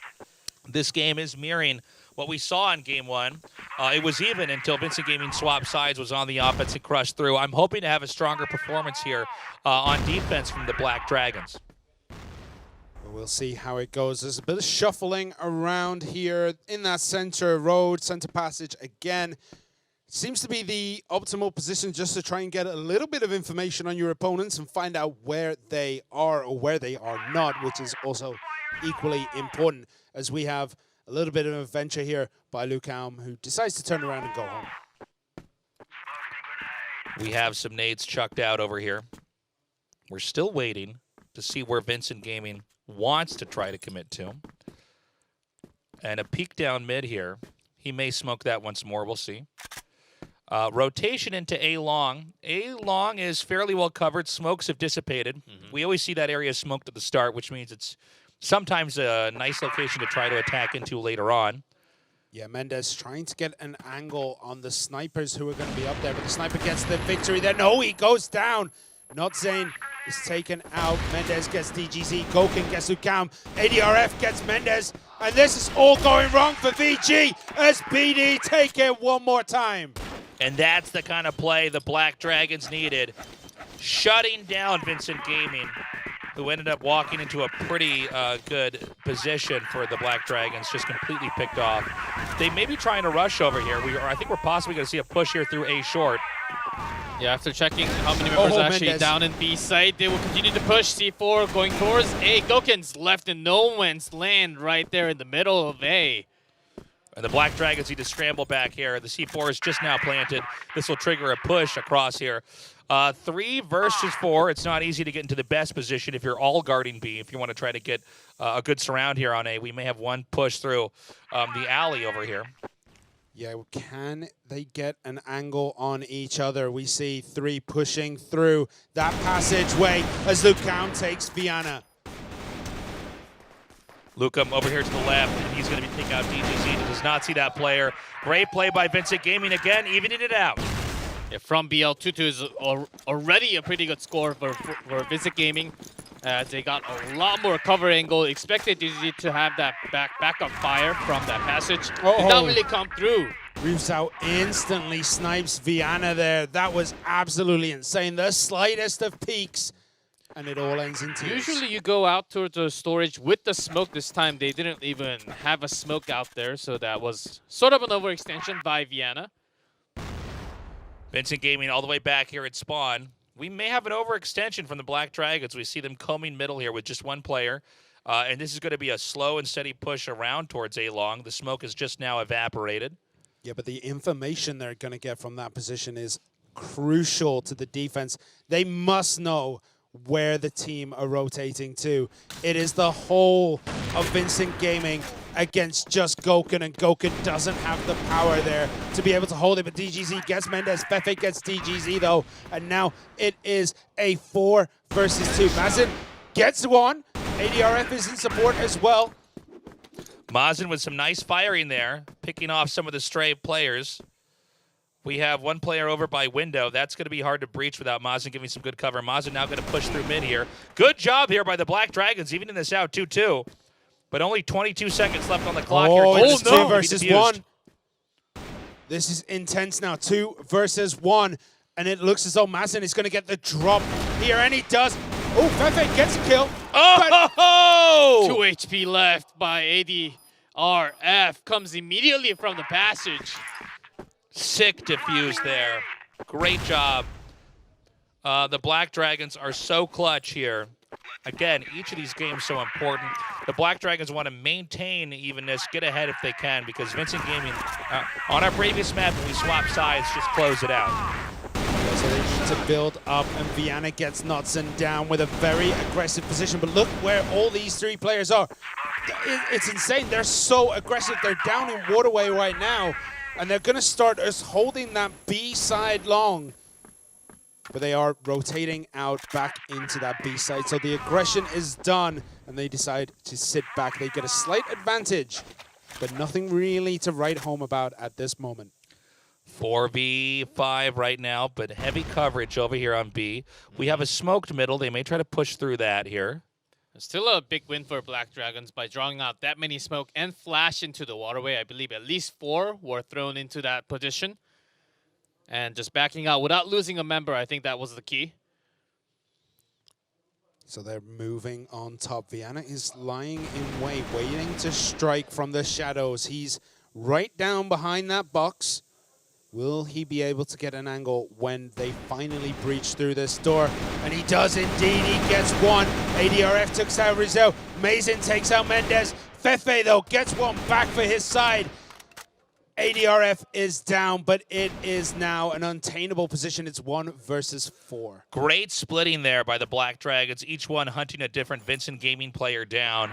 And Fefe, I mean, we can always try, right? You can do whatever you can to try to get in there, but this is really the Black Dragons' game to lose at this point in time. 100%. He can do it, but he does not. Gokun lands that sniper shot, and now Black Dragons take a 2-round lead here, but don't count out Vincent Gaming right now.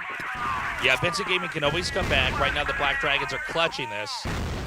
Nades coming down all around. Knudsen eating a little bit of damage there from that one. But only one guarding B here. I think they threw enough nades in there. They were hoping they could get that team to turn around. It's actually a fairly naked base here. Vienna going to go behind the crate, have to buy time. No. He disappears. Fool me once, but you cannot fool me again. Knudsen knew exactly where Vienna was hiding right there. He gets right behind him, pulls the trigger, execution style, and it's now a 4 versus 5. C4 planted, Black Dragons coming around. This looks pretty good for Vincent Gaming, though, as Black Dragons is falling into every trap. And once again, Gokun this time, instead of Fefe here, trying to kill off 4 players and defuse a bomb. And Lukao gets it. That makes it 3-4. Vincent Gaming only 1 round behind right now. Good stretch into B side when 3 of the members from Black Dragons, they were running down A long, just like they're doing right now. Again, this time spotted by Fefe. Now it's going to be a push here, I think up into A short. Not with all their players. This is actually one of the most disjointed positions I've seen from Vincent Gaming, but they are covering a lot of area. They could end up sniping Black Dragons as they try to push through mid. Bomb being planted. Is he going to get this off in time? He does indeed. C4 went down as quick can be. Lucan gets DGZ though, and now Black Dragons are scrambling for anything they can do. It is... Oh! All right, well, that's one step to do it right there. Vienna needs more than one. As Martin's sort of just trapped here, he has nowhere else to go. Yep, his guns are both fully loaded. Lucam over there on the side, shoots him down. You can feel the energy here. Frustration here from the Black Dragons. It's 4-4. One more game on this side of the map, and then it's going to be Vincent Gaming on the defense.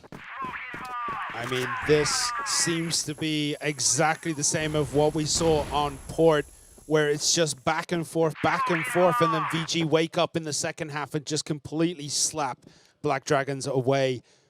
But it might go either way on this one. It is the ninth game on this one. Yeah, the same type of strategy for Black Dragons on GR worked real nice against Golden V because they had less of a control towards that loading dock towards A long. But Vincent Gaming, they're intentionally actually throwing a lot of resources out towards B.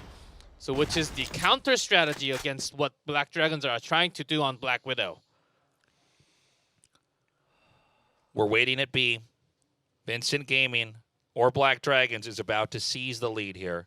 Vincent Gaming's lost one player. That's still enough to where you can push through and break them. But with a 2-1-2 split here, it's going to be tough because no matter where Vincent Gaming attacks into, the Black Dragons are going to know the position. This is one of the big difference between having, let's say, 3 players on defense instead of just 5.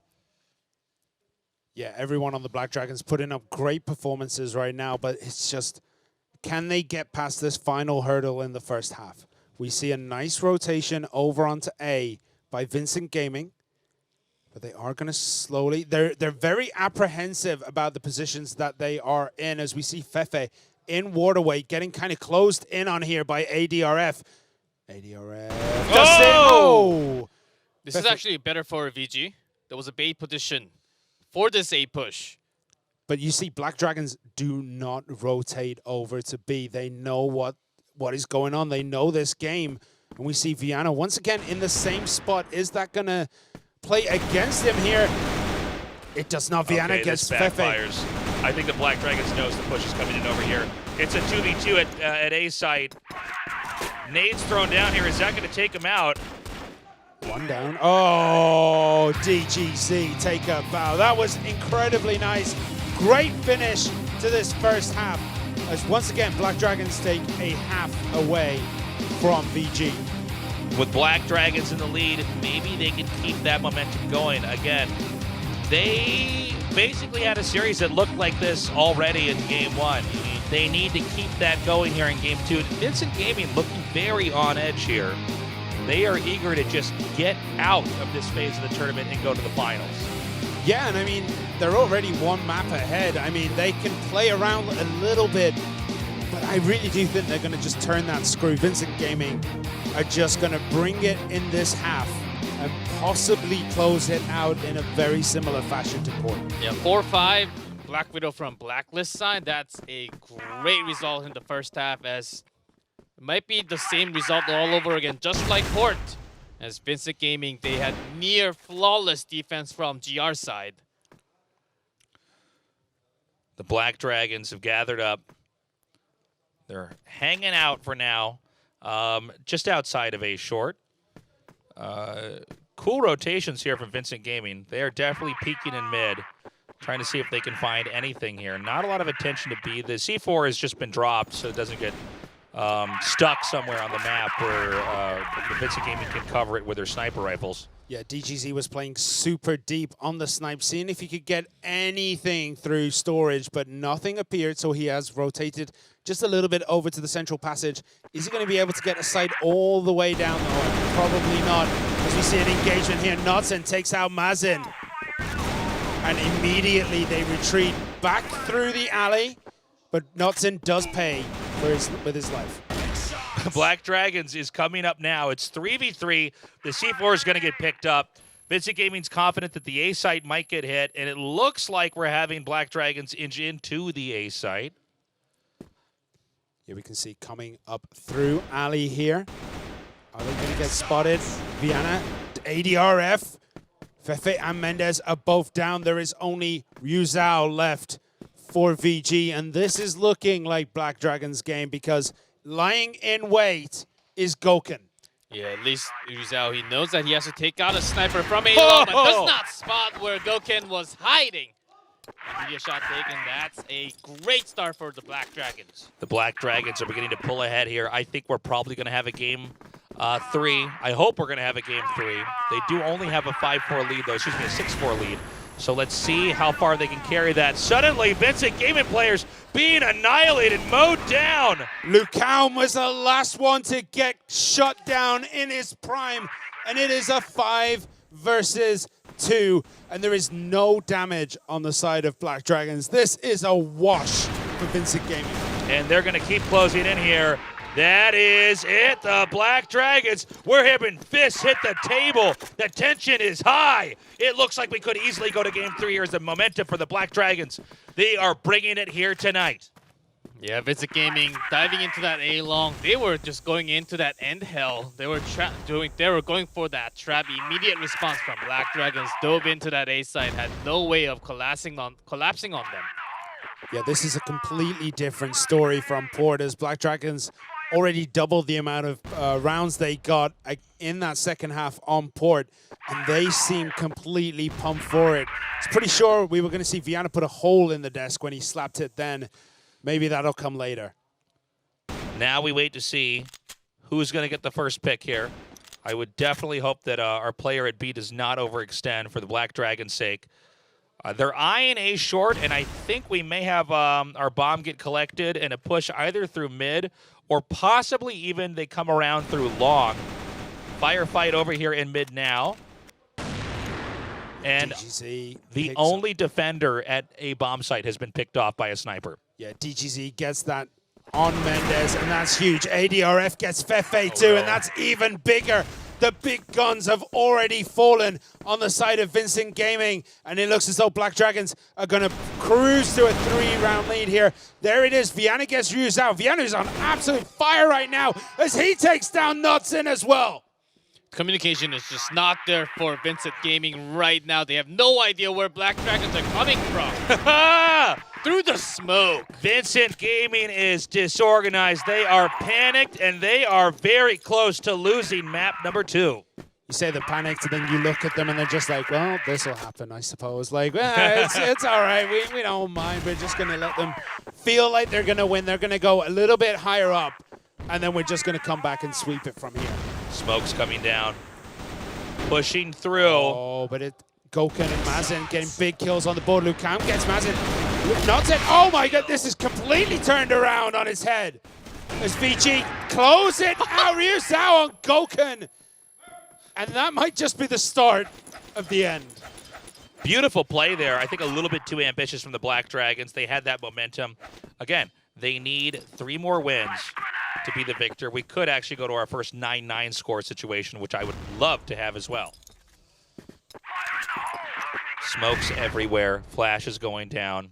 We haven't had that much attention to B right now. A lot of poking into B, a lot of rotating into A. Vincent Gaming's already shown they're very fine stretching as far as defense goes on the A side. A long covered and A short covered just by one player, while B, it's more of a clustered defense.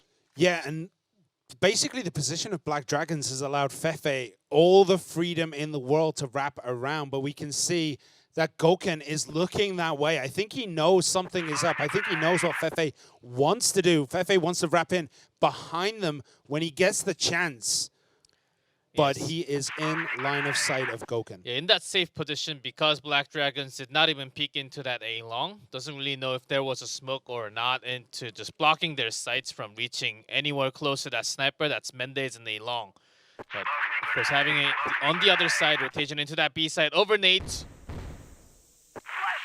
Blocking the double doors, but double from the quarter box. I like this. It's going to look like it's abandoned until they both pop out. Smoke's going down.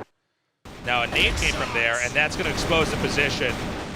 VG get a few nice hits here. Ryu Zhao gets Lucam, gets DG and ADRF. Mazim takes him out. Goken pistols Ryu Zhao. And it's 2 versus 2. You can see now they're both going to come around here. It looks like they want to try to catch them from behind here. Goken needs to go get the bomb, but he does not have that yet. He's trying to confirm that nobody's coming from that side. He doesn't know that the sniper is coming along from the side. And they haven't seen anybody from Vincent Gaming here. It's got to be an uncomfortably quiet moment here on the map. Oh, Goken, you stood there with that C4. Yeah, and he tried to switch into the sniper rifle when he was going past the open area. Big mistake there. 20 seconds on the clock, no plant. Fefe just trying to keep some pressure on here. The plant is happening behind the box. Oh, It's notice not the even position No, of it's Goken. actually not happening yet. Excuse me. I see him He's crouching. waiting for that time. And Goken now going for that plant. He needs to put it down here immediately. Oh, Oh Fefe my gets God. Oh, no, 3 Mazen. seconds. Doesn't have time. 2, 1. Oh my God. That's what I'm talking about. You got to get that bomb planted or you lose. He had all the time in the world to get it down, but he didn't know he had that much time. He should have just started the plant, see what happens, because when you're that low on time, the smallest of distractions will completely lose you the round. Yeah, and all you have to do is come out there, fire the gun once or twice, and back up. And if they can't chase you down, which is hard to do without a little bit of time left there, you're going to end up winning anyways. It couldn't get closer than this. It is 8-6. Black Dragons with a narrow lead. Vincent Gaming, though, starting their comeback in this one as we see a lot of movement over on B-side long. Yeah, Black Dragons, they usually will not make those kind of mistakes. You can tell by that play the pressure is on, even if they're winning by 2 points in round score. Yeah, that was our first no-plant loss for the entire tournament. I've never seen that within the past few years for Black Dragons. This time, Black Dragon's going to just sit here in a short, anticipating a push, but in fact, it's going to be a long. So there's going to be a funny situation where they're both going to infiltrate this, and then it's going to look like it's Vincent Gaming trying to invade their own bomb site to try to cover this. Well, instantly, Viana gets Fefe. Fefe going down is absolutely massive, and Ryuzao gets ADRF. So both big guns off the field already. Willing to let the site open up, though. They want to have the backup members first towards that A passage. No bomb plant again here. Still plenty of time on the clock, but let's not forget what happened in the last game. Yeah, but I don't think they'll repeat that twice as the bomb plant has started and the bomb is planted. So now 40 seconds left. Mendez gets DGZ. And there is the narrowest of gaps here, but Mason takes Luke out. Mason takes Ryuzao. Goken takes Mendez, and everything is turned on his head. Knudsen gets Goken, but Mason takes out Knudsen and brings it home for Black Dragons. Tense moment here. That will bump them up to 9 wins, but Vincent Gaming's not that far away from tying it up with 9. One more loss, and we go to our third map here. The Black Dragons, they certainly want to seal everything right now, as they have broken through A site so many times. That's right. So many times they've breached that location. How will the next few games go, though? The bomb has been ditched back over at the spawn until they can really come up with a plan here. The Black Dragons know it's one more win, and then we get to the contingency match.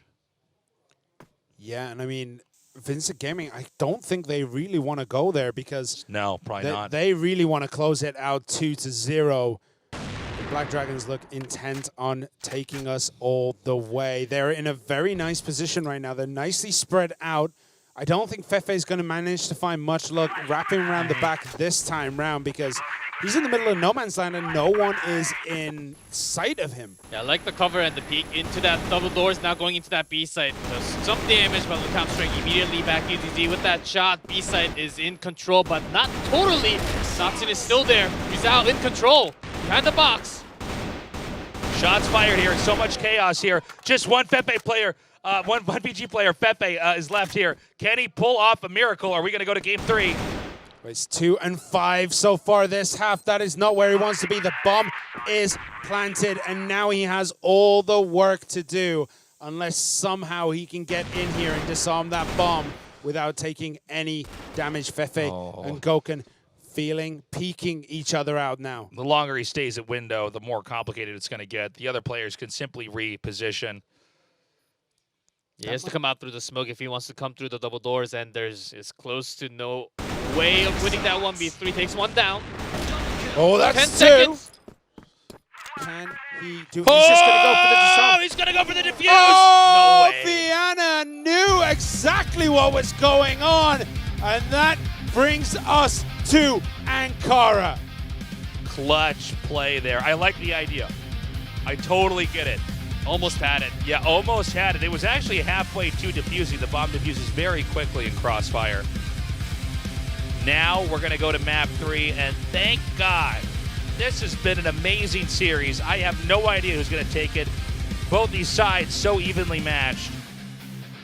It's unreal how good these two teams are. This could have been the final. It has been the finals before. Exactly. Imagine this on the final going all the way. Two teams who know each other inside out, back to front, taking games off each other in the manner that they're doing. It would be absolutely just mind-boggling to watch.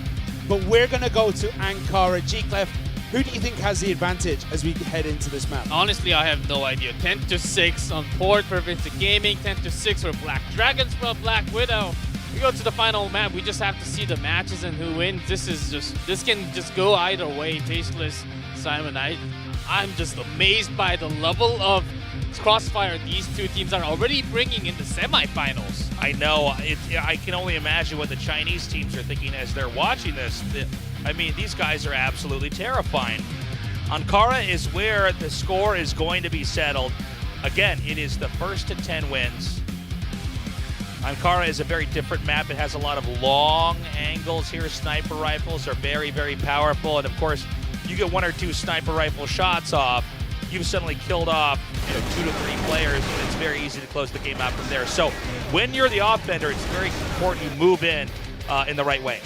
Yeah, it's going to be really interesting to see the battle between DGC and Mendez on the snipers. Fefe doing what he does best, but he wasn't activated quite as much in Black Widow. He definitely didn't have the greatest of second halves. So we'll see if he can pick back up. ADRF having an okay time. Goken as well has been on absolute fire today. Yeah, Mendez didn't really do too much from Black Widow as he was pinned down by the 2 snipers on himself. And going to Ankara, I think it's possible that VG would just keep a lot of rounds with just 5 rifles instead of having a sniper, as you can have a lot more close quarters and closed angles where you can bait a lot of Black Dragon snipers in and then get those easy shots with the rifles instead. Our players are now in the lobby. We're waiting for this game to start, but so much on the line here. The pride of Brazil. Brazil right now an emerging esports power, and in the last few World Finals, they were the champions, so one of these two teams is going to represent them. The rivalry between Vincent Gaming and the Black Dragons is a historic one. It does seem like either team can take it. Oh yes, for sure, as this map slightly more towards, I would say, just by maybe like 49 to 51. 51 going towards Vincent Gaming because they have a lot more firepower when it comes down to the rifleman push compared to the Black Dragons. And Ankara is certainly a map when you have that much firepower when you're on a rush, especially towards that A site, Black Dragons might not be able to stop them. But they do have momentum on their side. They did take that very convincingly. It was close, but the wins they got were just... It felt like VG were making mistakes, even though they weren't. Like, it looked as though they were slightly out of position. Minimal margins in those mispositionings is what gave Black Dragon the win, and I don't think they're going to do that again. I'm curious here with the different approaches because teams like this, they've played each other so many times. Each region does have a meta for how they're viewing this. I mean, when you're in Brazil, you're playing on the servers that Brazilians play on. When you're Chinese, you're obviously on the Chinese servers. So these guys know each other in and out. And we already saw some unusual plays here. For instance, the bum rush onto the, I think it was the A site on Black Widow there by the Black Dragons, right? There's a certain degree of randomization you need to have every time you go into a crossfire game. And I'm curious to see what we're going to have here this time around on Ankara. Again, when you have teams that know each other this well, there are mind games occurring that we can't even see. Yeah, that's exactly what might happen. DCC might just strike, go all the way towards the back, wrap around the corner with that AWM, and strike onto back of VG all the time, which is less likely on Ankara. So that's one of the randomization that the Black Dragons are always trying to do. Compared to VG, they do a lot of those striking on the back with the sniper, a lot more compared to VG. So that could be an advantage point if they actually want to do it in Ankara. One thing we want to watch for as well is smoke play. When you have a map like Ankara with these long corridors, obviously a sniper rifle can be the game decider, and that's why smokes are so significant. Where do you smoke, and also when do you smoke? You got 2 minutes and 30 seconds on the clock. You smoke too early, use up a location like that, and then exhaust the opportunity. That's a problem as well. But you are hiding any potential movements. You're feigning where you're going. Like, the smoke mind games, the smoke, like, meta game, is insane to watch, and I know we don't really talk about it too much because it's really hard to keep track of where all those smoke grenades are going. But just the way these teams are utilizing it, it's like, okay, I'll flash down on office, but I'm actually going to be moving through quarters. It's like, it's beautiful to watch. It's poetry in motion every time a smoke grenade comes down. It's incredible because you're completely right. You could see all the way down this corridor, but when you smoke it, did they move through that area? Did they not? It's a game of incomplete information. But with the timer ticking here, it's important that you capitalize on those moments. And let's not forget, we've had some late bomb plants all throughout today's games. I understand why.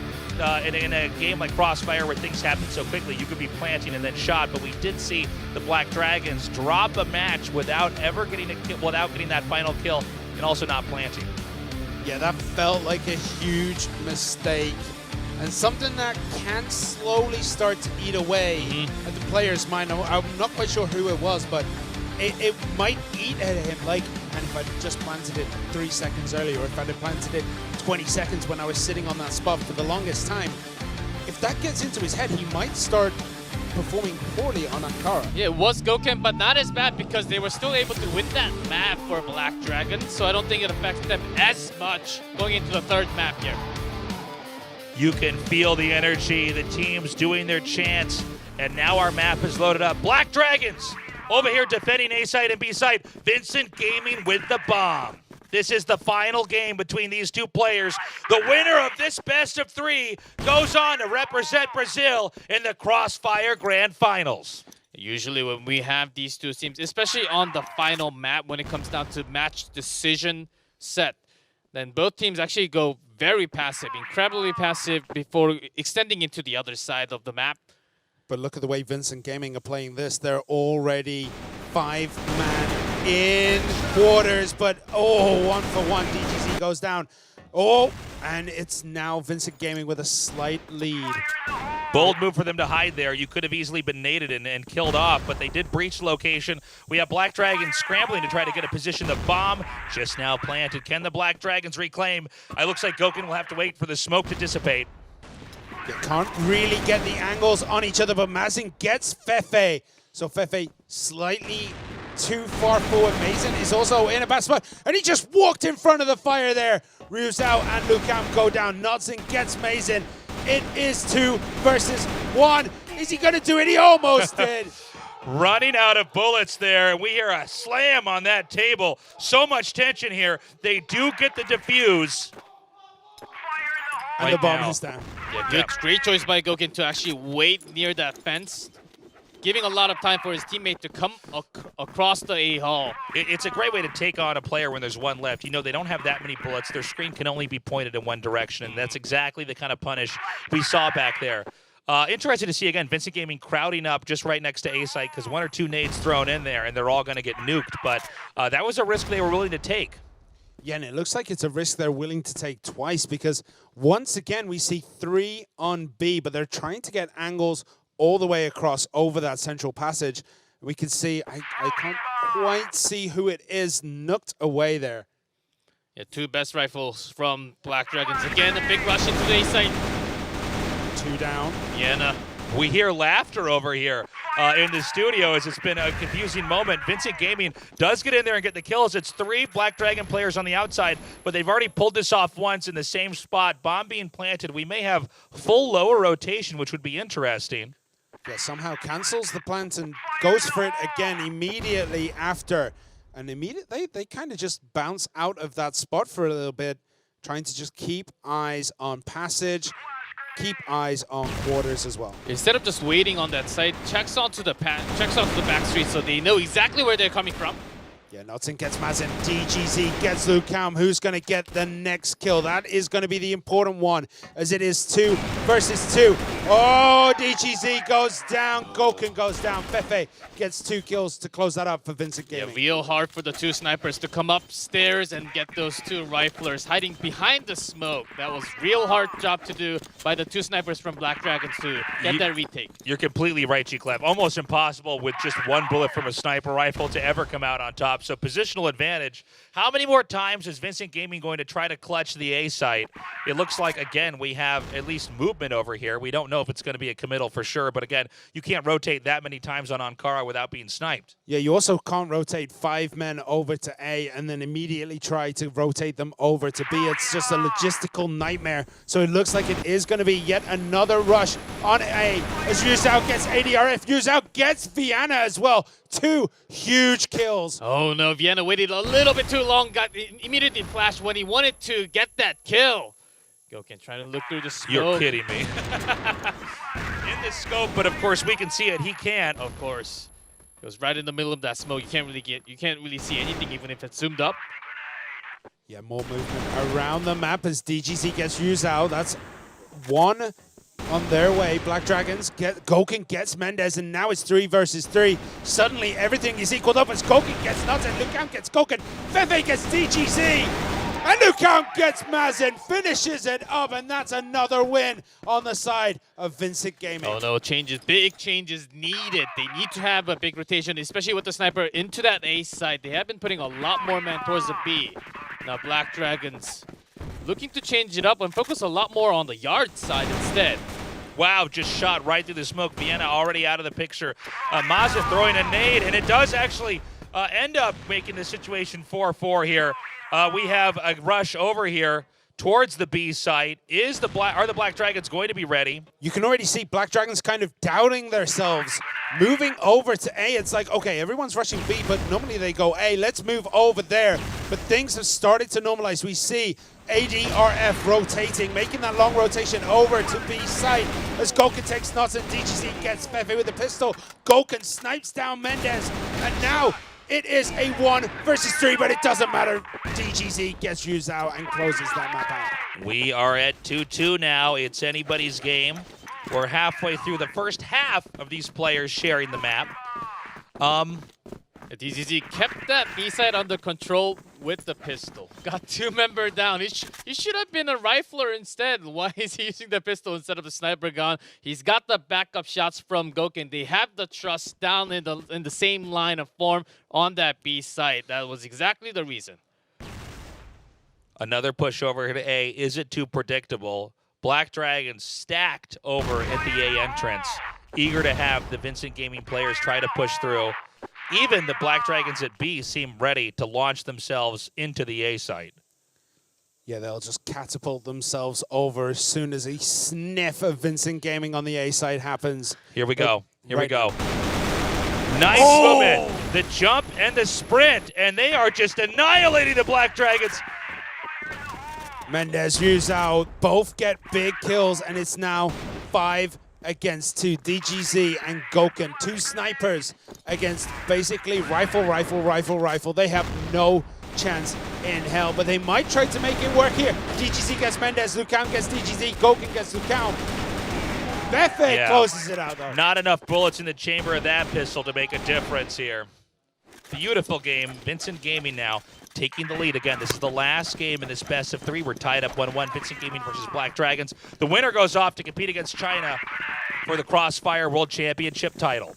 Yeah, this whole match between these 2 teams has been kind of a metronome going left, right, blue, yellow, VGBD. It's really hard to tell who has the advantage at this point, but Fefe takes out Goken. And DGZ was also really super low going for that shot, but taking 1 more. Oh, DGZ gets He's 2. on 5. Is he going to get a 3rd? No, he does not. He is closed down, but now it is a 1 versus 2. Martin locked down all the way into that yard side near the GR spawn, so the C4 is dropped right in the middle. Mendez, he has to go. He might just go around and then look for that C4 because he's got time. 1:35 left. Shots through the smoke. They are not connecting with their targets. Oh, and he was slightly too far over on the window. And Vienna manages to get him down. Here we go again. The Black Dragons tying it up 3-3. It's anybody's game. We are down to the wire here. This will be the last game on this side of the map. A 4-1 split from Black Dragons. They expect another A push going out into the quarters. It's fine as they start pushing down. This is very aggressive on BD side, and they are getting heavily punished by VG. Oh my.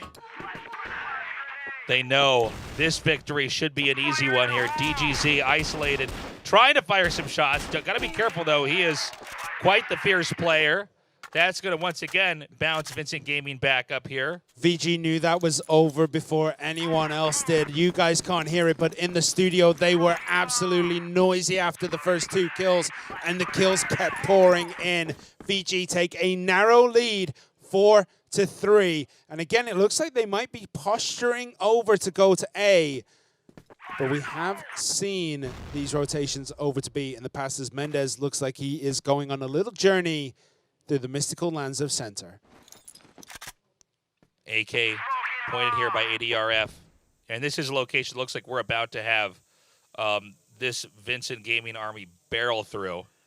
Yeah, this time it's a little bit different with 3 men for Black Dragons ready to hold that A site. They get their angles used out, gets Vienna nuts and gets ADRF, and BD are falling apart at the seams. It is a 1 versus 5 situation, and he cannot do it. Vincent Gaming take it 5-3. They're getting their lead. Frustration on the faces of the Black Dragons. They are just not able to defend the A site. That was a perfect flash on all 3 members of Black Dragons. Was the reason why they were able to enter that site without losing a single member. ADRF is not having the time of his life right now. He is 0-6 this half. That is absolutely abysmal at this point. He should be at least getting 1, 2, and his position is super important for his team. They're looking for him to get 4, 5, maybe even 6 kills in the first half. Vincent Gaming, they don't know how to go towards the B site. It's all about the A site, as this cannot be stopped at any time. Again, a good flash. Vienna is shut down in his prime. ADRF, though, does get 2, but he is down on the floor now. 2-7, he finishes this half, and it is 3-3. Gunfight over here. One of the more critical ones is the Black Dragons are getting closer to trying to even this out. Again, plenty of time on the clock here. Can Fefe actually hold this off? He's had these moments before, but there's going to be many angles that he's going to be hit from. Oh, he gets 1. He gets 1. Against 2 snipers, he needs a pretty good position to hide his body first. 20 seconds. DGZ, he's going to retreat down here to the low ground. He just needs to buy time. He's about 10 more seconds to buy time. Gets a kill. Gets a kill.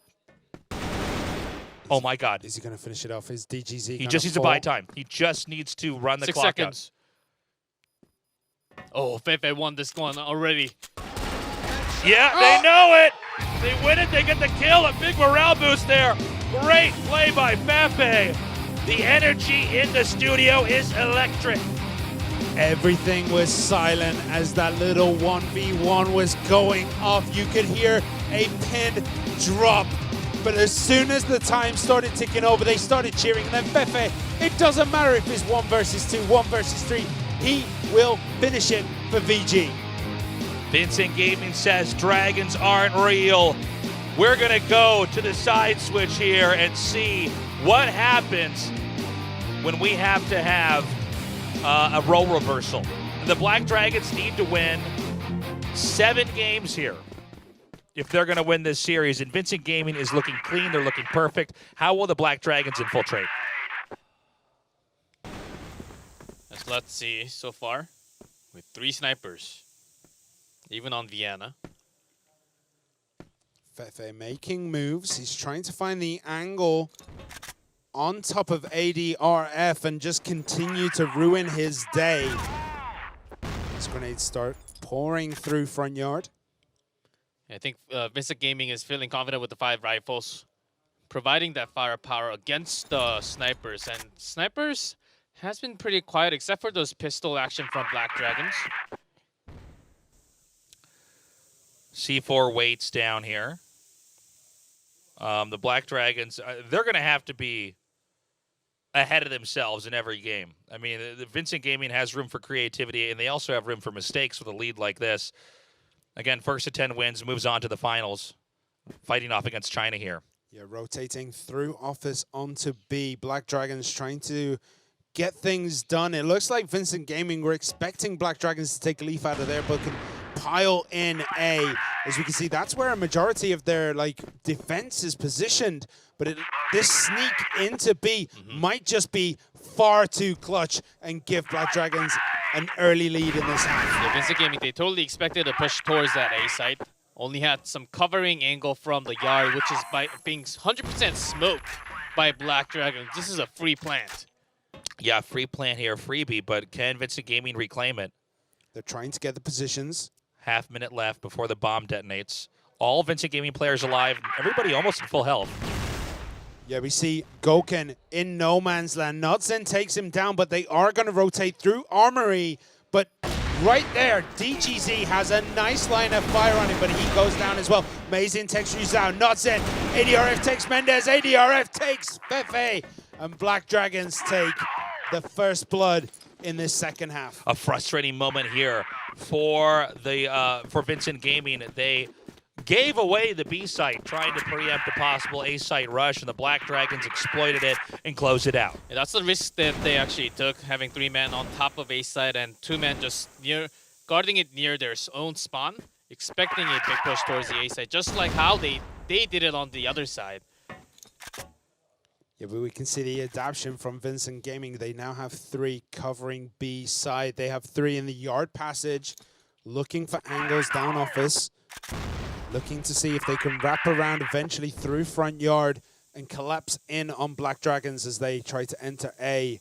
But it looks as though a rotation is going to come out towards B for Black Dragons. Black Dragons just moving slowly, 1 step at a time, after checking that there's no one coming from the office. That's why Vienna is always on the back with that AWM, switching into the AK now. They might just get the drop on Fefe. He is, he knows where they are. I think he can hear them.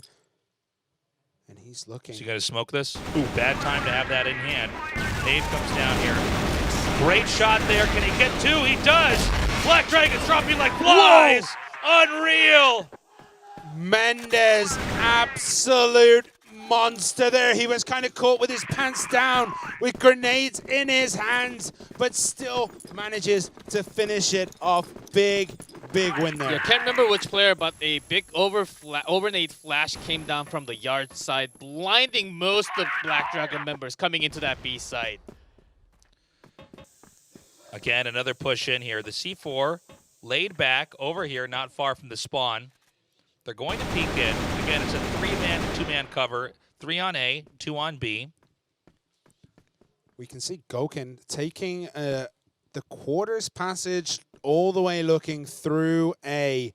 He's looking for anything, any information he can find on that angle, but is seeing no rotations from Vincent Gaming, who are playing incredibly deep right now. The smoke in the mid will allow the rest of the Black Dragons players to get over here, closer towards the B site. The smoke in mid doesn't even matter. No one has an eye on mid on Vincent Gaming. They are playing too deep. Yeah, only Fefe is looking for that pass into that A passage. Going on top. He's barely peeking into that site. The push comes in. A naked B base here. And they're going to flash this, and I've already seen this once before. Are the Vincent Gaming players going to be able to reclaim this? The bomb now being planted. Instant rotations out of Vincent Gaming. We can see Rizal going on a little journey all the way around. He's going to try and get an alternative angle. Mendez finding his way through office as well. Is going to try to get kills, and nobody is really shooting at each other. Fefe gets ADRF. DGZ gets Rizal. Goken takes out Mendez. There's only 2 players remaining here for Vincent Gaming. Fefe in the smoke has to come through. He will come around the box. Pistol drawn. Goken takes him out. Come the last member. Gets Oh the my pistol God, gun this is on the insane. other side. Completely insane game there. Beautiful play. Yeah, they're playing hide and seek right there, trying to catch the target. Goken just jumps off, says, oh, try to catch me right now. The bomb's going off very soon. C4 laid back here at spawn. Only one player covering B. Again, they seem to want to try to preempt a rush towards A, although A has mostly been neglected by the Black Dragons. But this is super aggressive on the side of VG. They have 4 men running down through quarters, but they do pull back. One Vincent Gaming player here to try to cover this. They're going to back up, and it looks like we may end up with some B-side play. Smokes everywhere. I mean, if you were to even be trying to check as Vincent Gaming, you would have no idea what's going on.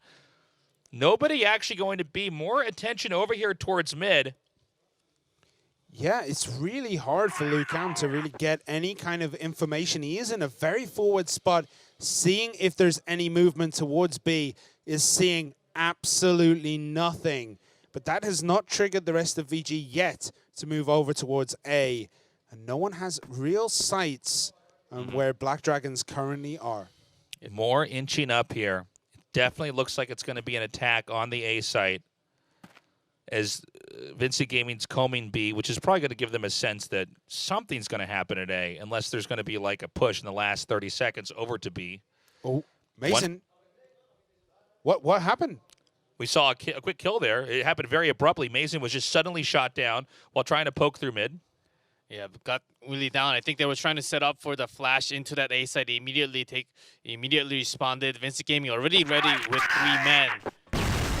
Okay, A side is now being collapsed on. It's 4 versus 3 here, but the quick rotations from the rest of VG is going to be enough. Nothing gets ADRS, turns around, Muse out, gets Goken, Fefe gets DGZ, Nothing gets Vienna, and that gives another win to VG, who are now within touching distance of a win. A complete crushing play there. Some communication here with the translator. Yeah, I think it's due to the death that just happened in the middle of the map. I don't think that was exactly the spot where he should have been fallen. No shot actually taken from VG. Oh, is that right? So I thought maybe we missed that. I think we will have some more talk with the ref.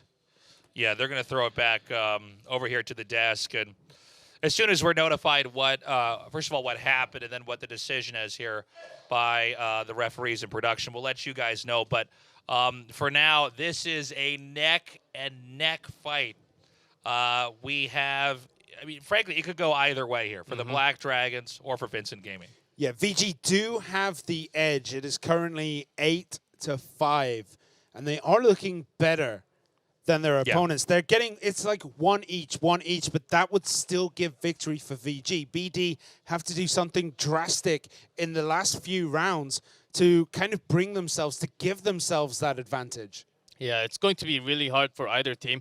Of course, you're Vincent Gaming. It seems like they almost have it, but once Black Dragon, they break through, they keep on the momentum. They have the experience of years being together. Of course, DGG being one of the newer players, but still understanding his old teammates, the entire squad of Vincent Gaming, basically. He knows exactly what they want to do on the map. So understanding is there for all the members. And it just comes down to how they're actually using this time to collect themselves. Can they be ready for the final few rounds to actually go a step ahead of their opponent and go to that grand finals? So in that game that we had there, right when that round had wrapped up, we don't know exactly what happened. It seemed like suddenly one of the characters had a heart attack or something, just died. Very weird. I don't know what the deal is with that. And I'm not sure what the rules are for that, but we're going to find out soon here. Yeah, I think this one might actually take us a while. I think so. To be honest. This is a weird thing to have happen, especially when the stakes are this high. Yeah, when the stakes are this high and one player just drops down in the middle of the match and does literally nothing, and there was no shots fired towards him, nothing happened, so... I thought I just didn't hear a shot or something. I thought, even the place where he died, it didn't appear there was anybody that would have seen him to kill him. Well, it happens. You know, it does happen. At the worst of times. But yeah, it's going to be tough. This break might actually play more into Black Dragons, actually. Like, I think so. This little break here might give them time just to, you know, recover, to talk to each other, to find out what is going on in each other's heads. Take a little time out. calm each other down, find the right path. It's giving them more thinking time, more time to just decide where they're going to go. And that's going to be super important for them as they continue through this match.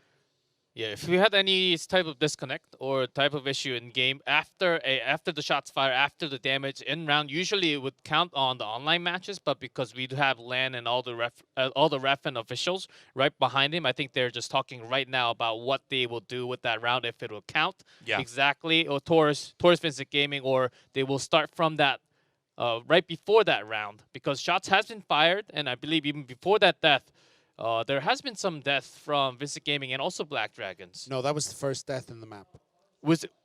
Yeah, that was the first but player there to was drop. some damage though before. I'm I'm not sure. not sure about that. I don't know. Let's just leave it to the refs. I mean, I was going to say, let's just rewind the stream a little bit. Let's go take another look. I'm not sure if anybody had taken that much damage. It was a pretty quiet start for that round. One thing to note, and I don't believe we have the players mic'd up, so I don't think you guys are picking up audio at home. But I thought it was intense when it was China versus China.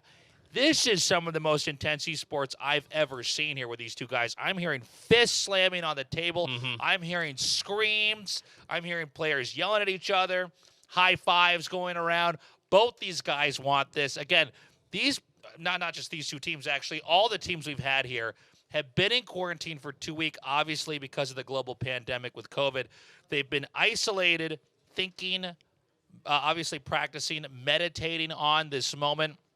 This entire year has built up to now a Brazil versus Brazil match, and an upset with China versus China on the other side of the bracket. Q9 managed to defeat Super Valiant Gaming, and right now Q9 is waiting to defend the honor of China. China, of course, where Crossfire has historically been the most popular, and about 3 years ago, China was the best nation defending the Crossfire Championships. Now Brazil, looking stronger than ever before, is here, but there's two teams that could possibly do it. It's the two teams we have now.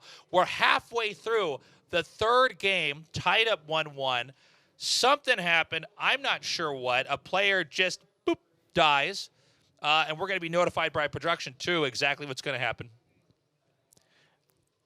Because getting an update right now, as that was a disconnect after some damage was already done in the round, so the round will count towards Vincent Gaming. From what I heard, 5-8 will be the round score going into the match now. Okay, now we know. So we're gonna hop back into this again, though. We are at the very end of day 3. After this is finished, we are gonna know who will be fighting for first place and who will be fighting for third. It will, no matter what, be Brazil versus China, Brazil versus China. It just depends on where the Brazilian teams land. It's a cool rivalry to have here. You don't normally have China versus Brazil. China versus anywhere is normal. There's enough people there. Esports is big enough. But we're seeing Brazil now become so strong, become so powerful. And the fact that they are not just doing well, but they're actually defeating China, at least in the past, it's a moment that both these teams are eager to try to prove themselves here now. And we're back in the game. Let's do this. Black Dragons versus Vincent Gaming continues on. It is 5-8. Vincent Gaming have a 3-win lead, and they only need 2 more to go. So we'll see what happens here, as there seems to be a little bit of feigned aggression over on A, but there is no one there to defend it whatsoever. Vincent Gaming have put all their eggs in the B basket. Yeah, after seeing some of the smoke thrown down towards the yard side, towards the B bottom and the office, Vincent Gaming actually staying near the yard bypass, thinking that it has to be a yard attack or into that office. They have a pretty good read so far. Fefe is stuck right down in that yard passage. He is going absolutely nowhere, but he might get the drop on a few Black Dragons players if they creep towards B. Nade thrown over here at Black Dragons coming forward. Smoke filling the area. Fefe has no idea there's 5 on the other side, but he spams down anyways. He gets a kill. He does indeed, and things are going Black Dragons' way now. It is 3-3. Ryuzao, Notze, Mendez left. The Goken is low, but oh, it's all turning around. Ryuzao is 1 against 2. They're so low, though. Nathan almost took both of them down. Adrian left with barely any HP. Same for Goken. Coming around, one goes down. Goken in the same spot, though. Ryuzao backing up. He's got a lot of HP. He's got plenty of bullets in the clip. I don't think he knows he's there. I think he's expecting a different position. You don't normally have 2 players stacked like that. Especially the sniper. Oh! A key moment, a shot through the hip is going to bounce Black Dragons one more win, closer to 9. Exactly. You would have Goken all the way towards the office or up on top right next to those stairs. That's not a spot where the sniper is supposed to be. Yeah, and it caught him completely by surprise. He even had his back turned towards the enemy. I mean, when it goes wrong for him, doesn't it? He was looking so strong. He took down 2 on his own. It was a 3 versus 1. And at the last minute, he just kind of flounders. He was not expecting that player in that position. Another push around here into mid. The Black Dragons have done it. Again, Vincent Gaming wins this, and it's going to be Black Dragons fighting to tie it up 9-9. Every game's so important here. Patient play here by the Black Dragons. Vincent Gaming seems confident B is going to be the location of attention. And with everybody from Black Dragons over here at A, this may be a situation where Vincent Gaming is going to have to give up A for now and then reclaim it after the bomb's been planted. Yeah, another risky defensive position by Vincent Gaming. But let's see if this pays off. It is just A side just totally open for Black Dragons to take. Rizal will get information. They will come in, but they won't really be losing anyone, though. Yeah, the rotation needs to be quick, and we can see that it's not looking quick enough. They're trying to rotate in. Notzing was very slow on the uptake, but does meet up with Mendez and Lucao. It is a full-on 5-man push from Vincent. We don't see any rotation around here. In fact, a lot of the Black Dragons players are probably not in the position they need to be to defend here. Most of them outside the area. This is all smoked up. 30 seconds on the clock to try to defuse as the rest of the players come in here. It's a spray fest right in the middle here with smokes down. But Black Dragons get the advantage in every situation. And we were saying, maybe that break was just what they needed. The frustration on the faces of Vincent Gaming as Black Dragons could make this 8-8. It looks like it could totally happen very soon because Vincent Gaming, they're being risky. They're taking the risk of going towards one side a lot more. 5-man push towards A passage. Few of those nades actually did quite a lot of damage when they were trying to come in. That's risky play, but did not really end up paying for them. Black Dragons, let's see where they are focusing this time again. Trying to see if anyone's coming around the corner of office, just like they did before. But they're split exactly the same way. It's 3-2. 3 looking at B, 2 on A, and a bit of back and forth firing there. But are they going to get anything done? Mendez has taken a little bit of damage. We do see 4-man rotation now on that B site. Nice shot there by Luca. Popping through the window. BG up 5-4. Shots fired here. Luca again retreating away. But Fefe gets ADRF, and that is going to be a massive turning point in this. ADRF has been very important in a lot of engagements. What's going to happen here? Mendez gets Viana as well, and now it has all fallen apart. It is 4-2. Only 2 members of Black Dragons remain. Things are looking bleak for the Black Dragons. Comebacks have happened. We have Mason coming around here. There are 3 Vincent Gaming players literally above him. 1 goes down, but not 2. And now in a pistol fight, Vincent Gaming has made their lead up to 9. Now the Black Dragons are not eliminated. If they could win 2 more games, it becomes 9-9, and we will finally have the situation that I've been eager to see this entire tournament. Vincent Gaming just a single round away from going to that grand finals. Can they actually pull this up? Black Dragons going wild into the yard. The whole year has culminated to this moment here for the Black Dragons. They need to have perfect play here. They get a kill here. They get another. DGZ gets Fefe. It's looking good for Black Dragons, but Mendez gets ADRF. Mason is got. Oh, it's all looking bad for VG right now. It's 4 versus 1. Musao is not the ninja he needs to be right now, as he might just get dropped on here through this window. Trying to peek into yard. Goes past one of the members. Vienna is still right there. Fine time. Nice shooting. 3-1 now. Again, it would be a miracle play if Vincent Gaming did this, but if Ryuzo were to pull this off, it would be a well-deserved win. 20 seconds on the clock, 3 players to kill, and a bomb to defuse. Goken goes down. 9 HP. Oh, just not enough. The Black Dragons have bumped it up once more, 8-9. Catching up. What a decision to just push Yard immediately towards the B side. Visit Gaming, they weren't just ready for that timing attack. Lukao playing pretty aggressive here, trying to walk through the office entranceways, but not really getting sight of anyone here, and we just see a little bit more dancing around the map for both teams. Well, there's so much tension in the air, you could cut it with a knife. The Black Dragons are going to tie this up, or Vincent Gaming goes on to the finals. Either way, it is going to be completely insane. Goken trying to get anything cut off when there are drops coming down from the top. Watching A long. Nobody wants to be the first death here. Nobody wants to be the one catalyst that stops their team from closing this one out. Everything on the line. Lukao is trying to find angles, but everyone on Black Dragons are walking past him. And Viana gets Lukao, Fefe gets ADRF, DGZ gets Fefe, and it's looking like Black Dragons might just be able to seal their 9th win as Mendez takes Viana, though. Things are slowly turning around as it looks like VG get a better position. Mendez gets Mazin. This is going to be it. VGZ Goken still left both the snipers. Can they pull this one off? They do bring 2. DGZ versus Ryuzo. Oh my God. 1v1, and the pistol closes it out. They are going on to the finals to face off against Q9 from China. Ryu Zhao manages to do it with the pistol at the end. That was absolutely nuts. And they are going absolutely insane right now. Black Dragons, they looked like they were going to manage to come back. It looked like they were going to bring it back. But unfortunately, right at the end, they do not manage to do it. Vincent Gaming are your finalists. What a hype way to end the day.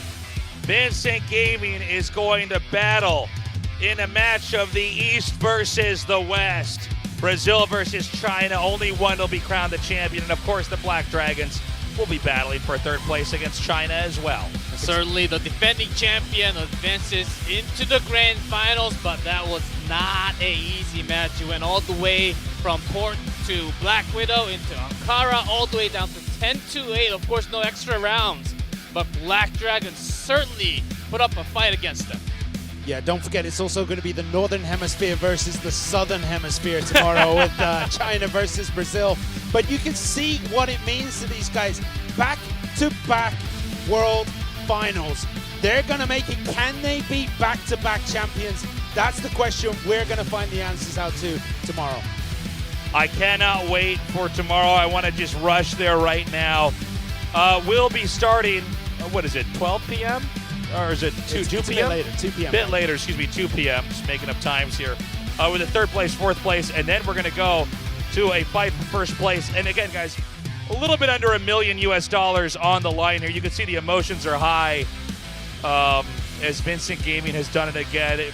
The realization is set in as he is breaking down in tears. The entire year, so much hard work, so much competition.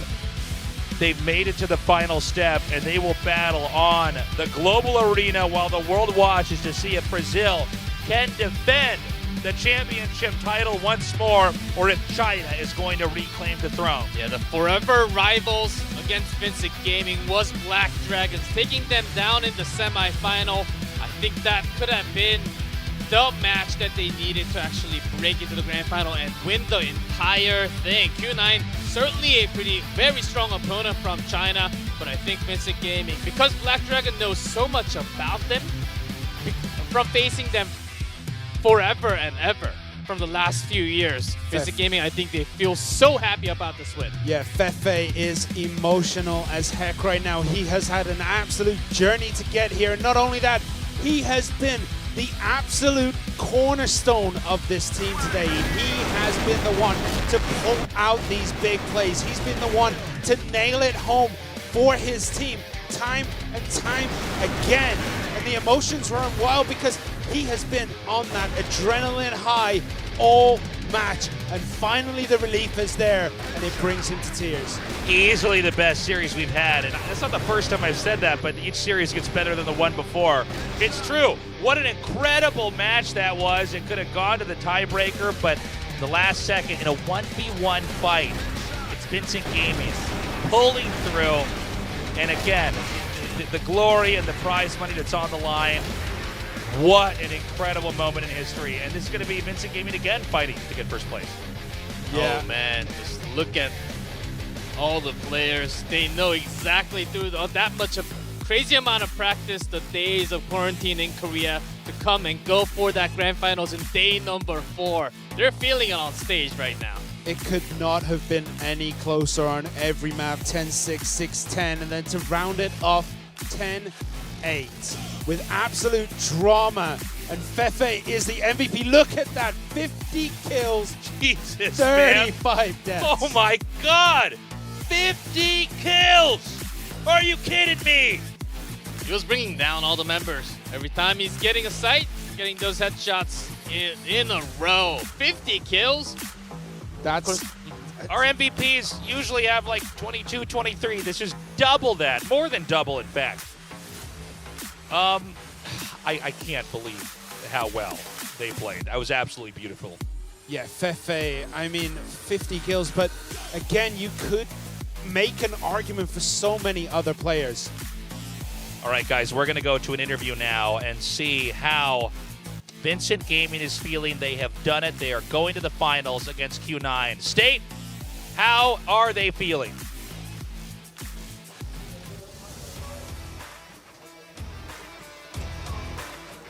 We now have our second finalist, Vincent Gaming. I'm here with the MVP, well-deserved, Fefe. Tell me, how do you feel making it to the finals? 你们进决赛的感想如何？ Então, chegou à final. Qual é a reação? Que emoções, hein? Eu acho que não tenho palavras para descrever o que eu estou sentindo agora, porque é minha primeira CFS e chegar logo na final é muito gratificante para mim. Well, I really don't have any words to describe what I'm feeling exactly right now because it's my first CFS final and I'm just shocked.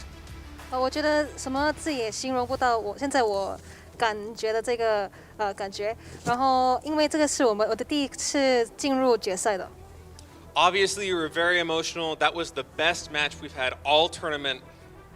You had to beat your countrymen to make it to the final, to face off against China. Does that motivate you even more to win it all tomorrow? 你刚刚打赢了那个你们同一个国家，就是巴西队。这个会让你觉得你更想赢明天的决赛吗？ Então, acho que esse jogo foi o melhor jogo desse treinamento. Mas você ganhou, mas ganhou contra os companheiros brasileiros, né? Isso dá mais motivação para jogar contra os chineses no final? Não, bater a equipe da BD, sem sombra de dúvidas, traz uma confiança para nossa equipe muito grande, mas eu esperava enfrentar eles na final para fazer a dobradinha brasileira, mas aconteceu da gente pegar eles na semifinal e a gente vai bastante confiante agora para a final para trazer o título para o Brasil. Well, really, what we thought is, what we think of the team BD Black Dragon is they're a great team with much respect, and we really wanted to fight them at the final game. But sadly, we had to face them at the semifinal. So we're going to do our best to bring the trophy back home to Brazil alongside with them. 我们很注重 VD， 然后我本来就是很希望跟他打决赛，但是很遗憾，我们现在已经打赢了他们。我们想明天打好，然后拿回冠军。 Obviously, it's been an incredible journey for you to get here. Do you have any words to say to your fans back home before the final? 你们有没有东西要跟你们的粉丝们说？ Até agora foi uma jornada incrível. Algumas palavras para os seus fãs em Brasil?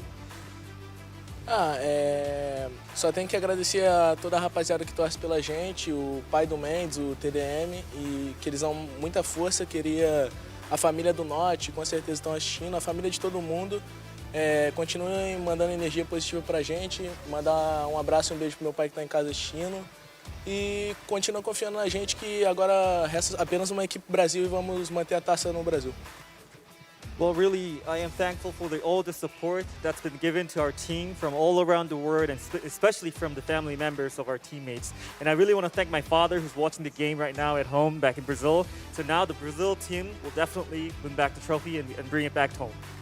感谢大家的支持，也感谢我们的家人们，尤其是感谢我的爸爸在看着我们这个游戏，我们会赢回来我们的冠军。Well, congratulations once again. Tomorrow, a champion will be crowned. Make sure you do not miss it. China versus Brazil, Q9 versus VG. We'll see you there.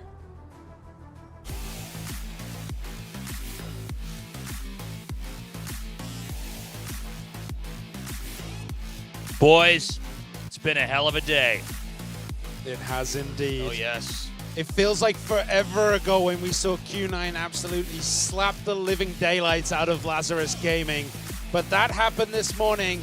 Then Black Dragons beat Golden V with a similar scoreline. Until we got to the finals, the match number 2 in the semifinal, it totally looked like a stomp towards one side. But the best match just had to be the last match for today. And we have even better of a day tomorrow, the grand final time. Brazil versus China, and then Brazil versus China again. We're going to decide who gets third place, second place, and first place. Will Brazil reclaim it as they have in the past few years, or is China going to come out here with a big upset? Already somewhat of a big upset by having Super Valiant going down into third place. Didn't really expect that to happen, but Q9, they look very, very strong. But Vincent Gaming, they're no easy opponent to go through that grand final, and that's going to be best of 5. And I want all 5 sets. And don't forget, Vincent Gaming have already beaten Q9. It went all the way to the third set. And don't forget, both of those teams, Q9 and VG, were both in the group where all the second place teams were. These were not the winners of their region going to the grand finals this time round.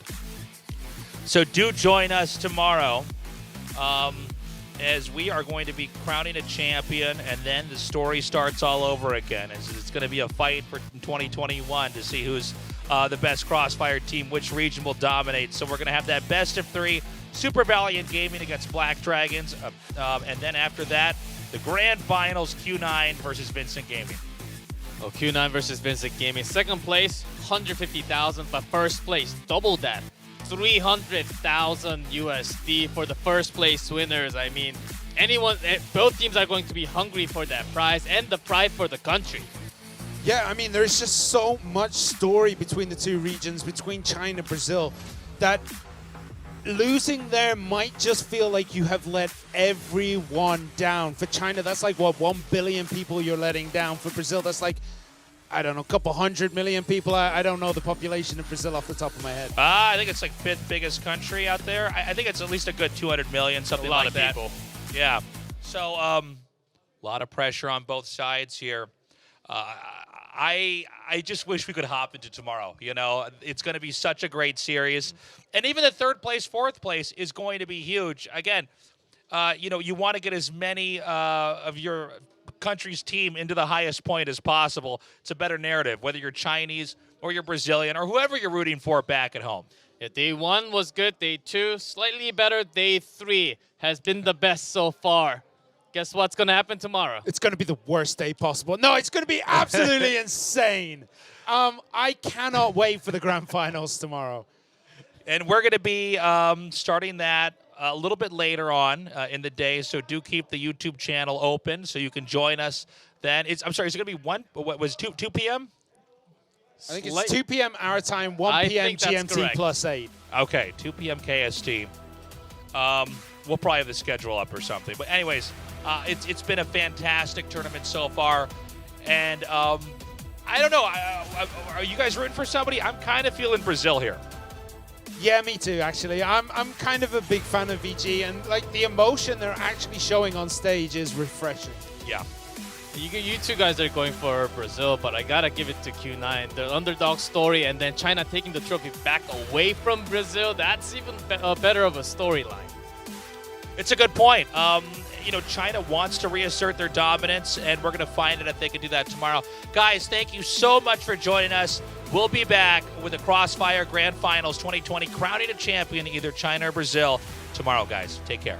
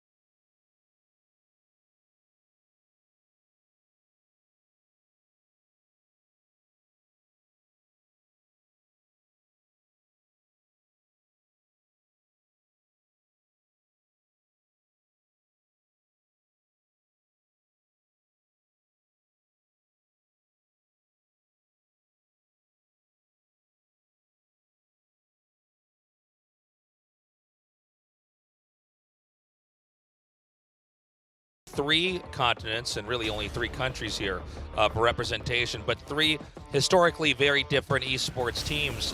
EU has always been the strongest region when it came to first-person shooters historically, over a decade ago. Here we are now, and we may end up with 2 German teams as the first to be knocked out, completely annihilating an entire region. Yeah, in just first 2 matches, that can totally happen. I mean, there was a team from Egypt, they sort of came close against Europe, but it was not even totally close, sort of like how Lazarus looked like against the Black Dragons. That was like the qualifiers for EU back then. But now up on the bigger stage, EU is not really showing up their power at all against China, against Brazil. Not really up to a power level yet. Do you know what one of the best things is? The bracket is lined up that it's going to be at least a Brazil-China or Brazil-Europe final. If Lazarus and Golden V go out, it's going to be China-China versus Brazil-Brazil in the semis. So it's going to be an absolutely amazing final between 2 of the strongest regions in this game. I'm looking forward to seeing what exactly is going to happen here. I do like an underdog story, and I think a redemption arc is in order here for Lazarus and Europe in general. Keep in mind that Brazil and China, as far as hyper-competitive, high-pressure situations in Crossfire have been within their scene for a little bit longer. China has their own circuit out there. Brazil, of course, with the success they've had, clearly they flourish in these kind of environments. Although historically Europe, a very strong esports region, does not mean that their Crossfire players are used to being under this type of pressure. 100%, yeah, 100%. Lazarus Gaming, the organization itself has generally been around esports for quite a while. Is this the chance for them to finally get one of the bigger crowns in their pool of games, which would be the World Championship? They have everything to prove today up against Q9.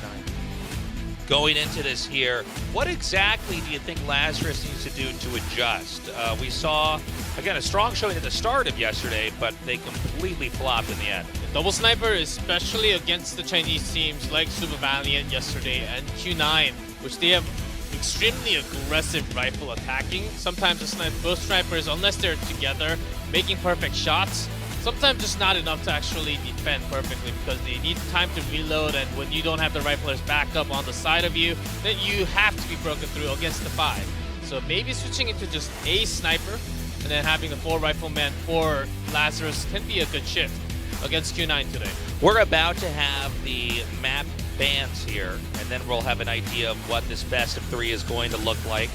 We have mostly had 2-0 series here, with the exception of 1-2-1.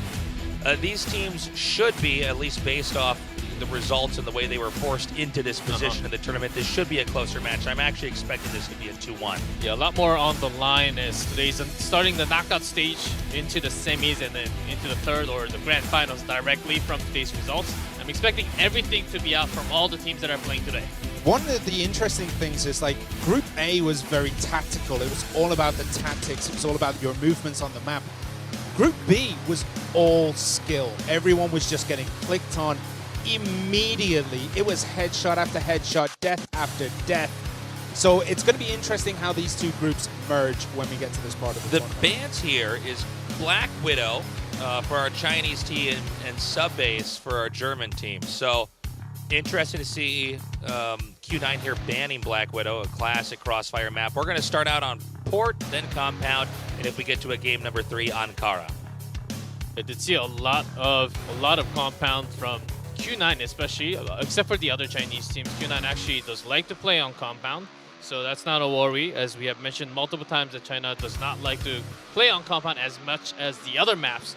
But starting from Port, I think that's a nice, promising sign after banning out Subbase for Lazarus, because Subbase was one of the maps where they actually have poor results. At Port, I think one of the more standard map, and also a map that they can use a lot of time to actually maneuver throughout the map, especially if they're starting from the blacklist side. Yeah, and we didn't see Lazarus Gaming on Port yesterday. They played mostly Black Widow, Ankara.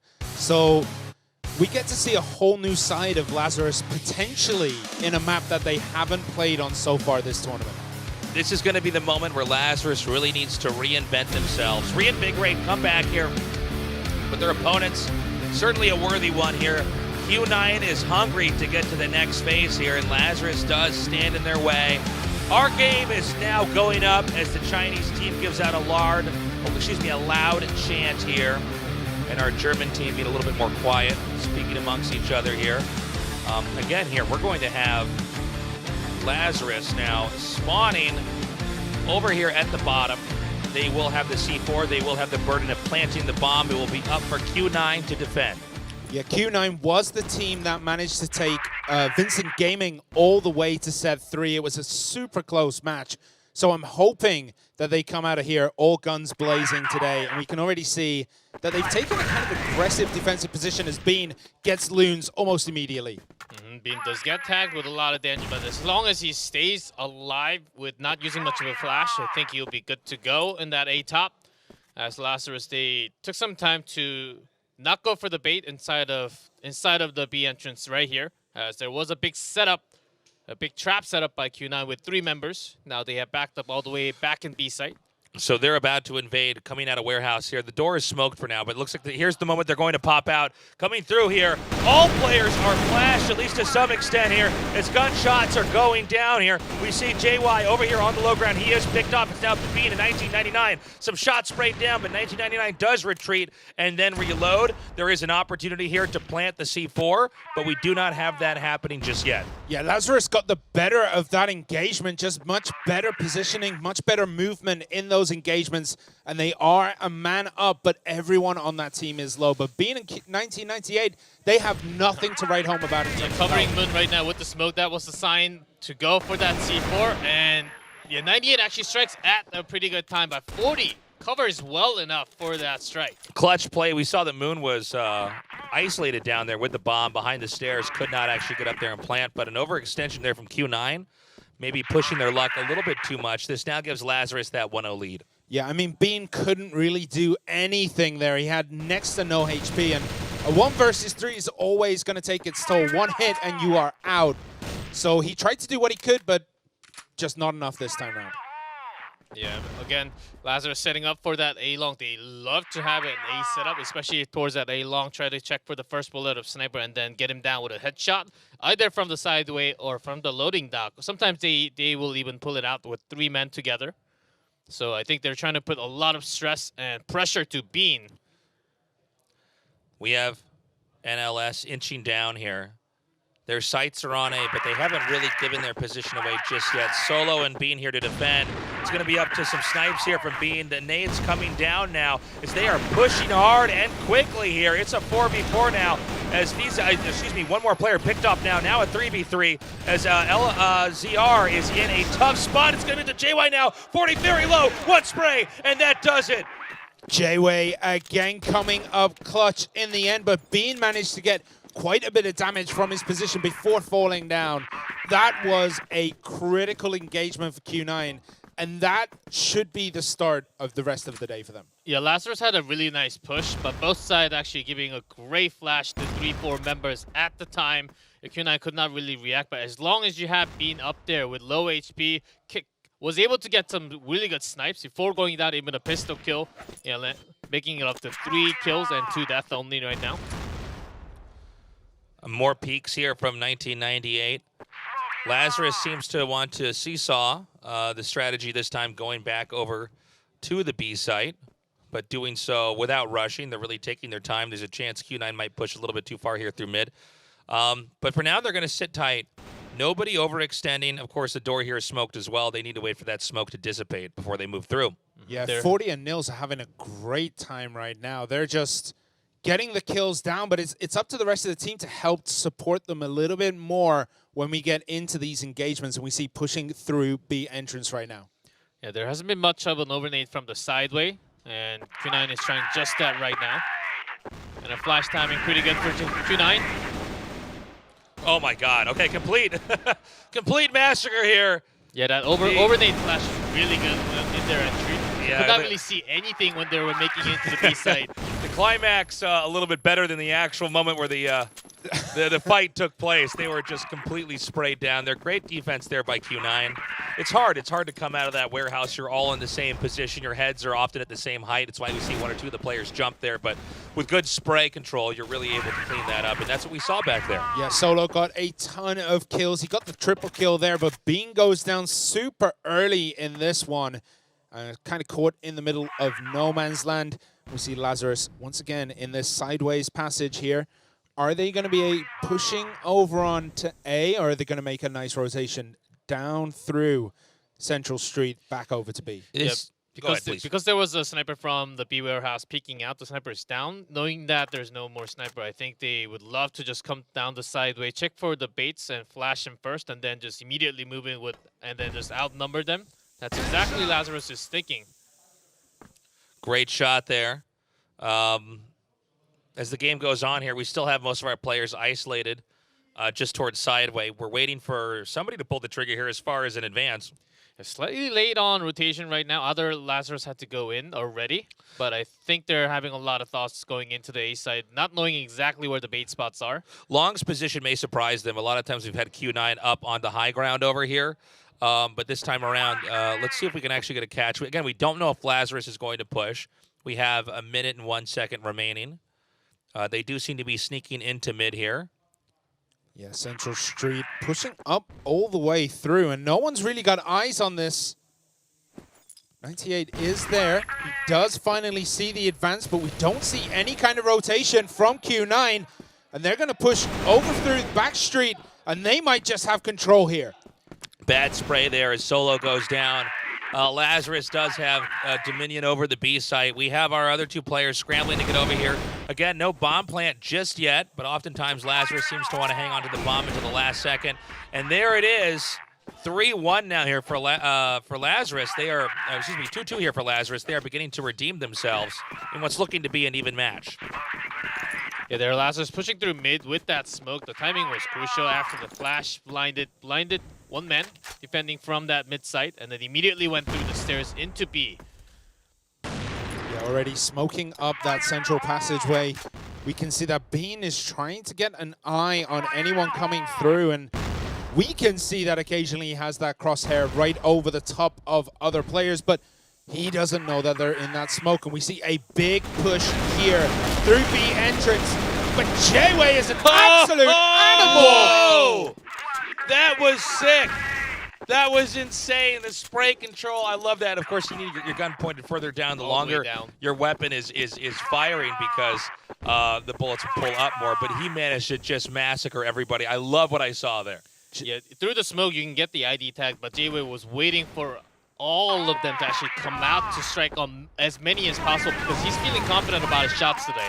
Yeah, he also got the quadra kill there. He got 4 in a row in next to no time whatsoever. And Lazarus, that might be like a nail in their coffin already at this point, because that was an epic loss. Yeah, that was pretty brutal. It was as brutal as it was quick, and it was very quick. This time around, we've got Lazarus, again, staying safe here in the middle. They've actually dropped the C4 for the time being, so one of the players isn't picked off, and they lose control of the location of the bomb. But this is going to be a slower beginning here. They're going to look and see, does anybody overextend? Can they get an idea of how many players are on what side of the map? And maybe from there they can delineate which side is better to attack. Yeah, they want Q9 to actually go out, but Jaowei actually stretching all the way back into the warehouse. He's going to come out and try to get the 2 members down against the 4 members. That's still a win. We have the bomb picked up once more. It's a 3v4 right now. Q9 with a very good 2-man split from A to B here. It's not clear where exactly Lazarus wants to go, but they do seem to be itching to dive into the A site, although it's going to be a very conservative and slow push for now. Yeah, Jayway getting the benefit of that engagement, 2 extra kills before he eventually goes down, and that's what he needs to do. Every time he pushes forward, he's getting multiple kills for just his 1 death. Great move coming around the corner. Solo with a great spray there. 40 now goes down. Is Solo going to completely hold this down? He does. Beautiful play. Oh, man. Solo on an absolute tear. If it's not Jayway getting these multiple kills, it's Solo getting an absolute ton of depth. Yeah, those moments worry me because it was just solo on the box with no flash onto the other members, but without the communication, they weren't really having their guns pointed at the right target at all. Yeah, which does worry me a lot for Lazarus going forward right now. This time around, Q9. We're seeing plays here where one player manages to, while being outnumbered and outgunned, completely hold down that position. I'm worried we might see Lazarus slip into the same play style that we saw here with the Black Dragons, where they just started to fall over and over and over. Yeah, so because of that, they're trying a lot more with the 5-man rifle. So far, no sniper action at all from Lazarus. Of course, when we change back into the GR in the second half, I'm pretty sure there's going to be at least one sniper back. It's a lot easier to just push with the 5 rifles from the BL side.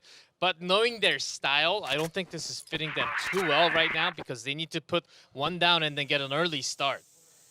We have mid getting pushed here.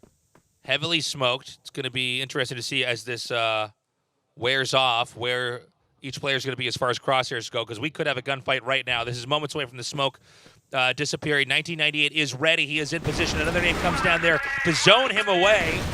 Yeah, J-Way goes down quickly. 1998 goes quickly, and this is exactly what Lazarus needs. This is a momentous comeback, but Bean is still up and is getting kills. We still have Solo as well, and that's another one for Bean.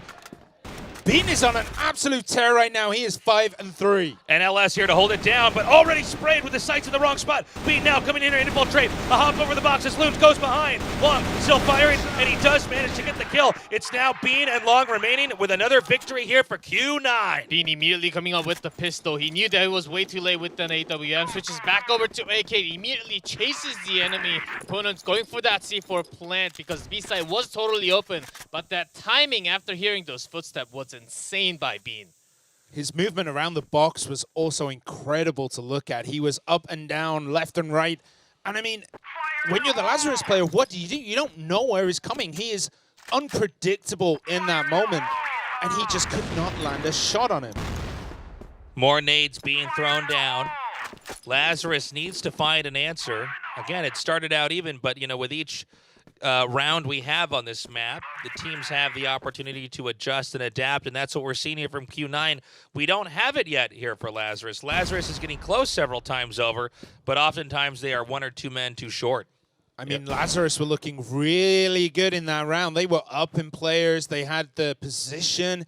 But then, like, Bean, while he's still alive, it feels like he's 3 players in 1. Like, you go up against him, and he's going to get kills against at least 2 of you in every engagement he's been a part of. Still, Q9, they're each member, especially Solo and Jiaowei today, and also Bean, has been showing above par level, just destroying the members of Lazarus in any part of form.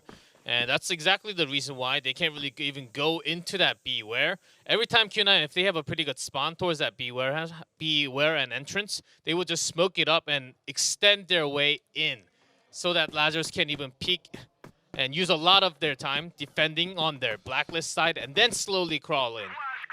There's a chance we might have Lazarus hop through mid over onto the B site here. I think that's what we're going to have as the warehouse is about to be occupied. We do have one Lazarus player, Q9 player in the warehouse already, but we're going to see if that fight actually happens. Excuse me, they're going to back out of there now. It looks like they may try to do a full-on mid-rush as they're going to try to nade this down here now. They only have 25 seconds on the clock, so they have to do this very quickly. Yeah, there was a great rotation over onto B from Q9, but that gave the go-ahead for Lazarus to start moving into these positions, but Q9 are just far too strong. Even Long getting multiple kills there. He's 4-0 on that map there. It's interesting to see how long Lazarus waited there. Sometimes that can be worthwhile because players will come peek and overextend, but then you only have 25 seconds to completely invade and plant the bomb, and that means you're going to be running full speed, right? You can easily be shot down that way. Absolutely, and we see already 1998 getting Moon off the board this early. Lazarus 4 against 5, and they're going to have to make a play, but what play can they possibly make that Q9 won't read? More shots fired here through the door. 1998, he's been doing a fantastic job of holding mid here.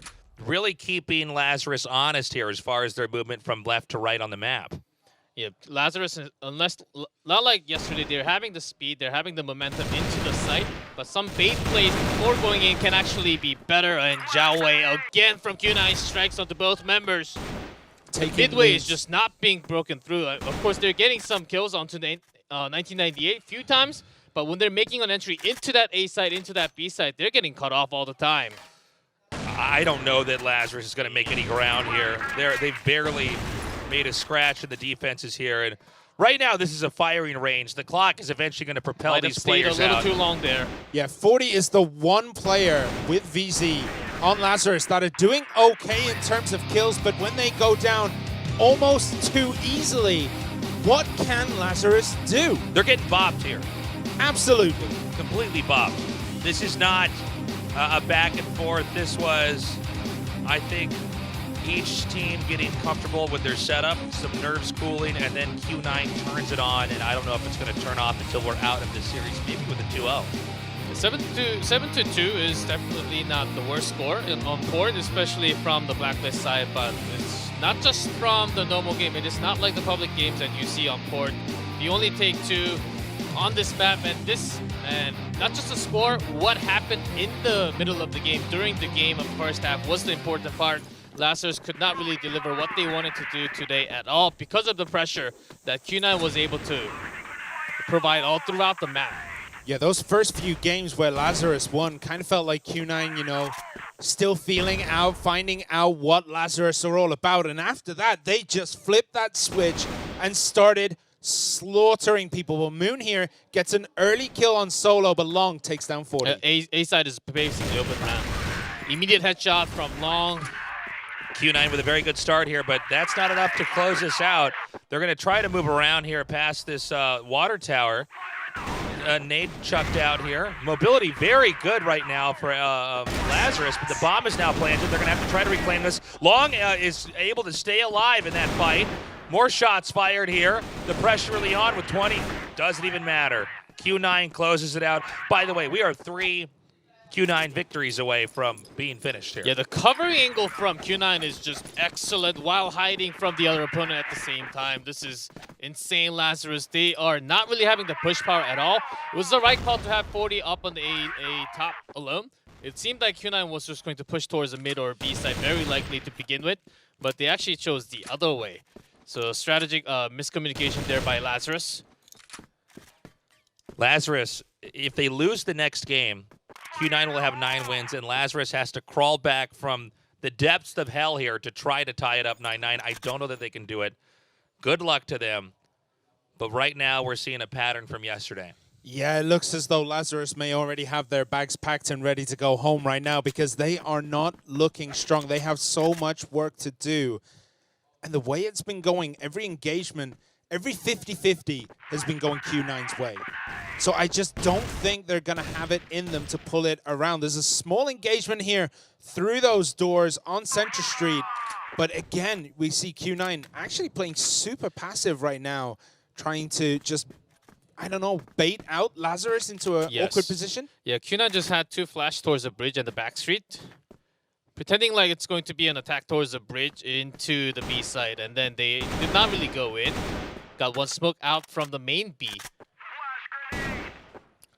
I appreciate Lazarus being cautious here. Q9, I think they're hoping for some type of overextension here.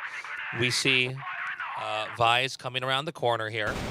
It looks like the C4 right now, by the way, from Q9 is over here. This is a pretty alternative strategy. C4 was an attempted slip-in over here to A site. C4 is down now, so this should be an easy closer here for Lazarus. All they have to do is hold down the fort for 35 seconds, and they should be good. Yeah, but Bean is still up. I know he has next to nothing left in the tank, but it's Bean. We've seen miracle plays, but there we go. 40 has him in his sights.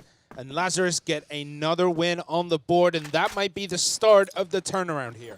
Let's hope so for Lazarus' sake. I will say I think Kuhn got a little bit too eccentric with what they were trying to do with a one-man bomb slip-in over to A site. I think we're going to see a reversal with probably more standard textbook play here, at least for Crossfire with Q9.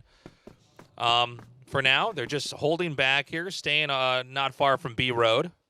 Yeah, this is that play from Q9 was exactly what you see from China oftentimes. The 2 as a bait into the B site, but they weren't really found first. It was actually the main attack that was found first by the check of I believe either Busy there or Loons from the A site. So that whole attack, whole bait play into that B site was basically found out immediately by Lazarus. Everyone on Q9 right now are stuck in this sideways alley. And it looks as though Lazarus still aren't aware that this is the strategy going forward. We can see there's a slight movement over to B side. If they go for it now, this could work. It's only 40 with one nade thrown out here. Long and Bean are just around the corner. The flash comes in. He's blinded. The infiltration comes. A counter flash thrown down onto the low ground. What can he get when he tries to come up and see? Back. Oh! Way too fast of an attack. 1998 was already up there. Oh, but one goes down on the side of Q9. Can Moon and Loons do it? It's going to be tough. It is 2 versus 4. And the 4 on Q9 have a lot of health to play with. Bomb now planted. Moon goes down, and that is going to be a the 9th victory here. Just incredible here. Now Lazarus has to win 6 games in a row. If there is any mistake, any misplay, any misfiring really here from Lazarus, Q9 is going to win our first map. Yeah, Q9 going into that A side while locking down 40 immediately with the flash, making him do nothing. And then he stayed up there for a while, but could not really deliver any pistol shots either for being flashed twice in a row. 40 might just be the one to catch this B rotation here. And if he does, he's going to be in a lot of trouble. There's a lot of Q9 there, and he is isolated right now as we see Loons close, but not close enough to help out. Yeah, he needs to get one and back out immediately. Sees Long. Oh, takes half damage only. No kill. Q9 with a slow crawl here. Again, hanging over on B road. But that hasn't triggered Lazarus to rotate back over to B. That's right. They're still staying back. We now have 3 in warehouse. Back cover over here by Long and Bean, just to make sure there's no rotation around, and there's not. Long now going to edge into position through mid. And I think in moments, here we go. Flash is sent out, shots fired. Solo coming in here, takes out Loons. 40 on the run here. He is low. He is picked off by JY. NLS, the only person into here to defend. The site is now theirs to take. The bomb may be planted. We have Vizy and Moon also coming around as this area is going to be smoked to seal it off to allow them to secure a position. 2v2 now, and shots with the smoke even this out. Yeah, no C4 yet, but then 1999 takes one more down to Moon, but he does not get any kills. Back for Lazarus, that is it. Q9 takes the first map. Lazarus right now is on life support here. They have one more loss, and that's it. I mean, comebacks do happen. I do believe in the redemption arc. We've seen it before in esports tournaments. But this time around, it's hard to envision Lazarus with the gunplay, with the strats, with the pushes. 100%. They had a couple of good performances in that second half, like 4 kills, 4 deaths, but nobody is going that super positive number that we see on Q9, where it's like 8-3, 8-4. Nobody is really having that standout performance that Lazarus really needs at this point. Even on that last round, after getting a half shot on the B side, I would have liked at least a member from A side to actually go into that bridge side for a quicker backup, or even a double backstreet, because they knew that attack was coming to B, unless they were waiting for over 15 seconds for a big rotation into that A side. That spray back to the smoke was just so cool. Again, Q9, again, another one we saw here. 3 players trying to break through. It's just Solo, fitting to his name, actually guns down all 3 players. Q9, it's going to be tough to envision a game where Lazarus has better play.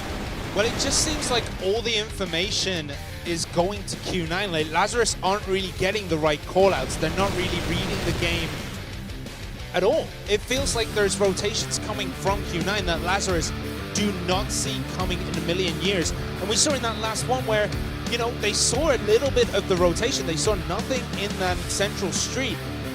They saw no one moving left and right. They should have probably thought that B was going to be the target, but they left so many people over on A. Yeah, I think those mistakes were basically moments of frustration created by less communication throughout the teammates. We saw a lot of miscommunication moments when when they see one on the box and bait footage, they have to focus fire one down and then work the other angle. Even if you're trusting your teammate to bring him down, you have to immediately turn after your teammate goes down. So those moments are totally needed when we go into compound in the second map. Map 2 is now loading up. We're waiting to see which side will spawn where. It will be Lazarus with the C4 on offense and Q9 on defense for the first half of Game 2. Again, Q9 here from China versus Germany. Q9 with a 1-0 lead. Yeah, Lazarus going deep all the way into the plaza. Yeah, no real rotation over onto double pillars or even down the pipe. So holding this central position, trying to find out where Q9 are, and they're trying to get the information they desperately need. But that C4 was in a very, very aggressive position, and if it had gone down right there, that would have been a very difficult position to pull back for Lazarus. Lazarus, again, taking it slow. They need to have a clean slate coming into this game. And remember, they got up to 2-2 at the start of the last game. They just weren't able to get much further than that. So I think each game here is going to be important for Lazarus to build a setup here where they can actually clean this series out. We already have one Lazarus player picked off. Yeah, one of the big strategy things for Lazarus has to be finding a way to shut down Bean and Jayway, because when they are heating up, they are scorching hot, and they just rip through this Lazarus team like butter. Yeah, after getting one from a Long, immediately goes back into the cover position. And because Long was in that bait spot, getting one more kill traded. Q9, again, keeping a man count lead as the push has gone slower and slower here. Now it's 3-4 here. Interestingly enough, Lazarus only just now turning around. They did try to push their issue here with A, are abandoning that, but I think an obvious rotation through mid may be problematic for them as well. It'll depend, though. They're all grouped together here. Jayway's on the hunt for blood. That's exactly what I was worried about. They saw two smokes coming out with the sniper, so they thought, okay, it has to be less men or less firepower immediately from that B side or mid. But it takes a very long time to go back to A long into that central plaza. One problem for these guys I've seen, especially with Lazarus, is, bullets kill you so fast in Crossfire. If you're swapping between a nade or a knife and a pistol or a rifle, and they're firing and you're not, you're dead. And we saw that for a split second back there. He literally could not have fired because, the third of a second it takes for your gun to actually be armed is enough for you to lose the game. Yeah, and Jayway knows this, and he just absolutely exploited the whole of Lazarus right there. It was a thing to behold, because you could see him drop through on the hunt. He could smell where Lazarus were, and then as soon as he spotted them, he wasn't even being defensive. He was being as aggressive as they come. Click, click, click. The whole of Lazarus went down. Yeah, Jayway's gaming senses right now, it's on top notch, where I don't think Lazarus will be taking him down anytime soon unless he's totally flashed. And we see a lot of total baits when 89 starts shooting. Solo is going to help him out from the window. Lazarus coming through double pillars here. 98 gets nails, but Loons and Moon get 2 big kills, but Jayway is still up. He gets Moon. He gets 40. Jayway does go down to VZ though, so Jayway, the big hitter, is down, but they still have Bean and Long, who have also proven themselves today to be absolutely keen marksmen. I like the smoking of that down there. Lazarus has actually turned back around. This looks like it might keep Long up there trying to defend. I think they... Bean's actually going to pop around here and try to catch one of the players. Here we go! Whiffed shot there. Perfect game sense by Bean. He was waiting for that rotation. He knew it was coming. He read Lazarus like a children's encyclopedia right there. He was just ready and going, but unfortunately, he absolutely whiffed that shot. And now it's going to be the A site with these sights on here, and Lazarus might have truly fooled Q9 as far as their position goes. In fact, they could even get shot in the back here. As we have, I think it's Long who's pointed in the completely wrong direction. Yes, it's because if it's just China versus China right now, it would have been B site with a fake attack, stay for the next 15 seconds in the double pillar, and then come back into the B site, because this attack actually took way too long of a time to come into A site. Loons just barely Not able to save that round. A little bit of lackluster defense there as they came through that window above. And again, Q9, even when deceived, they are able to galvanize themselves, regroup, and then push into there with almost nothing to stop them. It's not just great defense when they have the bomb sites, it's great offense when the bomb sites are taken. Yeah, when you're that decisive, the moment you think you're about to face the opponent is already facing you. And you're already losing the first bullet shot. And usually that's going to be the Q9 just striking into your face immediately. Lazarus, in terms of speed and momentum, the firing speed, they have been losing in every single control. It's not just that. It feels like Q9 just have the ultimate, like, sense on this map. They know exactly where Lazarus are before Lazarus are even there. It's like foresight or something, because look at the positioning right now. You can see that there's a nice little trap set up here by Long, where he might just catch Moon. This is exactly the position that Q9 love to play on the compound. Basically all forwards. Of course, there's no offsides here, but you can just go all the way out. Q9 would love to sweep, but knowing that Lazarus, they still have the strength to actually counter back. They won't go streaking out to like the plays that we have seen Super Valiant, but Q9 would go all the way forward, looking for those bait spots, even towards the A long side. Yeah, there's a little bit of back and forth over on double pillars, while the rest of Lazarus are over on the pipe, over by Central Plaza. So trying to keep at least 1998 pinned back is Loons. I think Lazarus, despite not having to win yet, is playing a better game here on map 2 than I would say on map 1. Would you agree? 100%. They're playing very, very smart. It's just Q9, even though like Lazarus have upped their game, Q9 just seem to be better as J-Way and Long get kills on Loons and Nils. And with the smoke, they know that it has to be an attack into that A site. Lazarus can't really dive in after getting flashed immediately from Q9. Yeah, it looks like they're zoned out for the time being. And so a natural retreat back here. But Q9's ready to catch this. Let's see how this actually goes here. Double angle, and 98 strikes from the back to clean Unreal. up. Just unreal. Beautiful play there. And now it's going to be one player here. It's 40, who is on his own with a sniper rifle, outmanned, outgunned. And that makes game number 3. Right now, Q9 on map 2, undefeated. 98's rotation down from double pillars over to Central Plaza was absolutely perfect. He felt in the waters here that Lazarus were going to start rotating back towards that Central Plaza, and they did, and he ends up coming up from behind and just taking them out all too easily. Okay, Lazarus in the back once again here. They're looking for an answer. I think idea-wise what they're doing is very good, but the movement and the gunplay from Q9 is just so strong. Yeah, would love to see some action towards the A side, not using Long, but directly into the A entrance from that mid plaza section. Because Q9, they have less of a bait setup. JY gunned down, a great push through mid here. They have to scramble, they've got to move. Which side are they going to go to, B or A? Pushing forward now. We see Q9 in a defensive posture. Oh my God, beautiful crossfire there. 98! And they wiped him out. 1998 is an absolute animal right now. No way he should have got that 4 there. But the man is just a machine. He just saw anything, a ripple in the floor, and he is like pew, pew, pew, and they are down again. Beautiful game there by Q9. Snap reflexes. The fact that they both guarded the narrow corridor on one side, it's very easy to spray down players from 2 different angles, especially when after breaching mid, they need to rush. You can't slow push through that second half of mid. And so they played right into Q9's natural hands. Yeah, but Lazarus did exactly what they needed to do there. They were just outgunned by 1998. I mean, that push, that rotation was perfect. It was picturesque. They did everything they needed to do.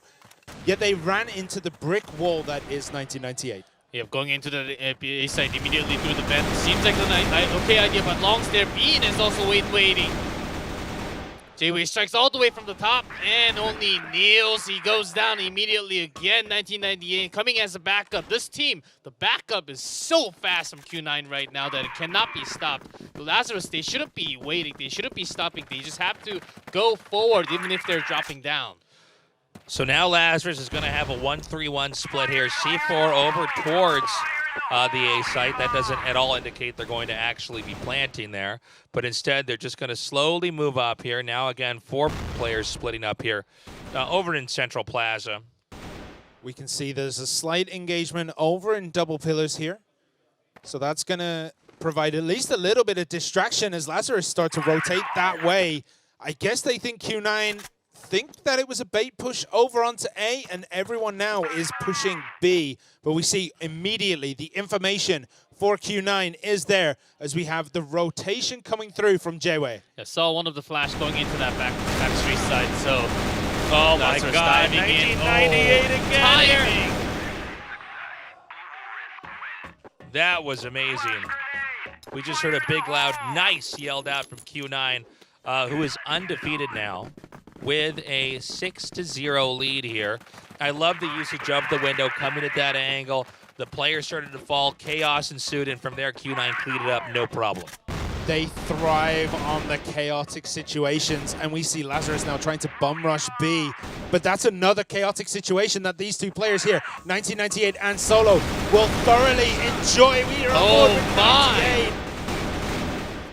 We have another push coming through. It's 3 versus 3 here. Another name goes down. A flash, Bean. though. Beautiful play by Oh! Bean! Just Loons, low HP. It's just 1 player left. Loons, again, this is a very... Oh! What can we say after that? Not much. There's nothing left to be said here. That was an insane point-blank shot straight through the hip.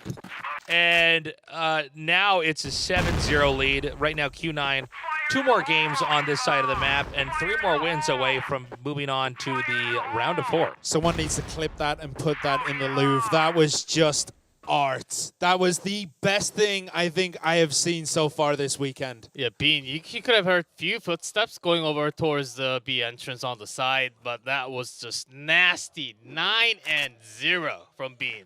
No deaths so far. Okay, 4 players over here.